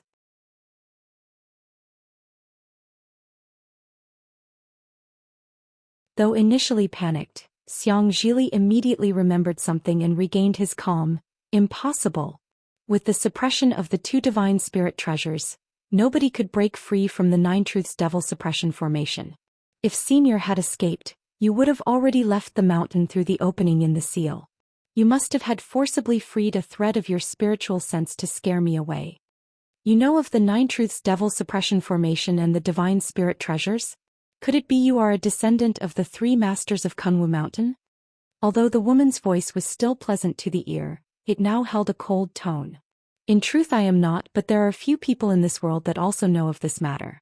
I just happen to be one of them. As Xianxia spoke, he scrutinized his surroundings with great care. The woman's voice snorted, "You won't find anything. My true body has still yet to be freed, and I won't let you ruin my chances. How about you obediently stay here for a few months?" With that said, the air above the stone pavilion began to warp and a white vortex appeared, covering the small old man in rainbow light. Phantasmic air. Xianxia's expression greatly changed, and silver light shined from his body as he flew out in a streak. However, the rainbow vortex revolved around him and a huge attractive force firmly held him in place. Soon, it swept him away and he had completely disappeared as if he was never there to begin with. It seems I'll have to sleep for a moment more. I hope those cultivators will hurry so I can be truly free when I awaken. Those 3 masters of Kunwu will know the cost of sealing me. When the day comes. Hee. The woman muttered with a weak voice before letting out a wild fit of sweet laughter. 7 days later, the Yi clan cultivators managed to break through the myriad cultivator gate, but they fell into a profound illusion formation. As for Han Li's party, they were blocked by some strange restriction and were forced to deliberate on a method to destroy it. The outside of the seal, however, was brimming with activity. Around 1,000 cultivators had gathered, covering an area of tens of kilometers. There were even a dozen nascent soul eccentrics present. The most eye-catching of them all were the 4 sacred poison sect elders. All of the other nascent soul cultivators were lone actors, having been drawn here by rumors. A blue-robed disciple with a red headscarf was making a report to the elders of the sacred poison sect. The disciple respectfully said, "Grand Elder, we've already examined most of the seal and have a general understanding of it. In an area a dozen kilometers underground, we have detected something hidden beneath an illusion formation. Our disciples skilled in these matters are attempting to dispel it with due haste. Although it was a rapidly placed formation, the creator was extremely skilled, so it will take some time." The middle-aged man with green marks on his face let out a long sigh. "At least it is good that we have an outline of the situation. Since we've already been here for a few days, it would have been troublesome if we couldn't find the opening. However, you have best be on guard. Don't let others discover your actions. Head back and return to us when the formation is dissolved." Yes, Grand Elder. The disciple shouted with a bow. Then he took out an earth movement talisman and sank into the ground. One of the other sacred poison sect elders said, Senior Martial Brother Hua, there are no late nascent soul cultivators in Nanjiang. Even if the other sects were to rush here, we have nothing to fear from them. Grand Elder Hua gloomily replied, that may be currently true, but every day we wait the more high-grade cultivators arrive. There are many sects here that rival our power, and if they all hurry to arrive, there will certainly be trouble. Besides, the 10 great sects of the righteous and devilish Tao will involve themselves in time. When the other elders heard this, they either appeared worried or believed the problem to be overstated. However, Elder Hua let out a yelp as he turned his attention to the sky. The others soon mimicked him. A gray cloud loomed over the horizon and was heading in their direction with frightening speed. When the 4 elders of the sacred poison sect sensed that fearsome spiritual pressure, their faces all dropped. In the blink of an eye, it arrived over the small lake before disappearing in a violent rupture. From the ashes, 5 white silhouettes appeared, each of them unmoving and indistinct. The unbreakable Sink Devils. Elder Hua's expression froze. The incarnations of the Yin-sifting sect's old devil Qian? One of the other sect elders shouted out with a pale complexion. Elder Hua let out a snort and softly said, Apart from that old devil, who else cultivates such a devilish art? His true body can possess any of the 5 incarnations. Apart from killing all 5, he is practically immortal. I was wondering who had such understanding of my techniques. So it was the sacred poison sect's fellow Taoist Hua. I didn't expect that your sect would act with such vigor in coming here. Could it be that you know something about what is sealed? A mysterious voice slowly sounded out from the sky. It was erratic, as if each word came from different locations. Cultivator Hua deeply sighed and forced a laugh. Brother Qian must be joking. How could we know of such a thing? It is only that our sect was closer, so I went ahead to take a look. Nevertheless, may I ask why the esteemed Grand Elder of the Yin-sifting sect is here? Grand Elder Qian let out a mysterious laugh and said, Oh, I recall that the closest sect to the location was the Immortal Forms sect. Did yours move? As for me, I was in Nanjiang on business and only happened to come across all of this. Elder Hua dryly laughed and asked, It can't be easy for someone as famous as Brother Qian to leave his sect. May I ask what stirred you into personally taking action? Just dealing with a few traitors that had fled here, nothing important.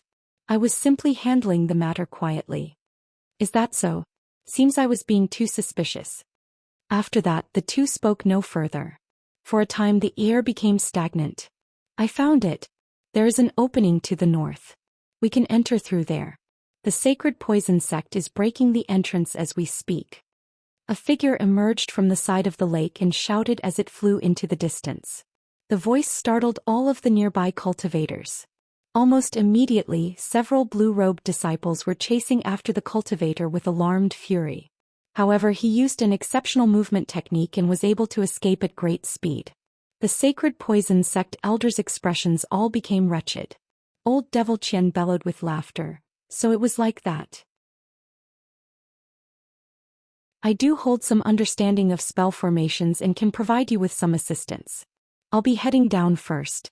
Soon after, his Sink Devils flew downward below the lake and disappeared without a trace. Let's go, Old Devil Qian is ruthless. We can't allow him to harm our disciples. With an ashen complexion, Cultivator Hua flipped his hand and summoned a small yellow flag. With a tremble of his wrist, a yellow cloud covered the nearby sacred poison sect members and brought them all underground in an instant. Others in the area also began to move and burrow underground as well. In the blink of an eye, nearly half of them all followed. As for those who remained, they were low-grade disciples that neither possessed earth movement techniques or earth movement treasures. Over 10 kilometers north and 3 kilometers deep, there was a huge pitch-black area with balls of brilliant light flashing about. Below them was a barrier of unfathomably thick white light. Not only that, but layers of astonishing lightning surrounded it. If anybody were to approach, they would be immediately struck down without the slightest warning. Those that were lucky could dodge it, but otherwise, they would have their protections flicker out of control, forcing them to stay away for a time. But what these cultivators were paying attention to was an area in the barrier where lightning wasn't present, guarded by 8 sacred poison disciples. They all wore solemn expressions and were standing in confrontation against the others, preventing them from approaching. Those that were blocked were shouting a torrent of insults, but none dared to take action. After all, the sacred poison sect possessed a grand reputation in Nanjiang. As most of these cultivators were native to the region, they didn't dare to rashly stir up trouble. Of course, there were also those that had no fear of their reputation, and such an example had appeared in a streak of crimson. Get lost. I'm going to enter. The person who said this was an old man who spoke with an arrogant tone. When they saw that a nascent soul cultivator had appeared, one of the disciples helplessly said, "Senior, our sect found this first. Our martial uncles are nearby, Senior should dash." The old man coldly laughed and said, "Even if Tianxia was here I would still enter." He then raised his hand and a blinding red light lit up from his palm.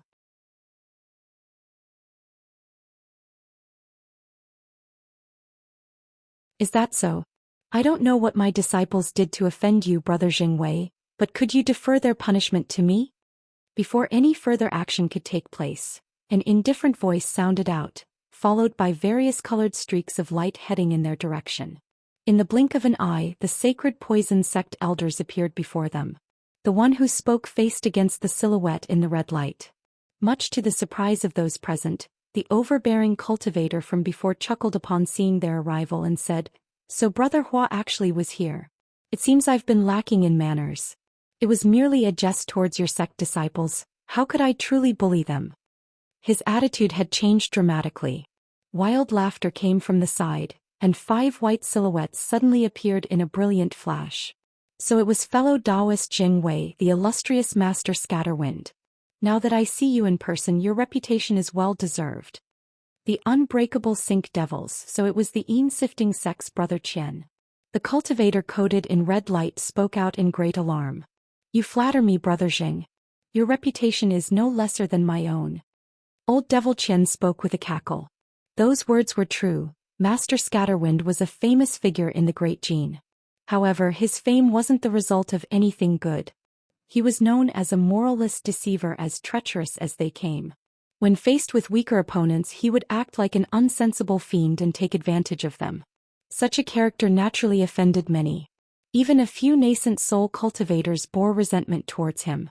Unfortunately, he was an early nascent soul vagrant cultivator who used an easy cultivation technique to ascend to his current realm. But in the past he happened upon an ancient grand treasure, the world-flying boots. When fully used, he can escape even late nascent soul cultivators. In addition, he later cultivated many strange secret techniques focused on survival and avoided offending any cultivators at mid and late nascent soul stage. As a result, he was able to travel freely despite being one of the most notorious figures in the Great Jin. The Sacred Poison Sect's Grand Elder Hua Tianqi had nothing good to say about him, but Old Devil Qian seemed quite interested. In the face of the Yin-sifting sect's Grand Elder, Master Scatterwind smiled and began to slowly retreat like a mouse when faced against a cat. When Old Devil Qian saw Scatterwind's meek attitude, he lost interest and instead spoke again to Hua Tianqi with an oddly cheerful tone. "Brother Hua, could it be your sect is guarding this place to bar outsiders from entering?" Hua Tianqi paused before replying with a flickering gaze. "Brother Qian must be joking. Our Sacred Poison sect wouldn't dare to block you or any other sect for that matter. I merely wished to dissolve the formation covering this area to allow everyone else to head inside." This was to avoid having any fellow Taoists fall prey to this malicious formation. Old Devil Qian coldly chuckled and said, "Oh, I do apologize. It seems I've misunderstood your sect's good intentions. However, this mere illusion formation is nothing against me. Do you mind if I head in right away?" As he spoke, his Sink Devils slowly moved closer. Hua Tianqi quickly replied, "It will be no problem. The Brother Qian can make it through. I will not block you." He waved his hand and indicated for his sect disciples to clear a path. Although the other sect members felt puzzled by this, they trusted him and said nothing in opposition. As a result, the core formation disciples obediently stood to the side. "Then I will go on ahead." Old Devil Qian let out a cacophonic and roaring guffaw before his Sink Devils shot into the white light barrier. In the blink of an eye, blue light shined out and the colorless silhouettes disappeared into the void. When the barrier calmed once more, Xianxia turned to the surrounding cultivators as the green marks twisted on his face, and he slowly said, "If there is anyone else who wishes to follow, I will not stop them." His actions had caused the aggressive group to look at each other in dismay. Even the devious Master Scatterwind now hid amongst the crowd and didn't dare to accept their offer. They felt resentment towards the sacred poison sect for monopolizing the opening, but now that there was a late nascent soul cultivator already inside, they hesitated. Regardless of how quickly the illusion formation can be broken, if they entered and old Devil Qian was to strike at them, they wouldn't be able to protect themselves in the slightest. When Xianxia saw that no one had accepted, he sneered and no longer paid them any attention. He then turned around to his disciples and commanded, "You will no longer be guarding this location, so go ahead and return to the surface. The other elders and I will be heading in first." "Yes, Grand Elder." The 8 sacred poison sect core formation disciples bowed and tunneled back up. With a shout, the 4 sacred poison sect cultivators then entered the illusion formation and disappeared without a trace. Afterwards, an uproar broke out. A majority of them didn't belong to a group. At most, they came in groups of 2 or 3 core formation cultivators, but none were in nearly great enough force to head in. As for the lone nascent soul cultivators, they all revealed a pensive expression as well. Now that the entrance was unobstructed, the situation had become awkward. Master Scatterwind discovered a bulky man in the crowd and said, "Fellow Taoist, how about we head in together?" "Together? Please excuse my refusal. However, it is a joy to meet you, given your grand reputation." The large nascent soul cultivator rolled his eyes and spoke with a sarcastic tone. Master Scatterwind didn't take his refusal to heart and pleasantly said, "Fellow Taoist doesn't need to be so distant. In addition to us too, there should be 3 other vagrant nascent soul cultivators gathered here. How about we head in together? That way we won't have much to fear from the others already inside."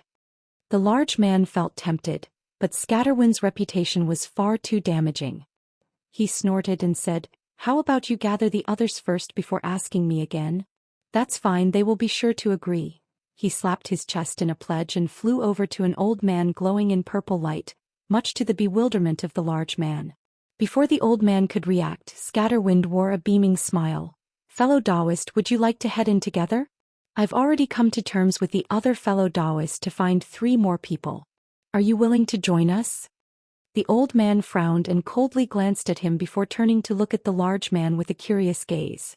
When their eyes met, he suddenly realized something and he faintly smiled. Not long after, the 5 unacquainted vagrants entered the illusion formation together and disappeared from sight. Han Li was currently looking around him with blue light shining from his eyes. He now found himself trapped in an illusory space where he was surrounded by various colored clouds. Besides these, nothing else existed here. This wicked place is far too strange. I can't fly out, nor can I discover any restrictions. It doesn't seem to be an illusory formation. Could it be that I am truly trapped here? Han Li muttered with a sour face. Several days prior, his party discovered a boulder on the side of the stairs with a rare medicinal herb growing on it. Old Man Fu Eager went out to pick it, but had stirred up a restriction of some kind. As a result, Han Li saw his surroundings light up before he appeared in this place alone. The other 2 were nowhere to be seen. Although he wasn't on the same level as a spell formation grandmaster, he had done quite a bit of research on strange ancient formations and wasn't very fearful at the start. But it didn't take long for him to have a change of mind. He wasn't even sure if this was an illusion. He only knew that no matter how far he flew, everything remained entirely the same. He had also made extensive use of his bright sight spirit eyes, to no avail. As for attacks from his treasures, he had used them all, but the strikes traveled incredibly far before disappearing. It seemed there was no use in trying even stronger attacks. After spending so much time floating here, Han Li hadn't made the slightest progress and eventually decided to stop for the time being. He closed his eyes and sank into meditation as the many ancient spell formations he studied appeared in his mind, attempting to find a restriction that was similar to this one. As time slowly passed by, his figure remained motionless. Eventually, he slowly opened his eyes to glare at the bright clouds that surrounded him. He wore an odd expression and clicked his tongue, muttering, "So it was like that."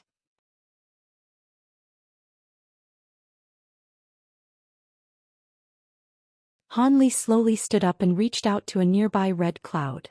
Suddenly, a large azure hand materialized in the air and grabbed a hold of it.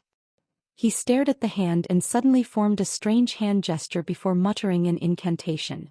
The large hand trembled momentarily before closing a fist around the cloud.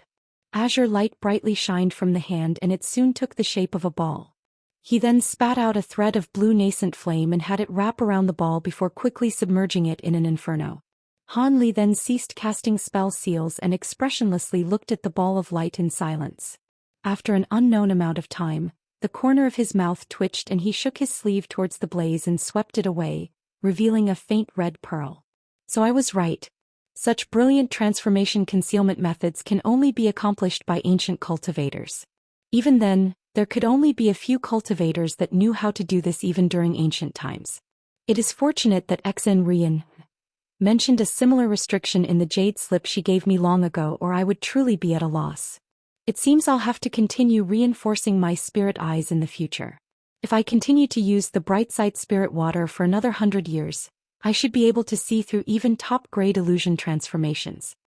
Han Li sighed, feeling somewhat gloomy that he wasn't able to see through it. Xianxia was a female qi condensation cultivator that was introduced in Chapter 277.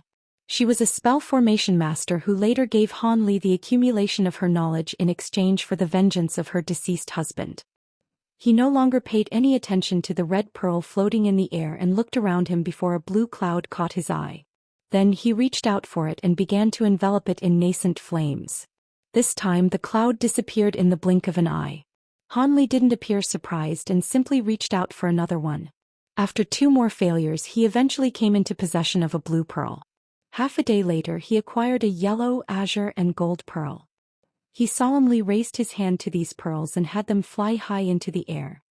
He then pulled his hands at them and had them slowly revolve, gradually accelerating them until it formed a ring of rainbow light.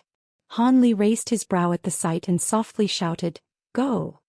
He stopped his fingers and the rainbow rings scattered, flying off in various directions at a profound trajectory.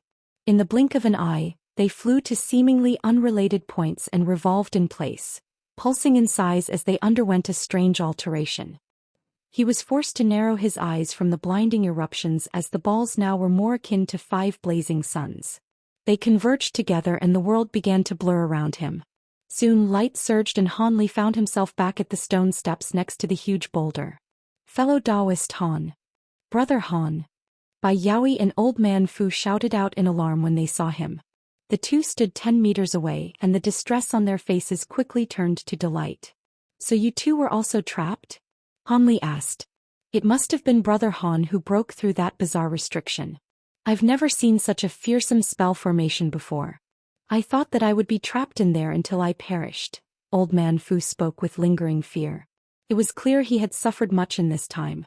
Both his magic power and spirit had been damaged in his attempts to escape. With a trace of appreciation on her face, Bai Yaoi wryly chuckled. "My circumstances were about the same. Many thanks to Brother Han for breaking the restriction." Han Li smiled and said, "It was nothing. I have only heard about similar restrictions by chance and was able to dispel it. These types of ancient restrictions are truly rare. If I am correct, that spiritual herb Brother Fu grabbed should have been a transformed magic tool. I'm afraid you've been tricked." "That can't be. It was clearly What's this?" Old Man Fu doubtfully took out a jade box and opened it to reveal an ordinary jade scepter. He was immediately dumbstruck by the sight. In truth, we were already in the illusion's grasp when we approached the huge stone. Fellow Taoist had only activated the most fearsome of the restrictions upon grabbing this spiritual herb. "How about we take another look at it?" Han Li then pointed in the direction of the rock. The other two looked over and saw a plant with purple berries growing on it. Those ancient cultivators are truly devious to put such a trap here. What were they thinking? The old man flusteredly said. Bai Yaoi curled her lips in amazement. "There's no need to be so amazed," Han Li indifferently spoke. "This ancient restriction needed to be activated by those who entered it. It is only natural for its appearance to change. However, it was only dissolved and not completely destroyed. We only have a limited amount of time." This mountain is unlike its reputation as the immortal spirit mountain. It's more like a dragon's lair. Old man Fu appeared resentful at having been tricked. Han Li's eyes flickered and he said with a deep voice, "Let's be more careful. This place isn't just an old ruin. I only managed to dispel that restriction out of luck. I'm not certain I'll be able to next time, so let's avoid stirring up any calamity." Old man Fu let out an embarrassed laugh. "I'll be sure not to act so rashly in the future." Bai Yaoi pensively nodded. "Since fellow Taoists understand, let's head on our way. The noise ahead has already come to a stop. Over the past few days they might have already arrived at the top." Han Li looked at the top of the mountain and set off up the stairs. The other two closely followed suit. Several hours later the three flew past several huge cliffs, eventually arriving at the stone pavilion where the Yi clan had rested previously, and where Xianxia had disappeared. When they saw the sight, Han Li sighed and the three stopped, looking at the pavilion from a distance. Old man Fu and Bai Yaoi both couldn't help but look over, having also noticed something off. There were shallow footsteps in the loose dirt surrounding the area. If someone wasn't paying attention, they could have easily missed it. Bai Yaoi tensed her brow and said, "Others have been here already." Old man Fu muttered to himself for a moment and pointed to an object at the side of the pavilion. "Take a look at that stone as well." There was a deep, narrow groove scathed the surface that was 10 meters long. One could easily tell it was the mark of an incredibly sharp sword chi. It had been unintentionally left behind by the Yi clan's seventh uncle during their battle with the lion hawk. Bai Yaoi's eyes lit up. "This mark is new. Seems that something else had attacked them. Could it have been the silver-winged night fiend?" With exceptional calm, Han Li said, "Perhaps, but in any case they made their way up. It should save us some trouble." When old man Fu heard this, he smiled and thought to say something, but was interrupted by a sudden flash of white nearby, followed by the appearance of a colorless screen. A bleached silhouette emerged and could clearly see the three. Han Li and Bai Yaoi both rejoiced as they had found the exit they longed for. However, old man Fu lost all the blood in his face when he saw the figure, shouting, "The unbreakable Sink Devils? Those are old Devil Qian's incarnations." When Han Li heard this, he was stunned. He felt as though he had heard of them before and of the name Old Devil Qian, but before anything came to mind, he noticed Bai Yaoi's face had blanched as well. With several puffs, 5 similar white silhouettes emerged. These indistinct silhouettes appeared abreast in a line. Their statue gazes all focused on Han Li and then his companions. The Grand Elder of the Sifting sect. When Han Li finally recognized the 5 strange beings, his expression instantly turned unsightly. "So it was fellow Taoist Fu, what a coincidence. It is no wonder why I wasn't able to find you. So it turned out you had entered here first. And from this woman's strange attire, she should be a cultivator from North Night Palace. I can be considered old friends with your palace's Madame Lu. As for this last fellow Taoist, could it be Brother Han from the Heavenly South? You've had both my sect and the Endless Sky Temple search long and hard for you." Old Devil Qian's voice was amazed at first, but then it slowly broke out into wild laughter.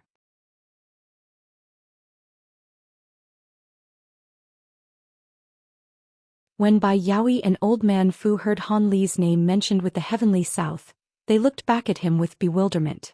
Han Li, however, only had his attention on the 5 white silhouettes as he gloomily stared at them in silence. He had personally killed a mid-nascent soul Sifting sect elder and seized their sect's signature treasure, the ghost-sifting banner, from him. Using words to dispel hostilities was no longer an option. It also stood to mention that he intended on acquiring the method to dissolve the soul seal curse placed on his Tao companion from the very start, something that only the Sifting sect master and the sect's grand elder would know. Originally, he planned on attacking the sect master, but now had an unexpected encounter with the sect's grand elder, and began to consider if it was possible to stake an all-out battle. After all, the two were the most important people in the Sifting sect. There would seldom be an opportunity where he could find them alone. This Grand Elder should prove to be a more brutal opponent than the silver-winged Night Fiend. The Night Fiend hadn't possessed any compatible treasures and there were restrictions present on his body, but even that was enough to nearly kill Han Li. However, Han Li hadn't used the fullest extent of his abilities at the time, abstaining from using Monarch Soul Divergence's Grand Puppet. In that case, there should be a chance of victory. And even if the unbreakable Sync Devils were as powerful as rumor had it, his divine Devilbane lightning should be quite effective in restraining it. As these thoughts quickly flickered through his mind, the middle of the five figures suddenly raised its hand in an incantation gesture and its body glowed with gray, condensing the image of a gray-robed cultivator in front of it. This strange turn of events was entirely freakish. A layer of faint gray chi was obscuring his face, but the color of his gray hair revealed him to be advanced in age. Old Devil Qian's true body had emerged. In that moment the three all grew vastly wary as they stared at him. They weren't able to see through what he was thinking. The old devil had remained silent during this and slapped a storage pouch at his waist, taking out a small pitch-black flag. He then waved it in their direction. Old Man Fu's expression vastly dropped at the sight of this, and he hurriedly summoned a treasure into his hand. Bai Yaoi covered her body in an icy light, instantly forming a barrier. As for Han Li, he simply observed old Devil Qian's actions with a raised brow. His expression turned ever more gloomy as time went on. How odd, strange indeed. The flag blinked with black light and showed no other unusual signs. This caused him to speak with a surprised tone. Brother Qian, why have you taken out your ghost-sifting banner? Could it be you wish to start a war between our sects? Although Old Man Fu was quite fearful towards the old devil, his party consisted of 3 mid-nascent soul cultivators with one in particular possessing profound abilities. Together they didn't have much to fear. Old Devil Qian looked at the 3 and calmly stated, I have no interest in starting a war. However, that Brother Han and I have some unsettled business to attend to. As you two have nothing to do with it, I will not stop you if you wish to depart. It seems we have the same idea, Han Li said with a calm smile. I've long heard of the impressive reputation of your unbreakable Sync Devils. I wish to personally test them. When the two heard this, they exchanged a glance of dismay. Old Devil Qian was also somewhat surprised and began to inspect Han Li. Old Man Fu tensely frowned. This. Brother Qian. Although I know there are grievances between your sect and fellow Taoist Han, it is inappropriate to settle matters here. Doesn't Brother Qian wish to take a deeper look at this mountain first? He hadn't said this with any real intention to protect Han Li. Kunwu Mountain was an extremely dangerous place, and Old Devil Qian was a significant member of their Devil Dao alliance. He didn't wish for him to suffer any mishap. Also, it wasn't as if he was about to suddenly leave Han Li alone as they were still involved together. Well, of course I will be taking a look at this mountain. However, my sect has been looking for fellow Taoist Han for a long while. We will be settling the matter first. It cannot wait. Does Brother Fu wish to involve himself? Old Devil Qian then let out a cold chuckle. Bai Yaoi's bright eyes wandered for a moment and she resolutely said, Outside of this mountain, I have no involvement in your dispute. But we intend on exploring this mountain while we're still here. I'm afraid I cannot follow your suggestion. She feared losing Han Li, a powerful ally, which would cause this whole journey to become far more dangerous. Most importantly, she had personally witnessed Han Li's fearsome abilities and believed that he didn't fear this old devil at all. Else she likely wouldn't have been able to say that. Seeing that the two wouldn't give in, a cold glint flashed from the gray-robed cultivator's eyes. When he looked at them, it felt as if his very gaze could freeze the air in their lungs. Old Man Fu and Bai Yaoi felt their heart drop but betrayed none of this on their face.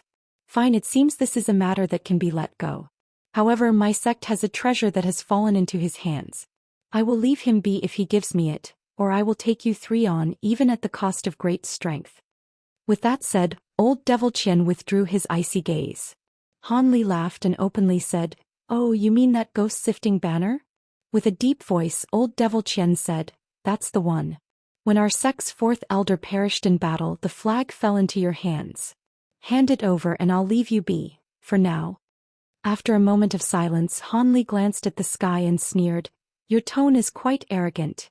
I can return the ghost-sifting banner to you, but I have one condition. Would you be willing to hear me out? You killed our sect's 4th elder and took from him a legacy treasure of my sect. You dare to ask for a condition? Do you think I won't take your life? Old Devil Qian smiled with fury and the Sync Devils behind him leaped up before drifting to his front.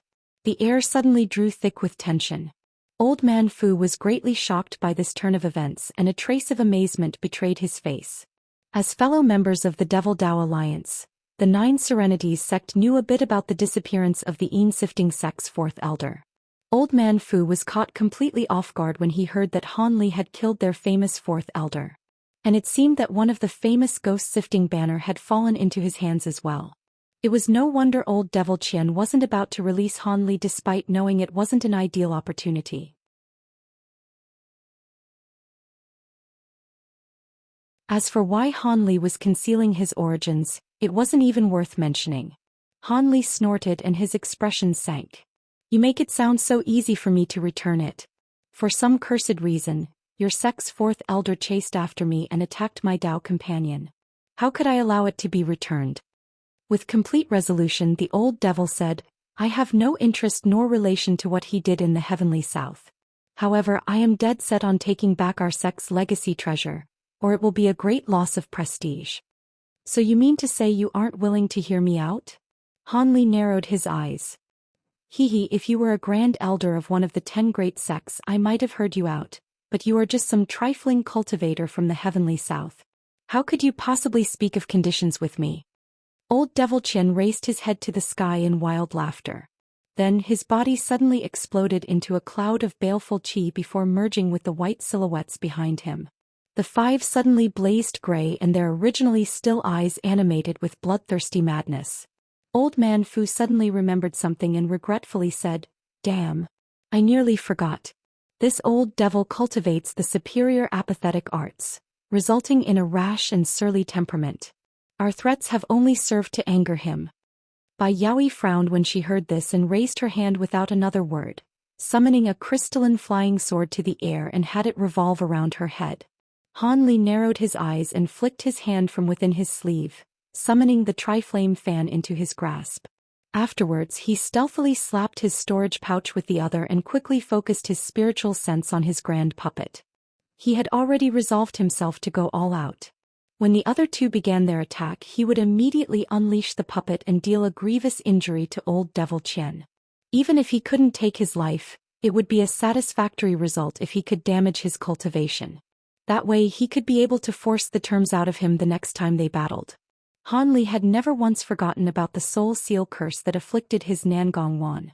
So long as he could acquire the method to dissolve it, he could rest easy. Even if this would result in the endless pursuit of the Yin-sifting sect, he wouldn't hesitate in the slightest. The Sink Devils then all let out a strange cry and their bodies turned near transparent. They shifted into smoke before malevolently flying towards the three. At that moment, however, the screen of light where the white silhouettes had emerged from suddenly let out an earth-shattering explosion and filled the air with a blinding radiance. Before they could all clearly understand what was happening, the light let out unceasing explosions, followed by nearly a dozen various streaks. They flew in a circle and their light faded away to reveal a person for each one.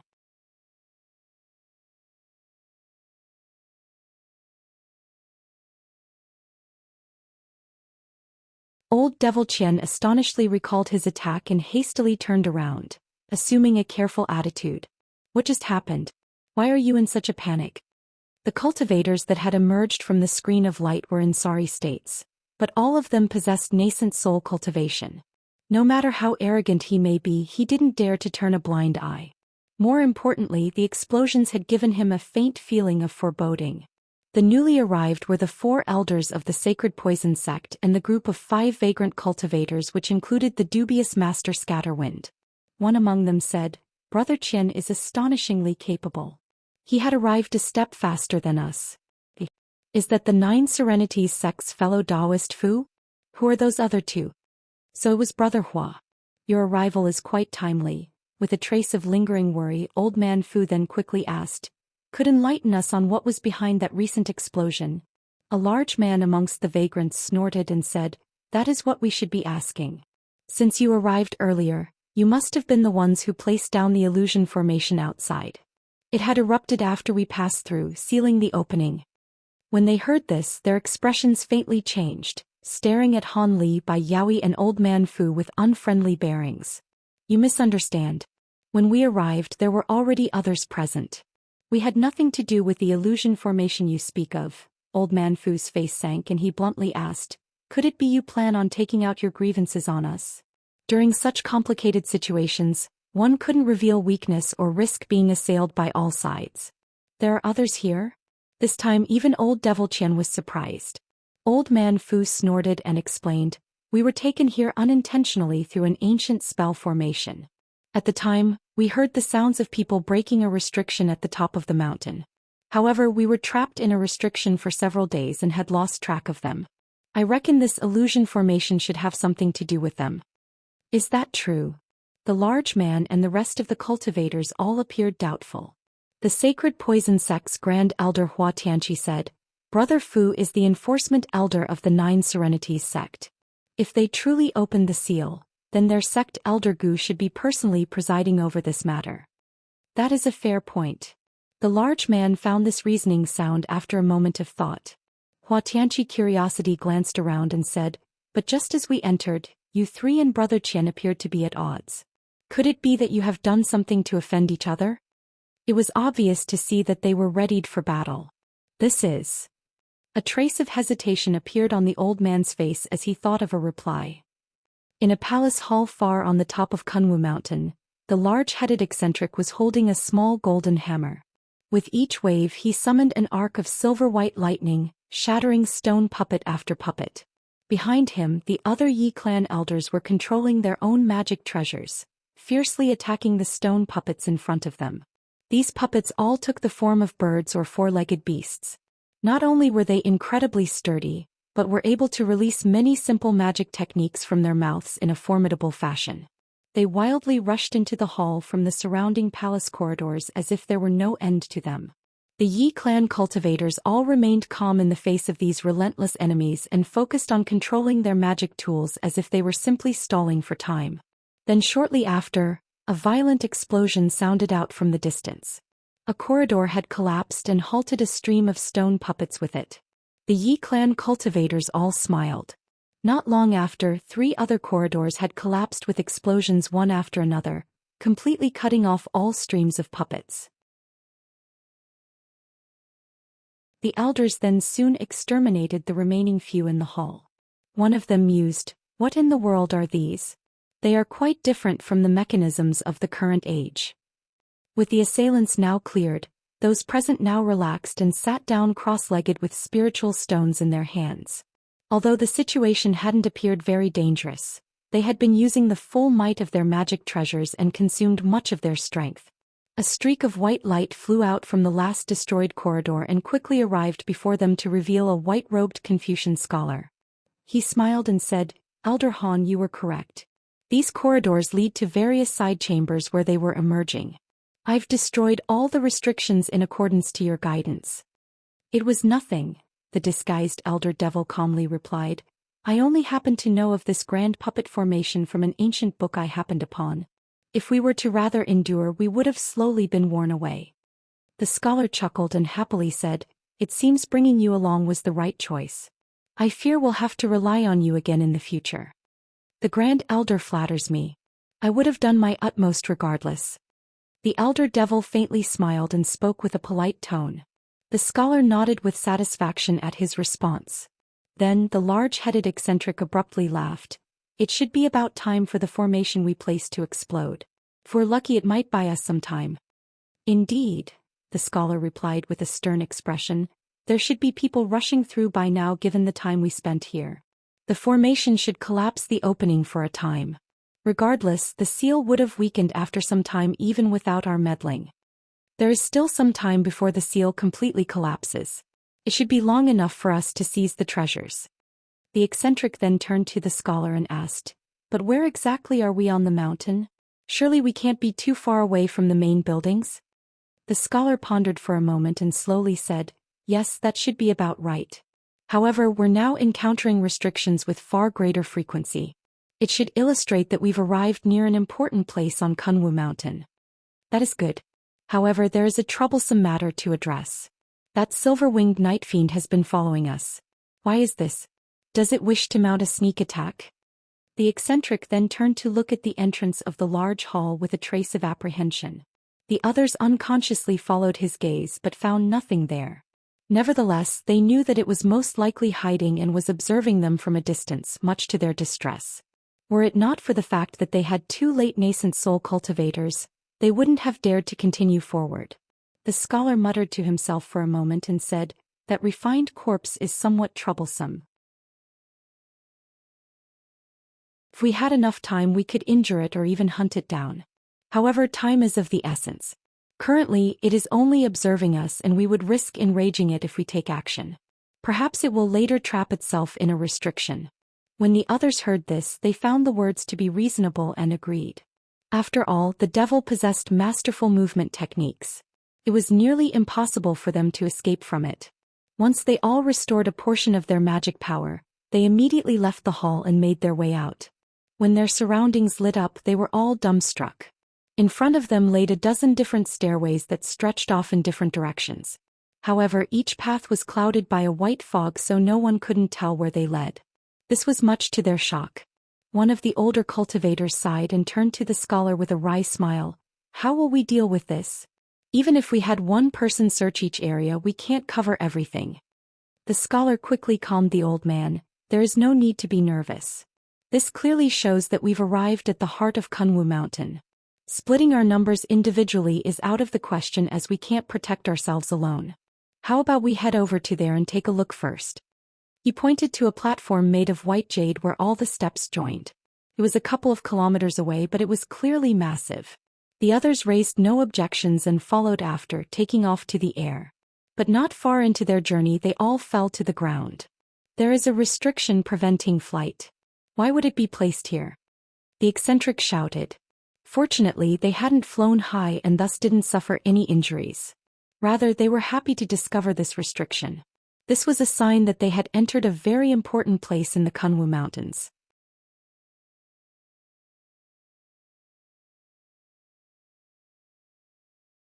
When Hua Tianqi heard Old Man Fu give him a general explanation, he felt quite astonished, saying, "So it turned out that fellow Taoist Han is from the heavenly south.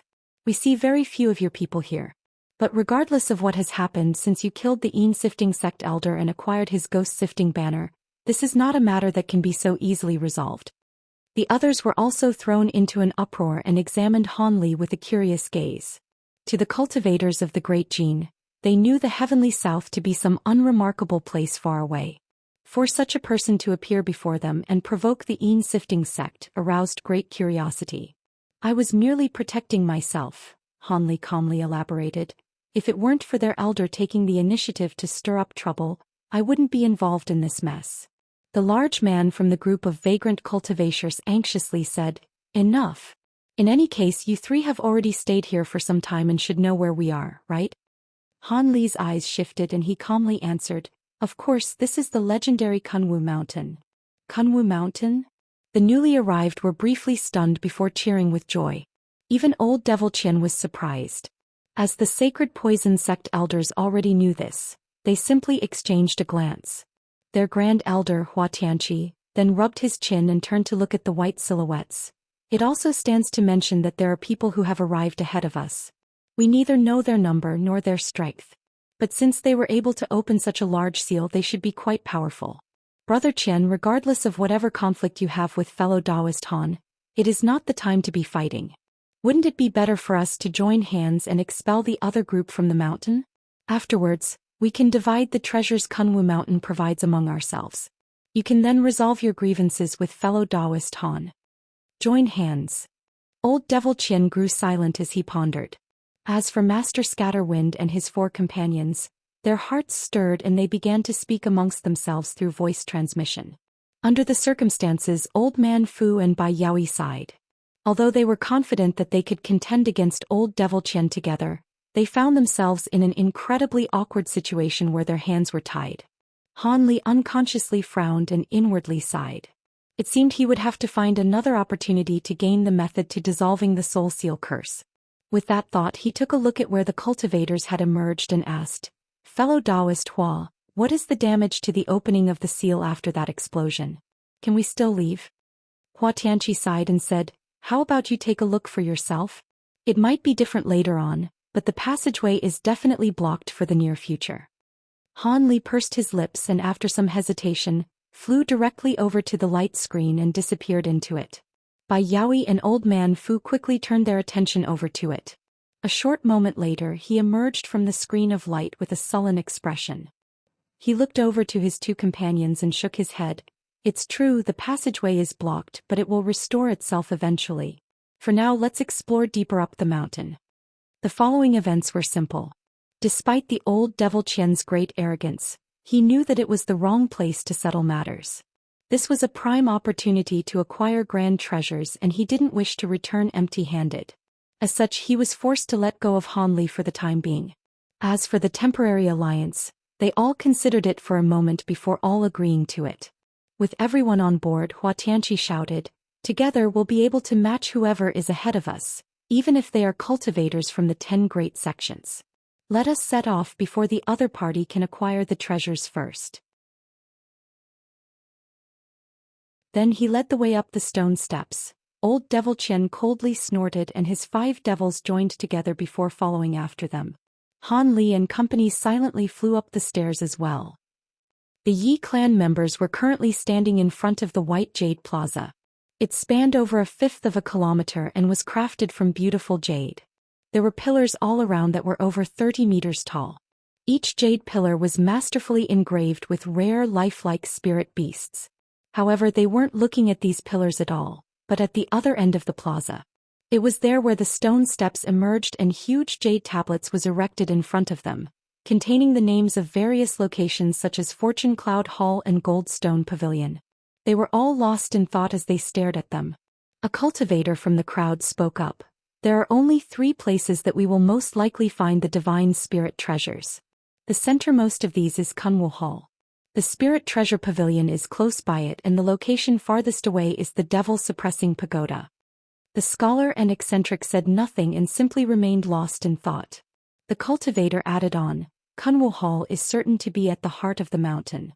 And given the name of the Spirit Treasure Pavilion, it is obviously where the ancient cultivators kept their treasures. It wouldn't be odd for the treasures to be there. As for the Devil Suppressing Pagoda, that should be where they imprison devils. Under the strange circumstances of the mountain ceiling, it is very likely that the divine spirit treasures are being kept there. After all, they would have used the power of the treasures to suppress these devils." The scholar eventually grunted and said, "Well said. I also feel that the divine spirit treasures should be placed in one of these 3 areas. However, we do not have the power to look at every location, so we'll have to choose one of 2 places." "Which 2? The eccentric hesitantly asked. The scholar paused before answering, "The Spirit Treasure Pavilion and the Devil Suppressing Pagoda." The eccentric shook his head and said, "Those 2? I feel like Kunwu Hall should be a more likely choice than the Devil Suppressing Pagoda." The scholar chuckled and calmly explained, "The Spirit Treasure Hall should most likely net us some treasures even if we don't manage to acquire the divine spirit treasures. Kunwu Hall is far too obvious a choice, and would be lathered in traps and restrictions. Since the mountain was sealed, I believe that the 2 treasures would have no purpose being enshrined at Kunwu Hall. It is more likely being used to suppress some sort of unspeakable demon in the Devil Suppressing Pagoda." The eccentric eventually shook his head. "That does sound reasonable, but I do believe we should still have a deep look at Kunwu Hall on the merit that it is the core building of the mountain." The scholar wryly smiled and said, "I understand your words, but we only have so many people. It is too difficult to split into 2 groups, let alone 3. The others began to discuss their plan of action, with a few members each finding the other side more reasonable. For a time, a conclusion couldn't be formed. When the eccentric saw this stalemate, an odd expression appeared on his face and he proposed, "Our group consists of 9 members. How about we each take 3 to explore both the Spirit Treasure Pavilion and the Devil Suppressing Pagoda? As for the last one, they will be an elder particularly skilled in movement techniques, and will be sent to make a trip to Kunwu Hall. If they find any problems, they will turn back and we will be notified of what happened. Then if either of us finish our journey smoothly, we can make the journey to Kunwu Hall." "That will be fine. Let's do that then. However, since this elder will be alone, they will be a target of the Lion Hawk and the Silver-Winged Night Fiend. We'll have to give them the overflowing sky bracelet," the scholar said. "With that treasure, they should be able to protect themselves from any danger they could encounter." The eccentric nodded and raised no objections. They then promptly split their numbers and each headed in different ways. The disguised elder devil followed after the eccentric, and the square-faced middle-aged man was chosen to explore Kunwu Hall. It came as no surprise as the square-faced cultivator had the third highest cultivation in the group. After a brief moment of hesitation, the scholar agreed and offered the bone-white bracelet to him. He warned, "Every activation of the overflowing sky bracelet requires the use of your blood essence. Do not use it lightly." "Don't worry, I am well aware." The square-faced cultivator accepted the bracelet with a solemn expression. The eccentric spoke. "It is said that the devil-suppressing pagoda is specialized in restraining vicious ghosts, demons, devils, and other such existences. I don't know if there are any that are still there, but I will still be heading over there." The scholar chuckled and agreed in passing, "It seems we had the same idea. I was originally quite interested in the devil-suppressing pagoda, but since seventh uncle said it first, I won't raise any objections. I'll bring these 3 to the Spirit Treasure Pavilion."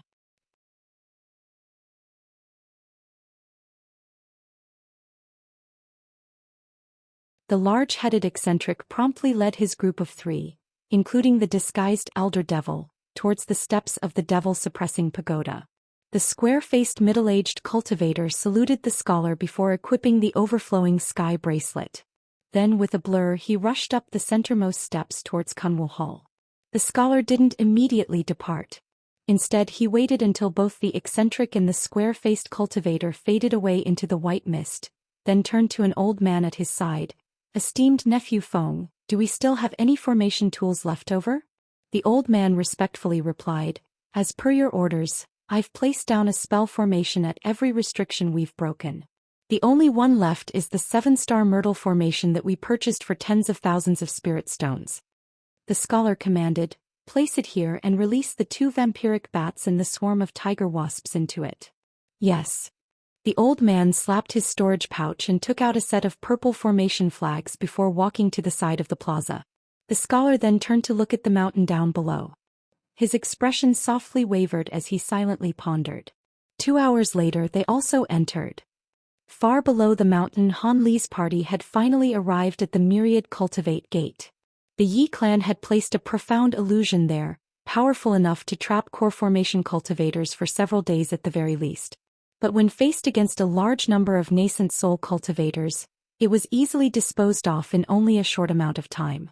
When they clearly saw the huge decorated archway of the Myriad Cultivator Gate, all their doubts about Kunwu Mountain were dispelled and they grew greatly excited.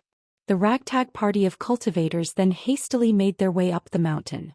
As a result, they now encountered the other restrictions the Yi clan had placed behind them. This hadn't discouraged them but only drove them forward. But it was clear to see that with each restriction encountered, they grew ever more powerful. Although the party all possessed great cultivation, they resorted to brute force to break each one and became more delayed. An entire day passed before they arrived at the huge stone hall with the many puppets. Hua Tianqi glanced at the building with a solemn expression. "Fellow Taoists, be careful. I fear it will be troublesome if there are any restrictions present. The party of cultivators ahead of us must be quite wealthy to be in possession of so many sets of formation tools. It's likely that they either belong to one of the 10 great clans or are a faction of equivalent strife."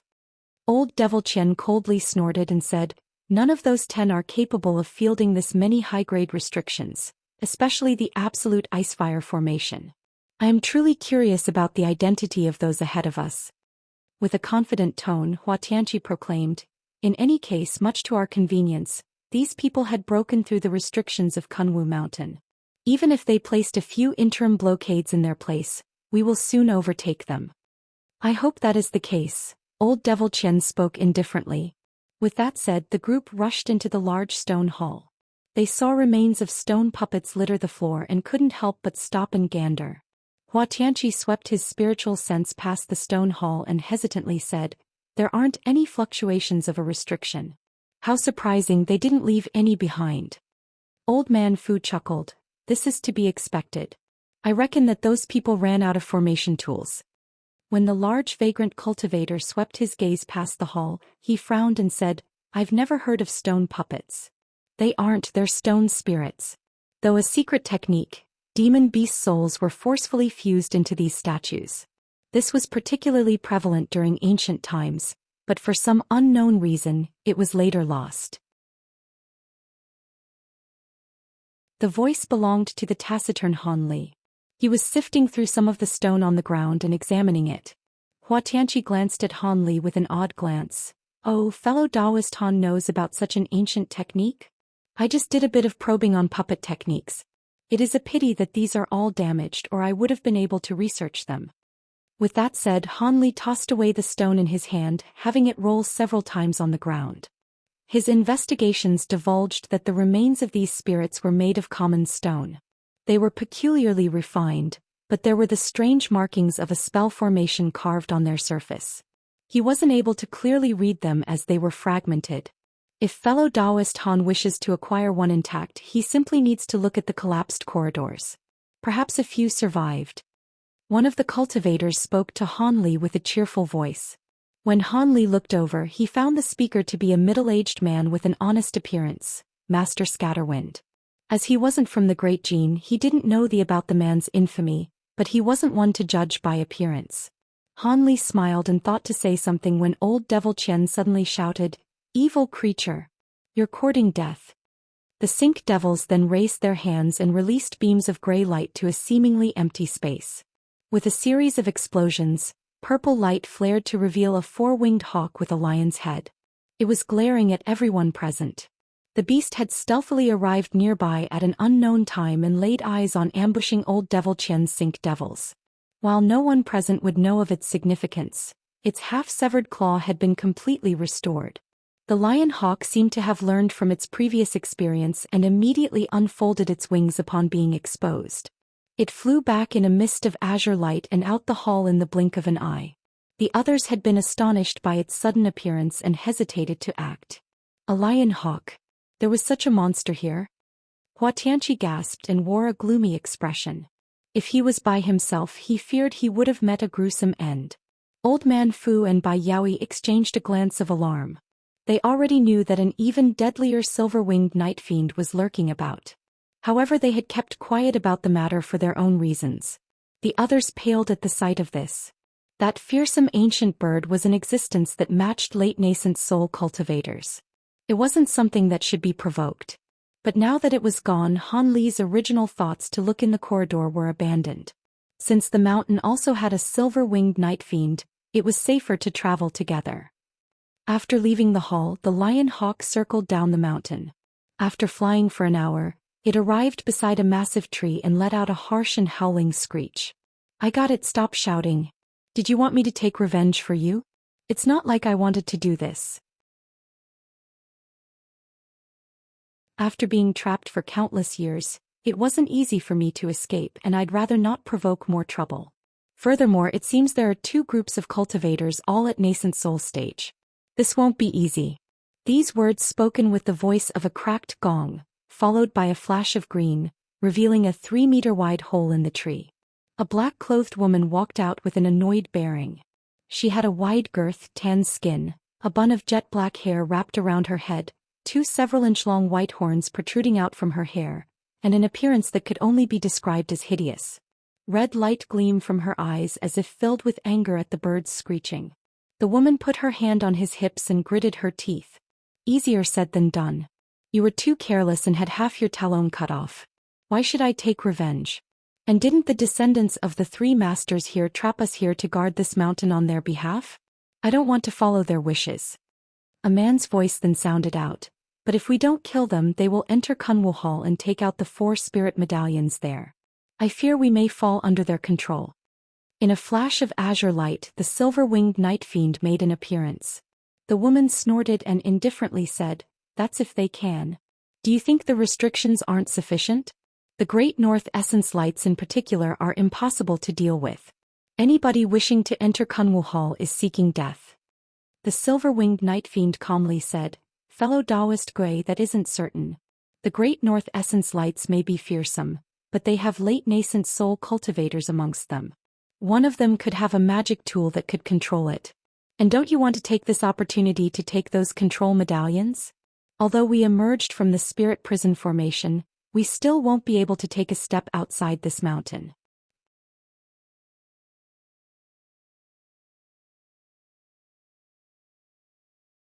When the horned woman heard the silver-winged night fiend mention the restriction medallions, her expression turned and her voice grew harsh. The spiritual chi here is perfect. Why would I want to leave?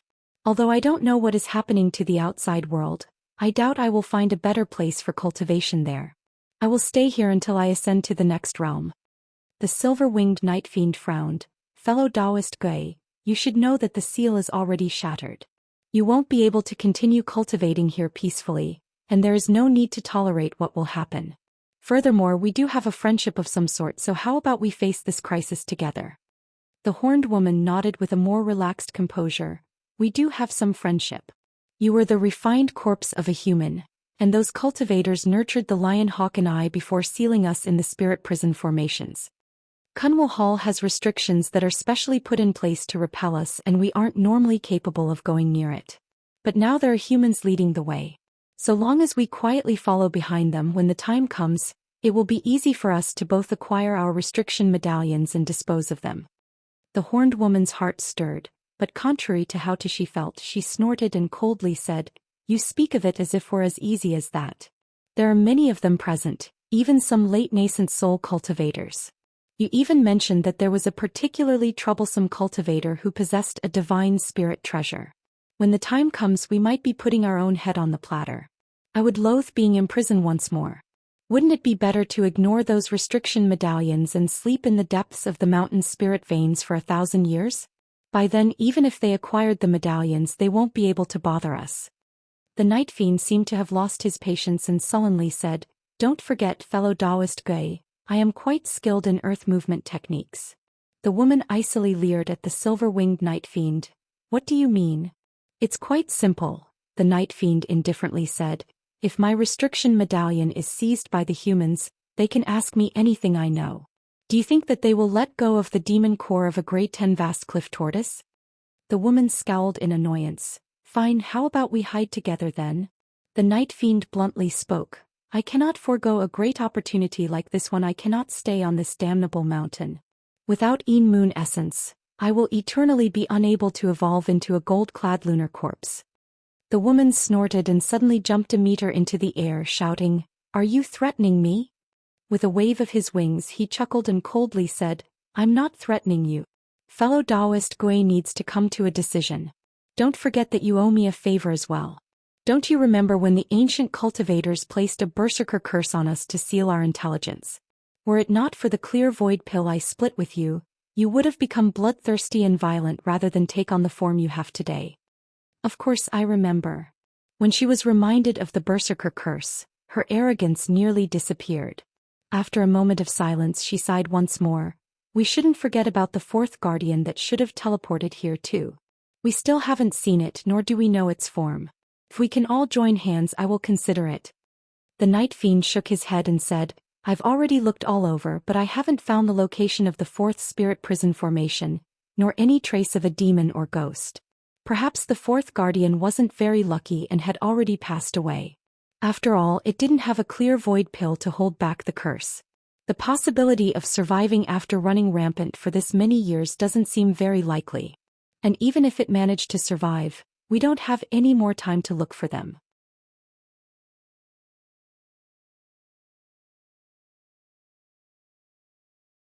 Old Devil Qian let out a wild cackle and the sink devils shined before shooting into the forest.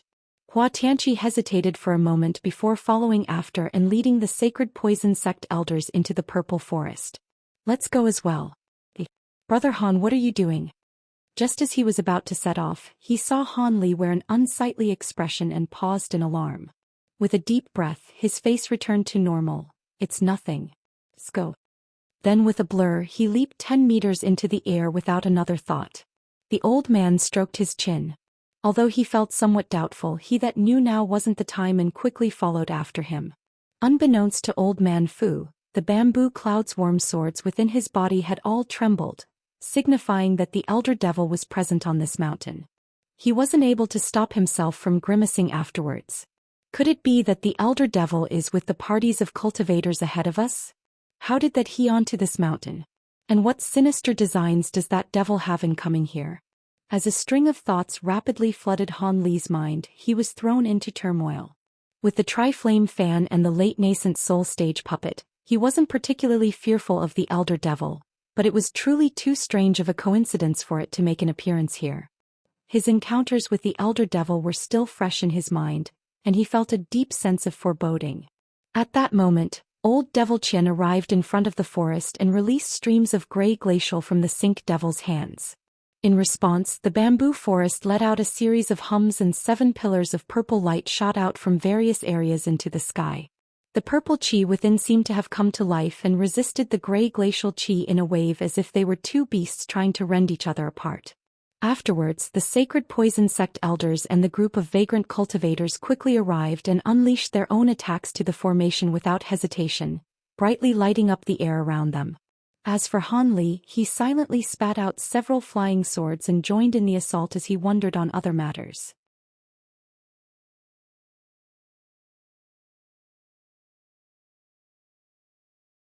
Deep underground in Nanjiang, there were several hundreds of cultivators gathered around the opening of the seal to Kunwu Mountain. Because of the illusion formation's explosion, the 10-meter opening was rendered unstable. Silver light continuously flowed from it as if waves were wandering across everything around it. There were many vagrants and those from minor sects that were watching what was happening from a distance, but more importantly were several groups that had gathered near the opening in a deadlock. Among them were a party of women who had youthful and beautiful appearances. Their emerald green robes and adornments revealed them to be natives to Nanjiang. One of their elders possessed mid-nascent soul cultivation with an ordinary appearance, and their other elder possessed early nascent soul cultivation though younger and more beautiful.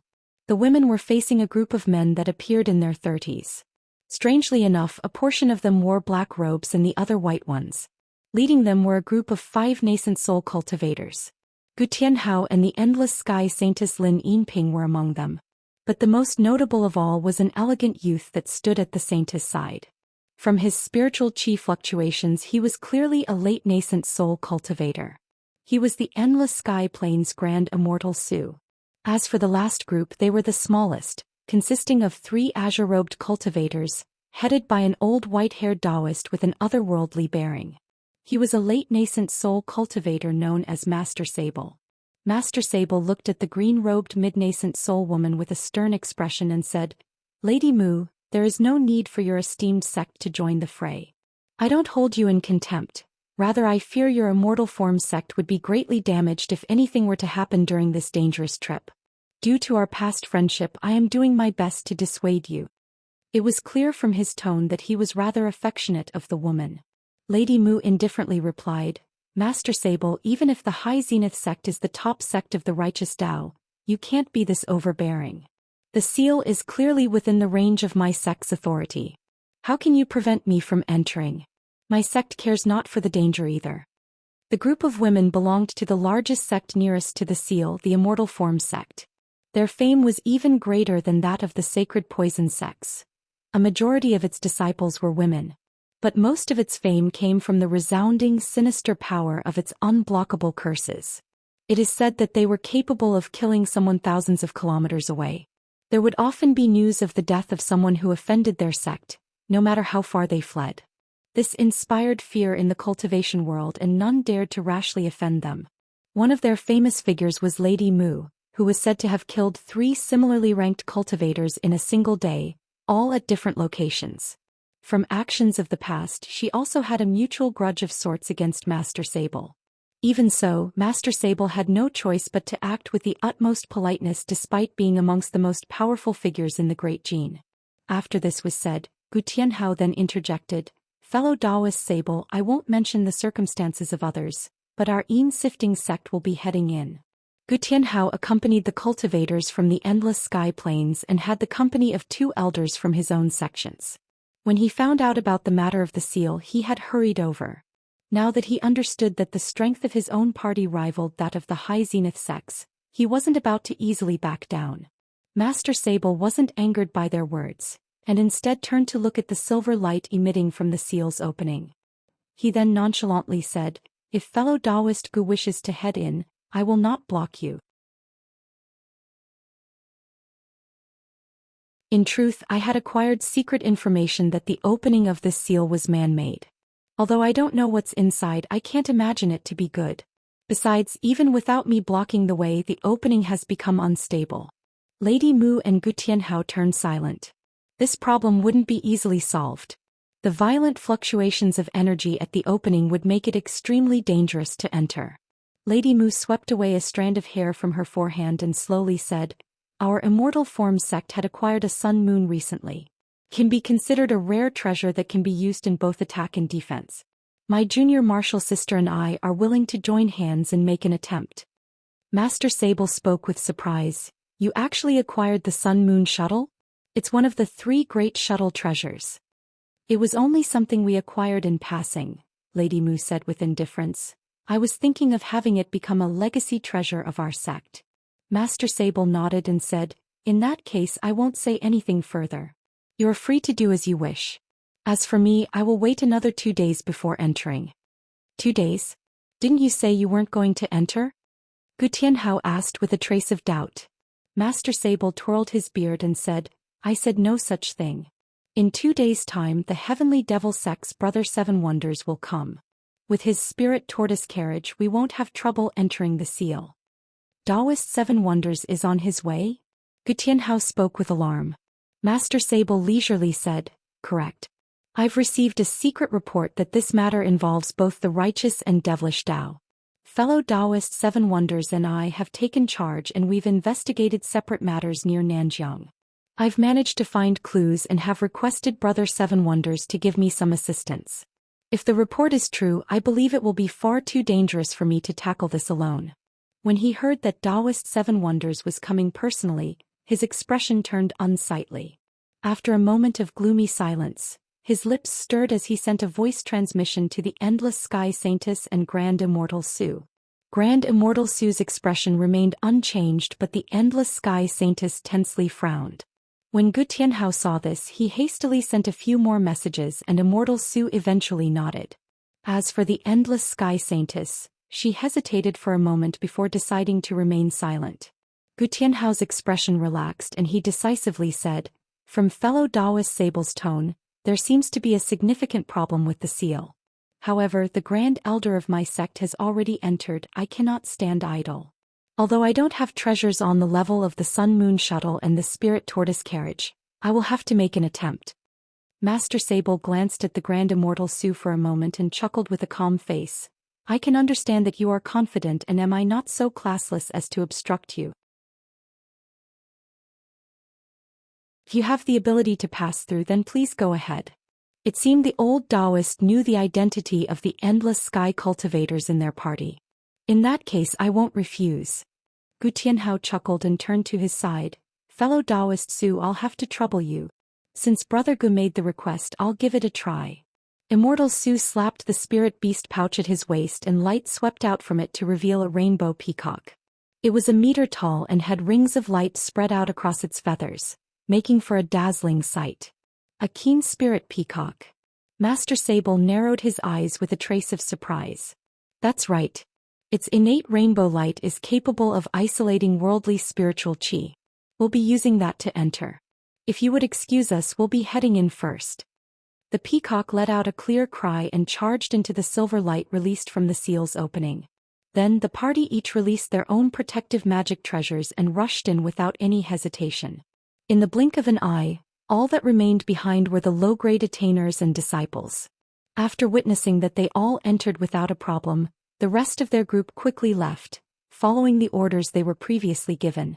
A short moment later, all that remained were Master Sable's group and the Immortal Form sect. Lady Mu pondered for a moment and turned around to give a few commands. The female disciples then scattered. After they departed, Lady Mu turned to her junior martial sister and nodded, "Release the Sun Moon Shuttle." "Understood." The young woman slapped her storage pouch and tossed a dazzling silver shuttle into the air. During that same time, Lady Mu waved her sleeve and released a golden streak. Suddenly, the silver and golden streaks flew out and interweaved through the air before fusing as one, turning into a huge 3-meter-tall gold-silver shuttle that possessed an astonishing aura. "Go!" She let out a shout, and soon after, the two women streaked forward and disappeared into the huge shuttle. It then glowed and twirled through the air before shooting into the seal opening. Master Sable wore an odd expression after seeing them enter and muttered, "Despite what I've said, you still insist on entering. Don't blame me if anything happens to you." Soon after, he waved his arm to the two core formation cultivators standing behind him, and the three sat down to rest. With a late nascent soul cultivator guarding the opening, the others in the distance wore an expression of dismay. At the top of Kunwu Mountain in the gloomy air, an incredibly huge object floated motionlessly in the air. There were countless restriction talismans slapped on top of it, in addition the dense coils of chains restraining it. These talismans all glowed with great radiance, revealing themselves to all be vastly powerful. As for the chains, they shined with a black light and faintly seeped traces of blood.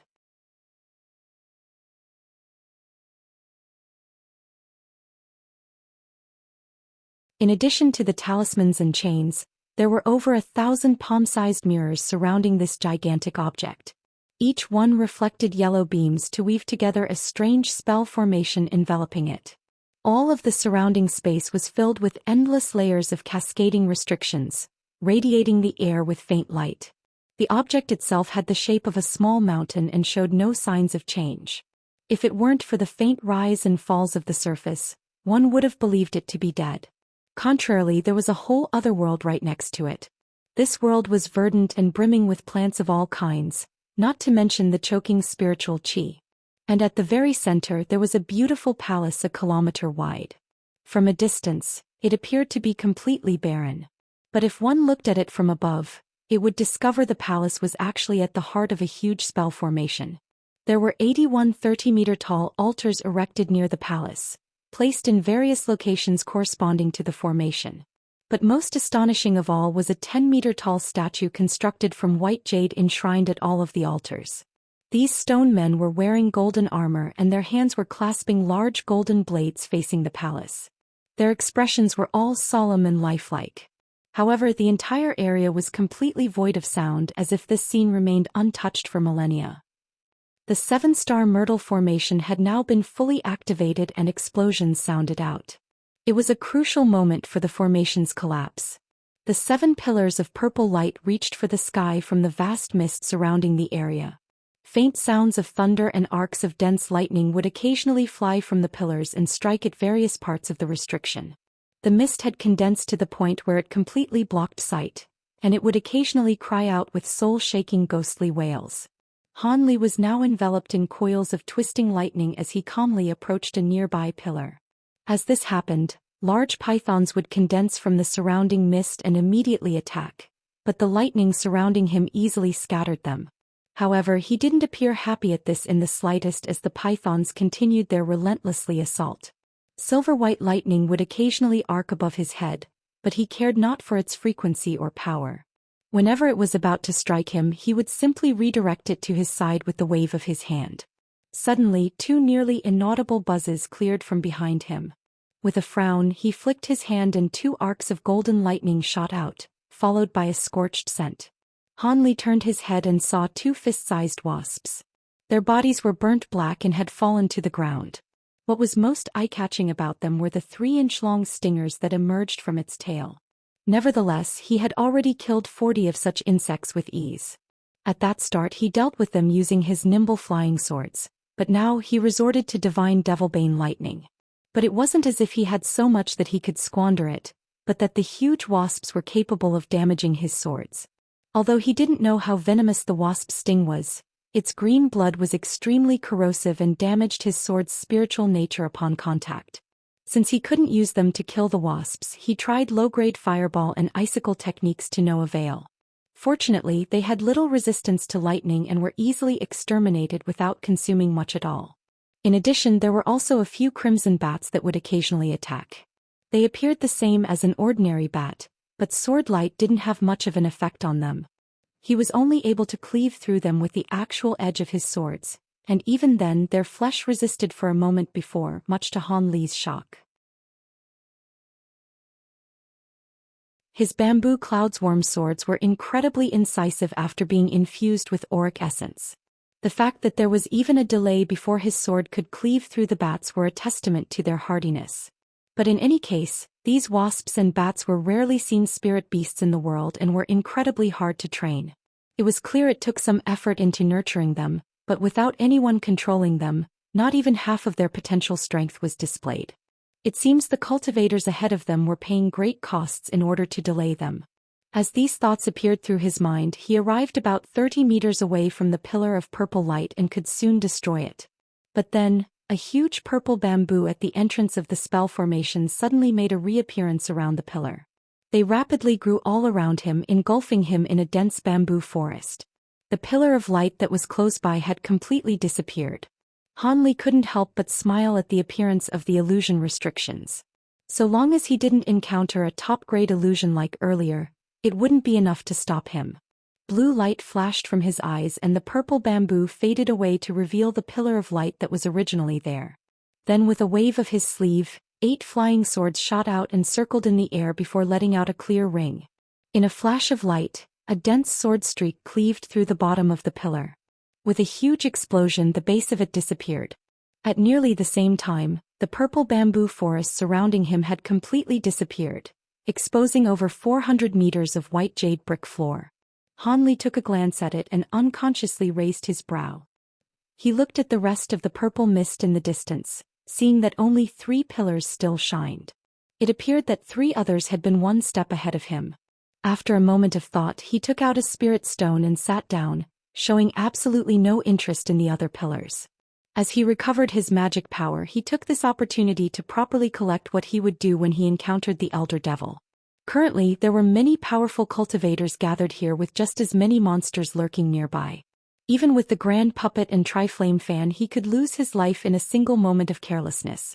After some thought, Han Li slapped his storage pouch and took out a rectangular brick that glowed with blue light. It was a reduced form of the crystalline slab he found in the stone steel earlier.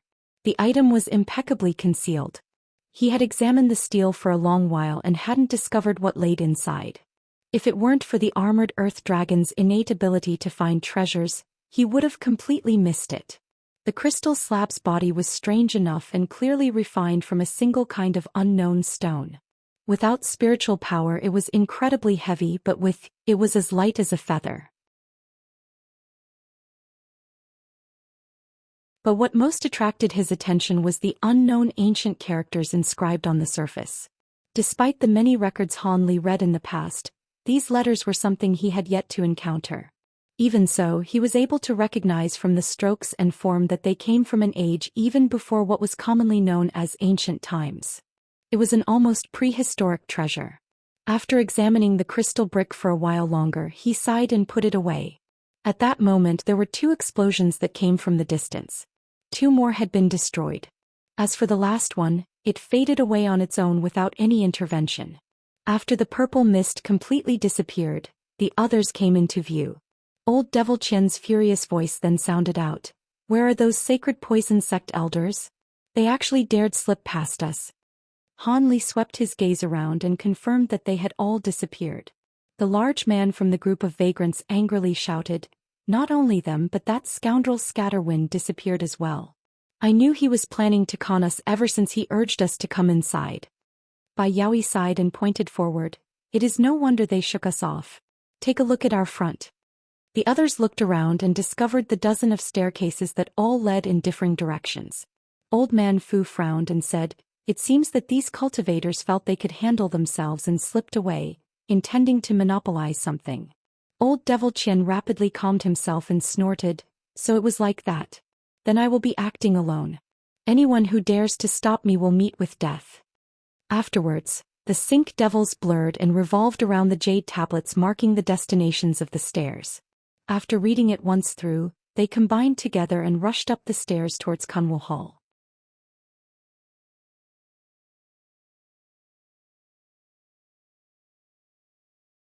When they saw Old Devil Qian take off, the 4 vagrant cultivators betrayed shock from their faces and began to apprehensively whisper amongst themselves.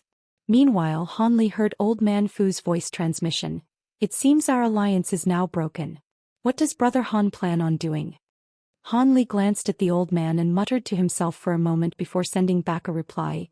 "There are many paths ahead and I plan on going alone. So long as you don't take any of the locations with particularly impressive names, there shouldn't be any danger of meeting the others." After a moment of silence, the old man wryly smiled. I see. However, I wouldn't dare to go alone and will be traveling with fellow Taoist Bai. I have no hope of surviving an ambush against the silver-winged night fiend or the lion hawk. Old man Fu had no complaints. After all, with so many searching for treasure, there wouldn't be enough for those who took the same path. As Han Li's abilities were far beyond theirs, it was better for him to act alone. As they deliberated on what to do, the large man from the vagrant cultivator called out from the side and shouted, "Fellow Taoists, we're going first." The 4 vagrants split in 2 and traveled up different stairways before fading into the fog. Soon Old Man Fu and Bai Yaoi finished discussions and bid Han Li a word of farewell. The 2 then picked a stone stairway and sped up it with body lightning techniques. Han Li was now the sole person remaining behind. After looking around and observing the vast emptiness, he smirked and swept his eyes towards the stone tablets. Apart from the areas with important names such as the Devil-Suppressing Pagoda and Kunwu Hall, the other paths shouldn't have been chosen.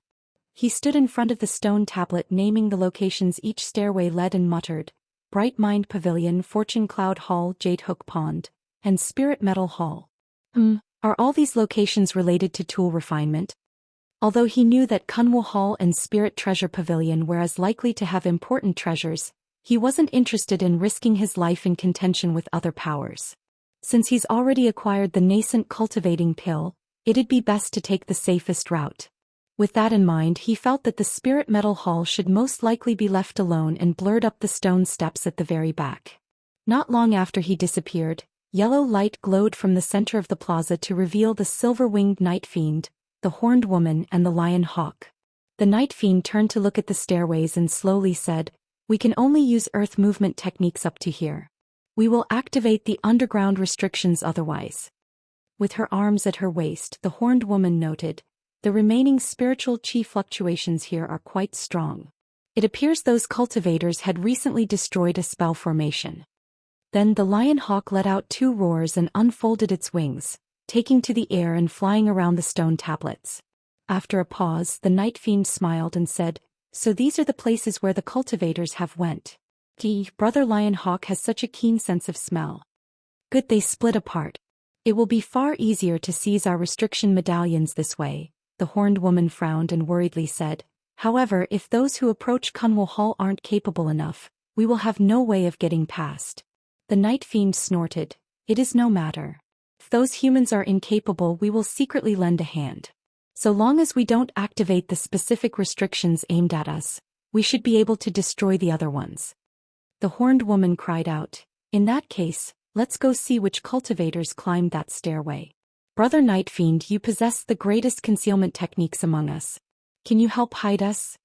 "Of course," the Night Fiend promptly replied. With a flap of his wings, silver mist rushed out and wrapped around them. Then the beasts disappeared in a bright flash. As this all happened, a rainbow peacock appeared from the screen of white light next to the stone pavilion halfway up Kunwu Mountain.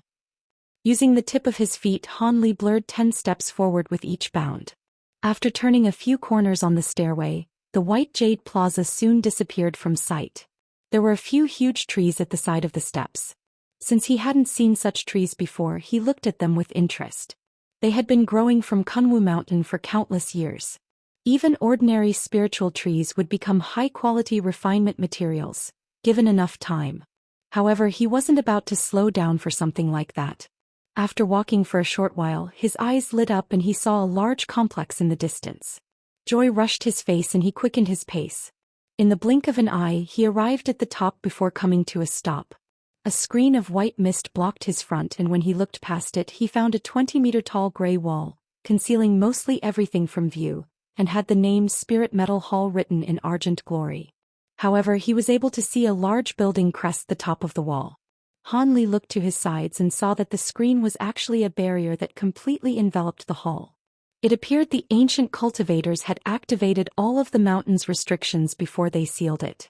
Perhaps they intended on protecting the mountain in hopes of one day returning. As these thoughts flashed through his mind, he waved his sleeve and released a golden streak at the gate. With a strange buzz, the sword light sank a half-foot into the barrier before eventually coming to a stop. Soon after, the damage began to brightly glow and mend itself. Han Li frowned and pointed at the light barrier, having his sword immediately return. The injury was quickly healed. Seeing that the barrier was about 3 meters thick, he began to ponder if the combined might of his swords would even have an effect. After all, if he couldn't dispose of the formation in a single strike, it would recover from any damage that was inflicted. Of course, if he had the time, he could release his gold-devouring beetles to slowly consume the barrier's spiritual power. He reckoned this would take several days, but the restriction could be destroyed, an unacceptable result under the circumstances. As such, he immediately came to a decision and slapped a storage pouch, producing a fist-sized ball of light. It revolved once around him to revealing a feather fan that glowed golden, silver, and red. As he beckoned to it, the fan released a phoenix cry and dropped into his grasp. He unfolded it, having it expand to the size of a meter in a blaze. With it now clasped, he coldly looked at the light barrier in front of him and waved. This time he meticulously controlled the output, preventing a flame-born phoenix from making another appearance.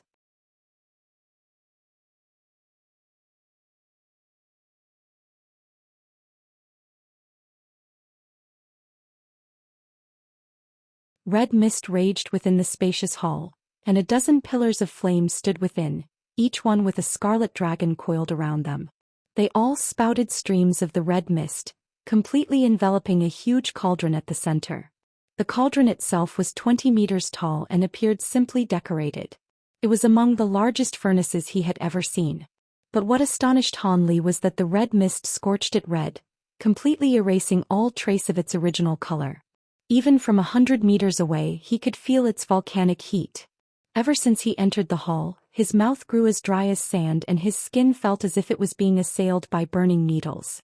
If it weren't for the protective light instantly forming a barrier around him, he would have suffered immensely. However, this left him overjoyed.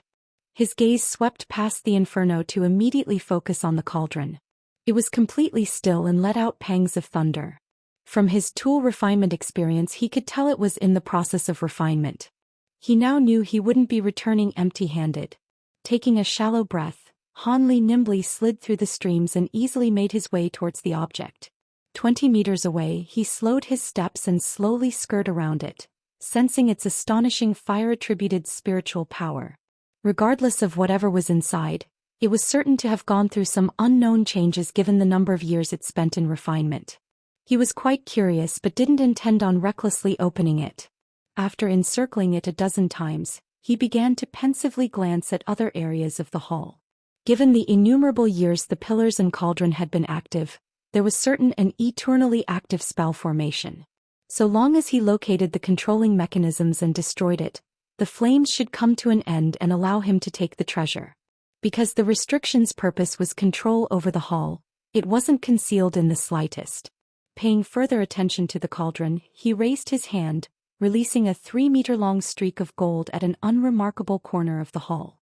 With a loud boom, the corner erupted in golden light and the pillars briefly wavered before their streams came to a halt.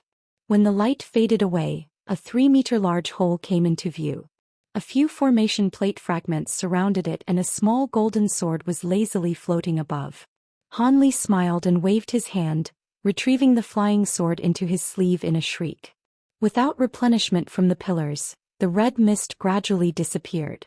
He didn't immediately take notice of the huge cauldron and instead concentrated his attention on the ground. Blue light flashed from his eyes and surprise on his face. With the spell formation no longer in place, he noticed that a massive red laid 100 meters below. The entire hall was constructed over an immense pool of earth fire. It was no wonder why they were able to continue such an operation for so long. Still using his bright-side spirit eyes, he turned his gaze to the cauldron and decided to first see what was inside. He was momentarily stunned by it. Whatever was in there was an even harsher red than the pool of earth fire below. But before he could clearly identify what it was, the cauldron suddenly began to tremble. Followed by a crackle, a layer of scarlet blaze flared around the cauldron once more. Han Li opened his mouth in astonishment. After a moment of thought, it shifted to one of pleasant surprise. After passing through untold years of refinement, it absorbed the essence of the earth fire to a fearsome degree, changing what was originally an ordinary magic tool into a grand fire attribute treasure. Repeated exposure to elemental qi over a long period of time was known to cause such an effect, but it was a matter of coincidence and sheer luck for this to occur. In the past, a few sects attempted to use this method in an attempt to create some high-grade treasures, but it didn't take them long to abandon the effort. This method didn't simply take up too much time, it would take the continuous effort of many successive generations. Even then, the odds of success would still be pathetically low. Even in the case of success, the boost in strength was negligible compared to the time and resources spent. As for the cauldron here, he was certain this wasn't intended by the ones who placed it there. It was most likely that the cauldron was in a crucial point in its refinement process, and the cultivators in charge weren't able to stop it. Lacking any better choice, they activated the spell formation to allow it to continue operations before evacuating the mountain. They probably harbored the thought that they would be able to later return. Of course, such an event never came to be. Han Li's eyes wandered as he pondered about the circumstances. At the same moment, the spiritual light protecting his body brightly glowed in order to better protect himself against the increased scorching temperatures. Shortly after, he slapped his storage pouch and summoned a bundle of blue formation flags into his hand. His figure blurred and the flags shot at various corners. He then appeared in front of the cauldron and examined it several times before muttering an incantation, creating a barrier of blue light around him and the cauldron.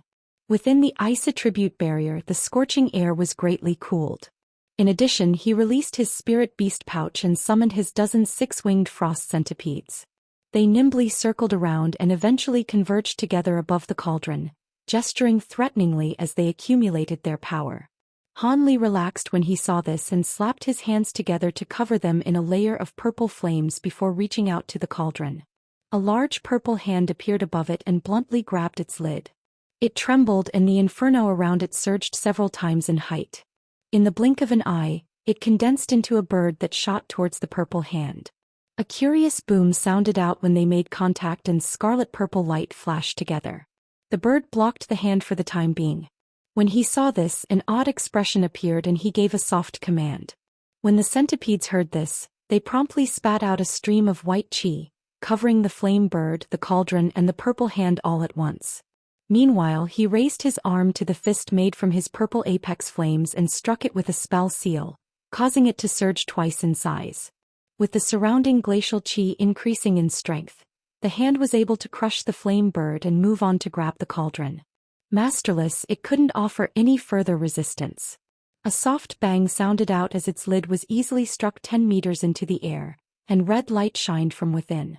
Just as Han Li thought to check, he immediately heard an unpleasant screech, followed by a scarlet light bolting out from inside.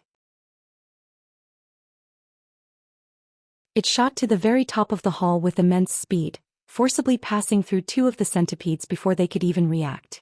With a thump, the scarlet light struck the top of the blue light barrier. In a mere moment of pause, it quickly melted away in opening. He was greatly alarmed and immediately moved to prevent the light from escaping, flicking his fingers and releasing a dozen azure sword streaks towards it with complete precision. They all struck true. Each wave caused the scarlet light to dim, eventually causing it to sway on the verge of collapse. It knew matters had turned for the worse and trembled in a different direction. But suddenly purple light flashed from behind it and a large hand grabbed it with lightning speed. Then it returned to Han Li with what its captive. The cauldron seemed to have lost the power to resist. Not only did thunder stop ringing, but the flames had disappeared as well. With the centipede's glacial qi, it was turned into a block of crystalline ice. However, Han Li was more interested in the light that his purple hand managed to catch. He stared at the item brought before him and astonishedly muttered, "Great Sun Essence Fire." However, he also heard a sweet and familiar voice ring out through his mind. It isn't Great Sun Essence Fire, but its equally famous counterpart, Great Yin True Flame. One of the three true spiritual flames of the mortal world.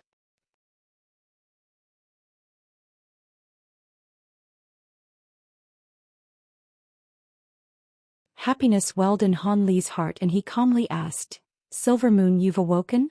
Silver Moon slowly said, "I woke up as soon as Master entered the hall. I've barely been able to after years of recuperation. I fear I won't be able to assist Master anytime soon. Did your spiritual sense suffer any damage?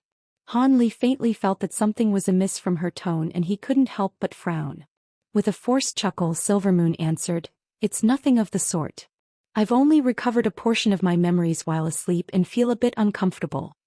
Han Li raised his brow in surprise. "You recovered a portion of your memories?"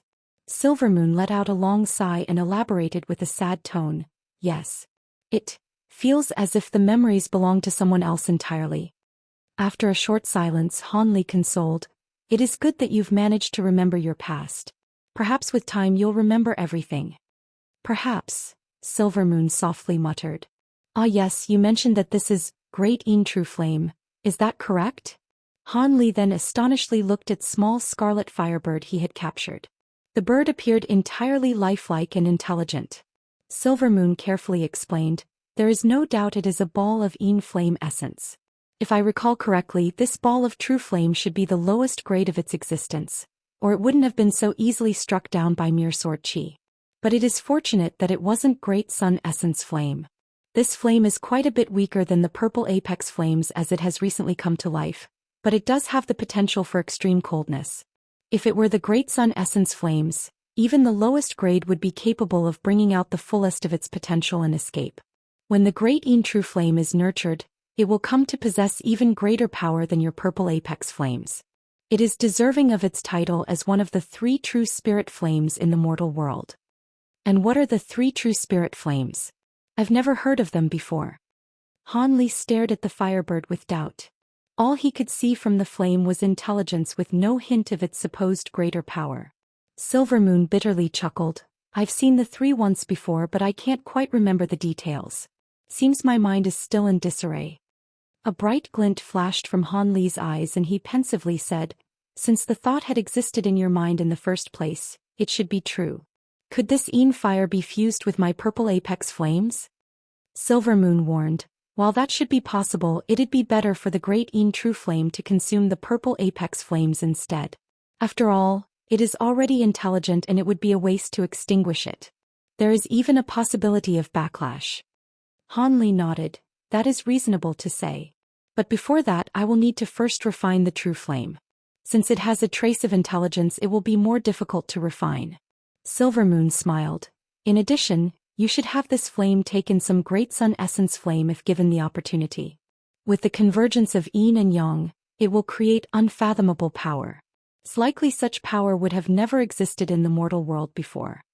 Han Li frowned and helplessly said, "It would be amazing if I could, but I heard from Monarch Soul Divergence that it isn't something that cultivators like us can acquire."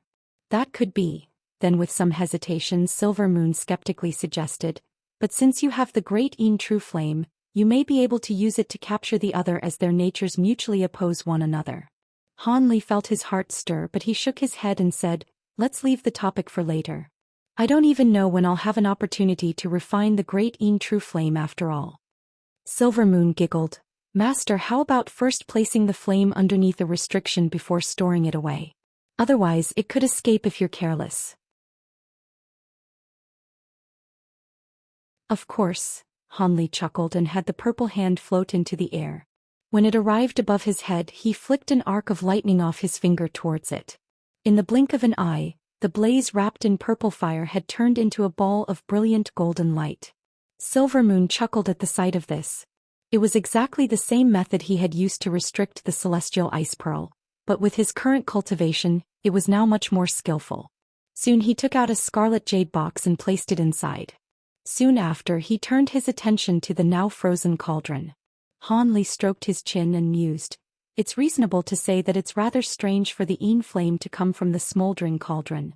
Could it be that it was originally a miraculously glacial item and that it was born from Yin-Yang convergence?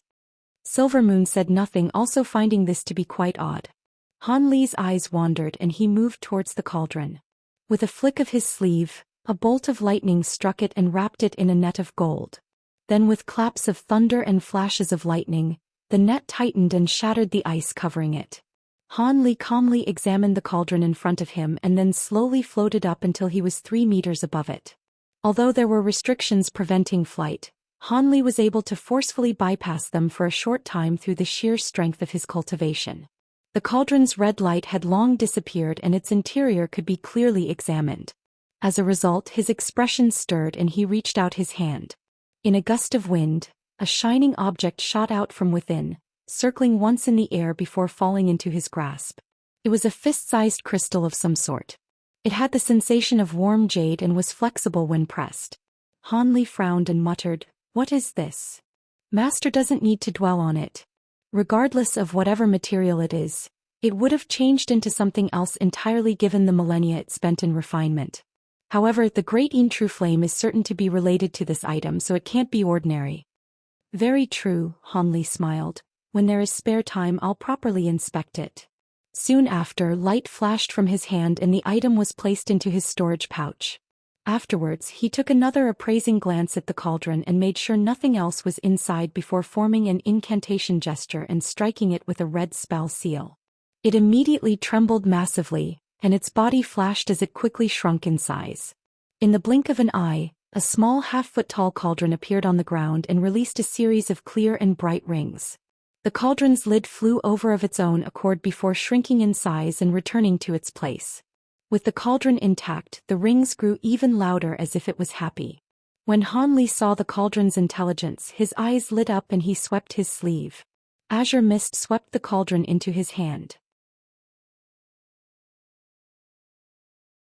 He brought it before his eyes for a closer look and his face soon became fervent. He then formed an incantation gesture and slapped the top with a flash of azure light. The small cauldron glowed a brilliant red and the lid opened to reveal countless fist-sized flame birds, each ugly and completely scarlet. With a mental command, these fire-breathing birds flew all around the hall, weaving back and forth with great agility. This was the earth-fire essence that the cauldron had gathered for countless years. Each one was no inferior to a true fire tribute spirit bird.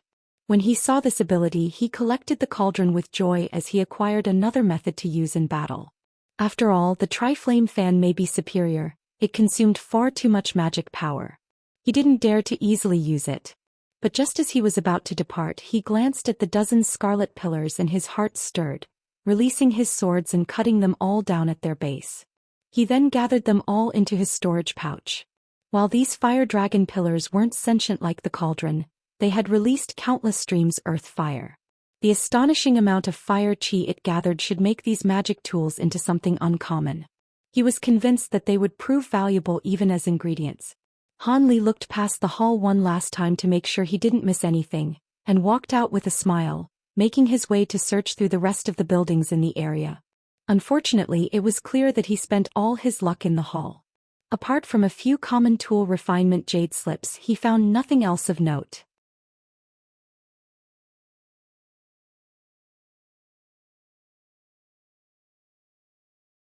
Hanli wasn't surprised by the lack of any further spoils. He was already fortunate to have made such great gains in a remote area. Half a day later, he finished looking through the last of the buildings and returned to the stone wall at the entrance. He gazed at the white light barrier with a trace of hesitation. Since he finished earlier than expected, he had the opportunity to look through other locations, but that would come with its own risks. Who knew whether there would be others that also finished early and wished to do the same? He had nothing to fear from old Devil Qian or even the sacred poison sect elders, but it would be greatly troublesome to encounter the forerunners that had entered the mountain. He reckoned that they would attack him on sight. But if he were to remain here for the seal to stabilize in a few days, he could return near unimpeded. However, he wasn't entirely open to the idea. He broke out in laughter over this line of thought. Wouldn't the others come to Spirit Metal Hall regardless? He reckoned that after such a long period of time has passed, those who went to the important locations in Kunwu Mountain should have encountered the first wave of cultivators, and likely to have already engaged in combat. In that case, wouldn't it be better to take advantage of the chaos to search other places? After all, he was able to find something as amazing as Great True Flame in the trifling Spirit Metal Hall. With his current abilities, even if several late nascent soul cultivators were to attack him at once, he should be able to escape with ease. Having considered that, he took out his tri-flame fan without further hesitation and easily dissolved the barrier, then setting off down the stairway. The large-headed eccentric and the elder devil, now accompanied by an old early nascent soul cultivator, were currently surrounded by 8 crimson ghosts inside a large hall that glowed a faint blue. These ghosts all had a ferocious appearance and breathed out yin qi. They waved their hands and released pitch-black streaks towards the 3 from every direction. Additionally, a mist of gray yin qi was currently encompassing them. But no matter how violent the yin qi and how sharp the claw streaks may be, they weren't able to pierce the barriers of light that protected them. The 3 all used their own treasures to attack, but despite their efforts, it was to little effect. Be it smashing to pieces or cutting them to halves, the ghosts immediately restored themselves after being scattered. They showed no signs of weakening, as if they were undying. At that moment, the old man clapped his hands together and raised them into the air, releasing a string of scarlet fireballs towards the fiends and disintegrating them. But just like before, the ghosts immediately condensed back together and pounced towards the light barrier.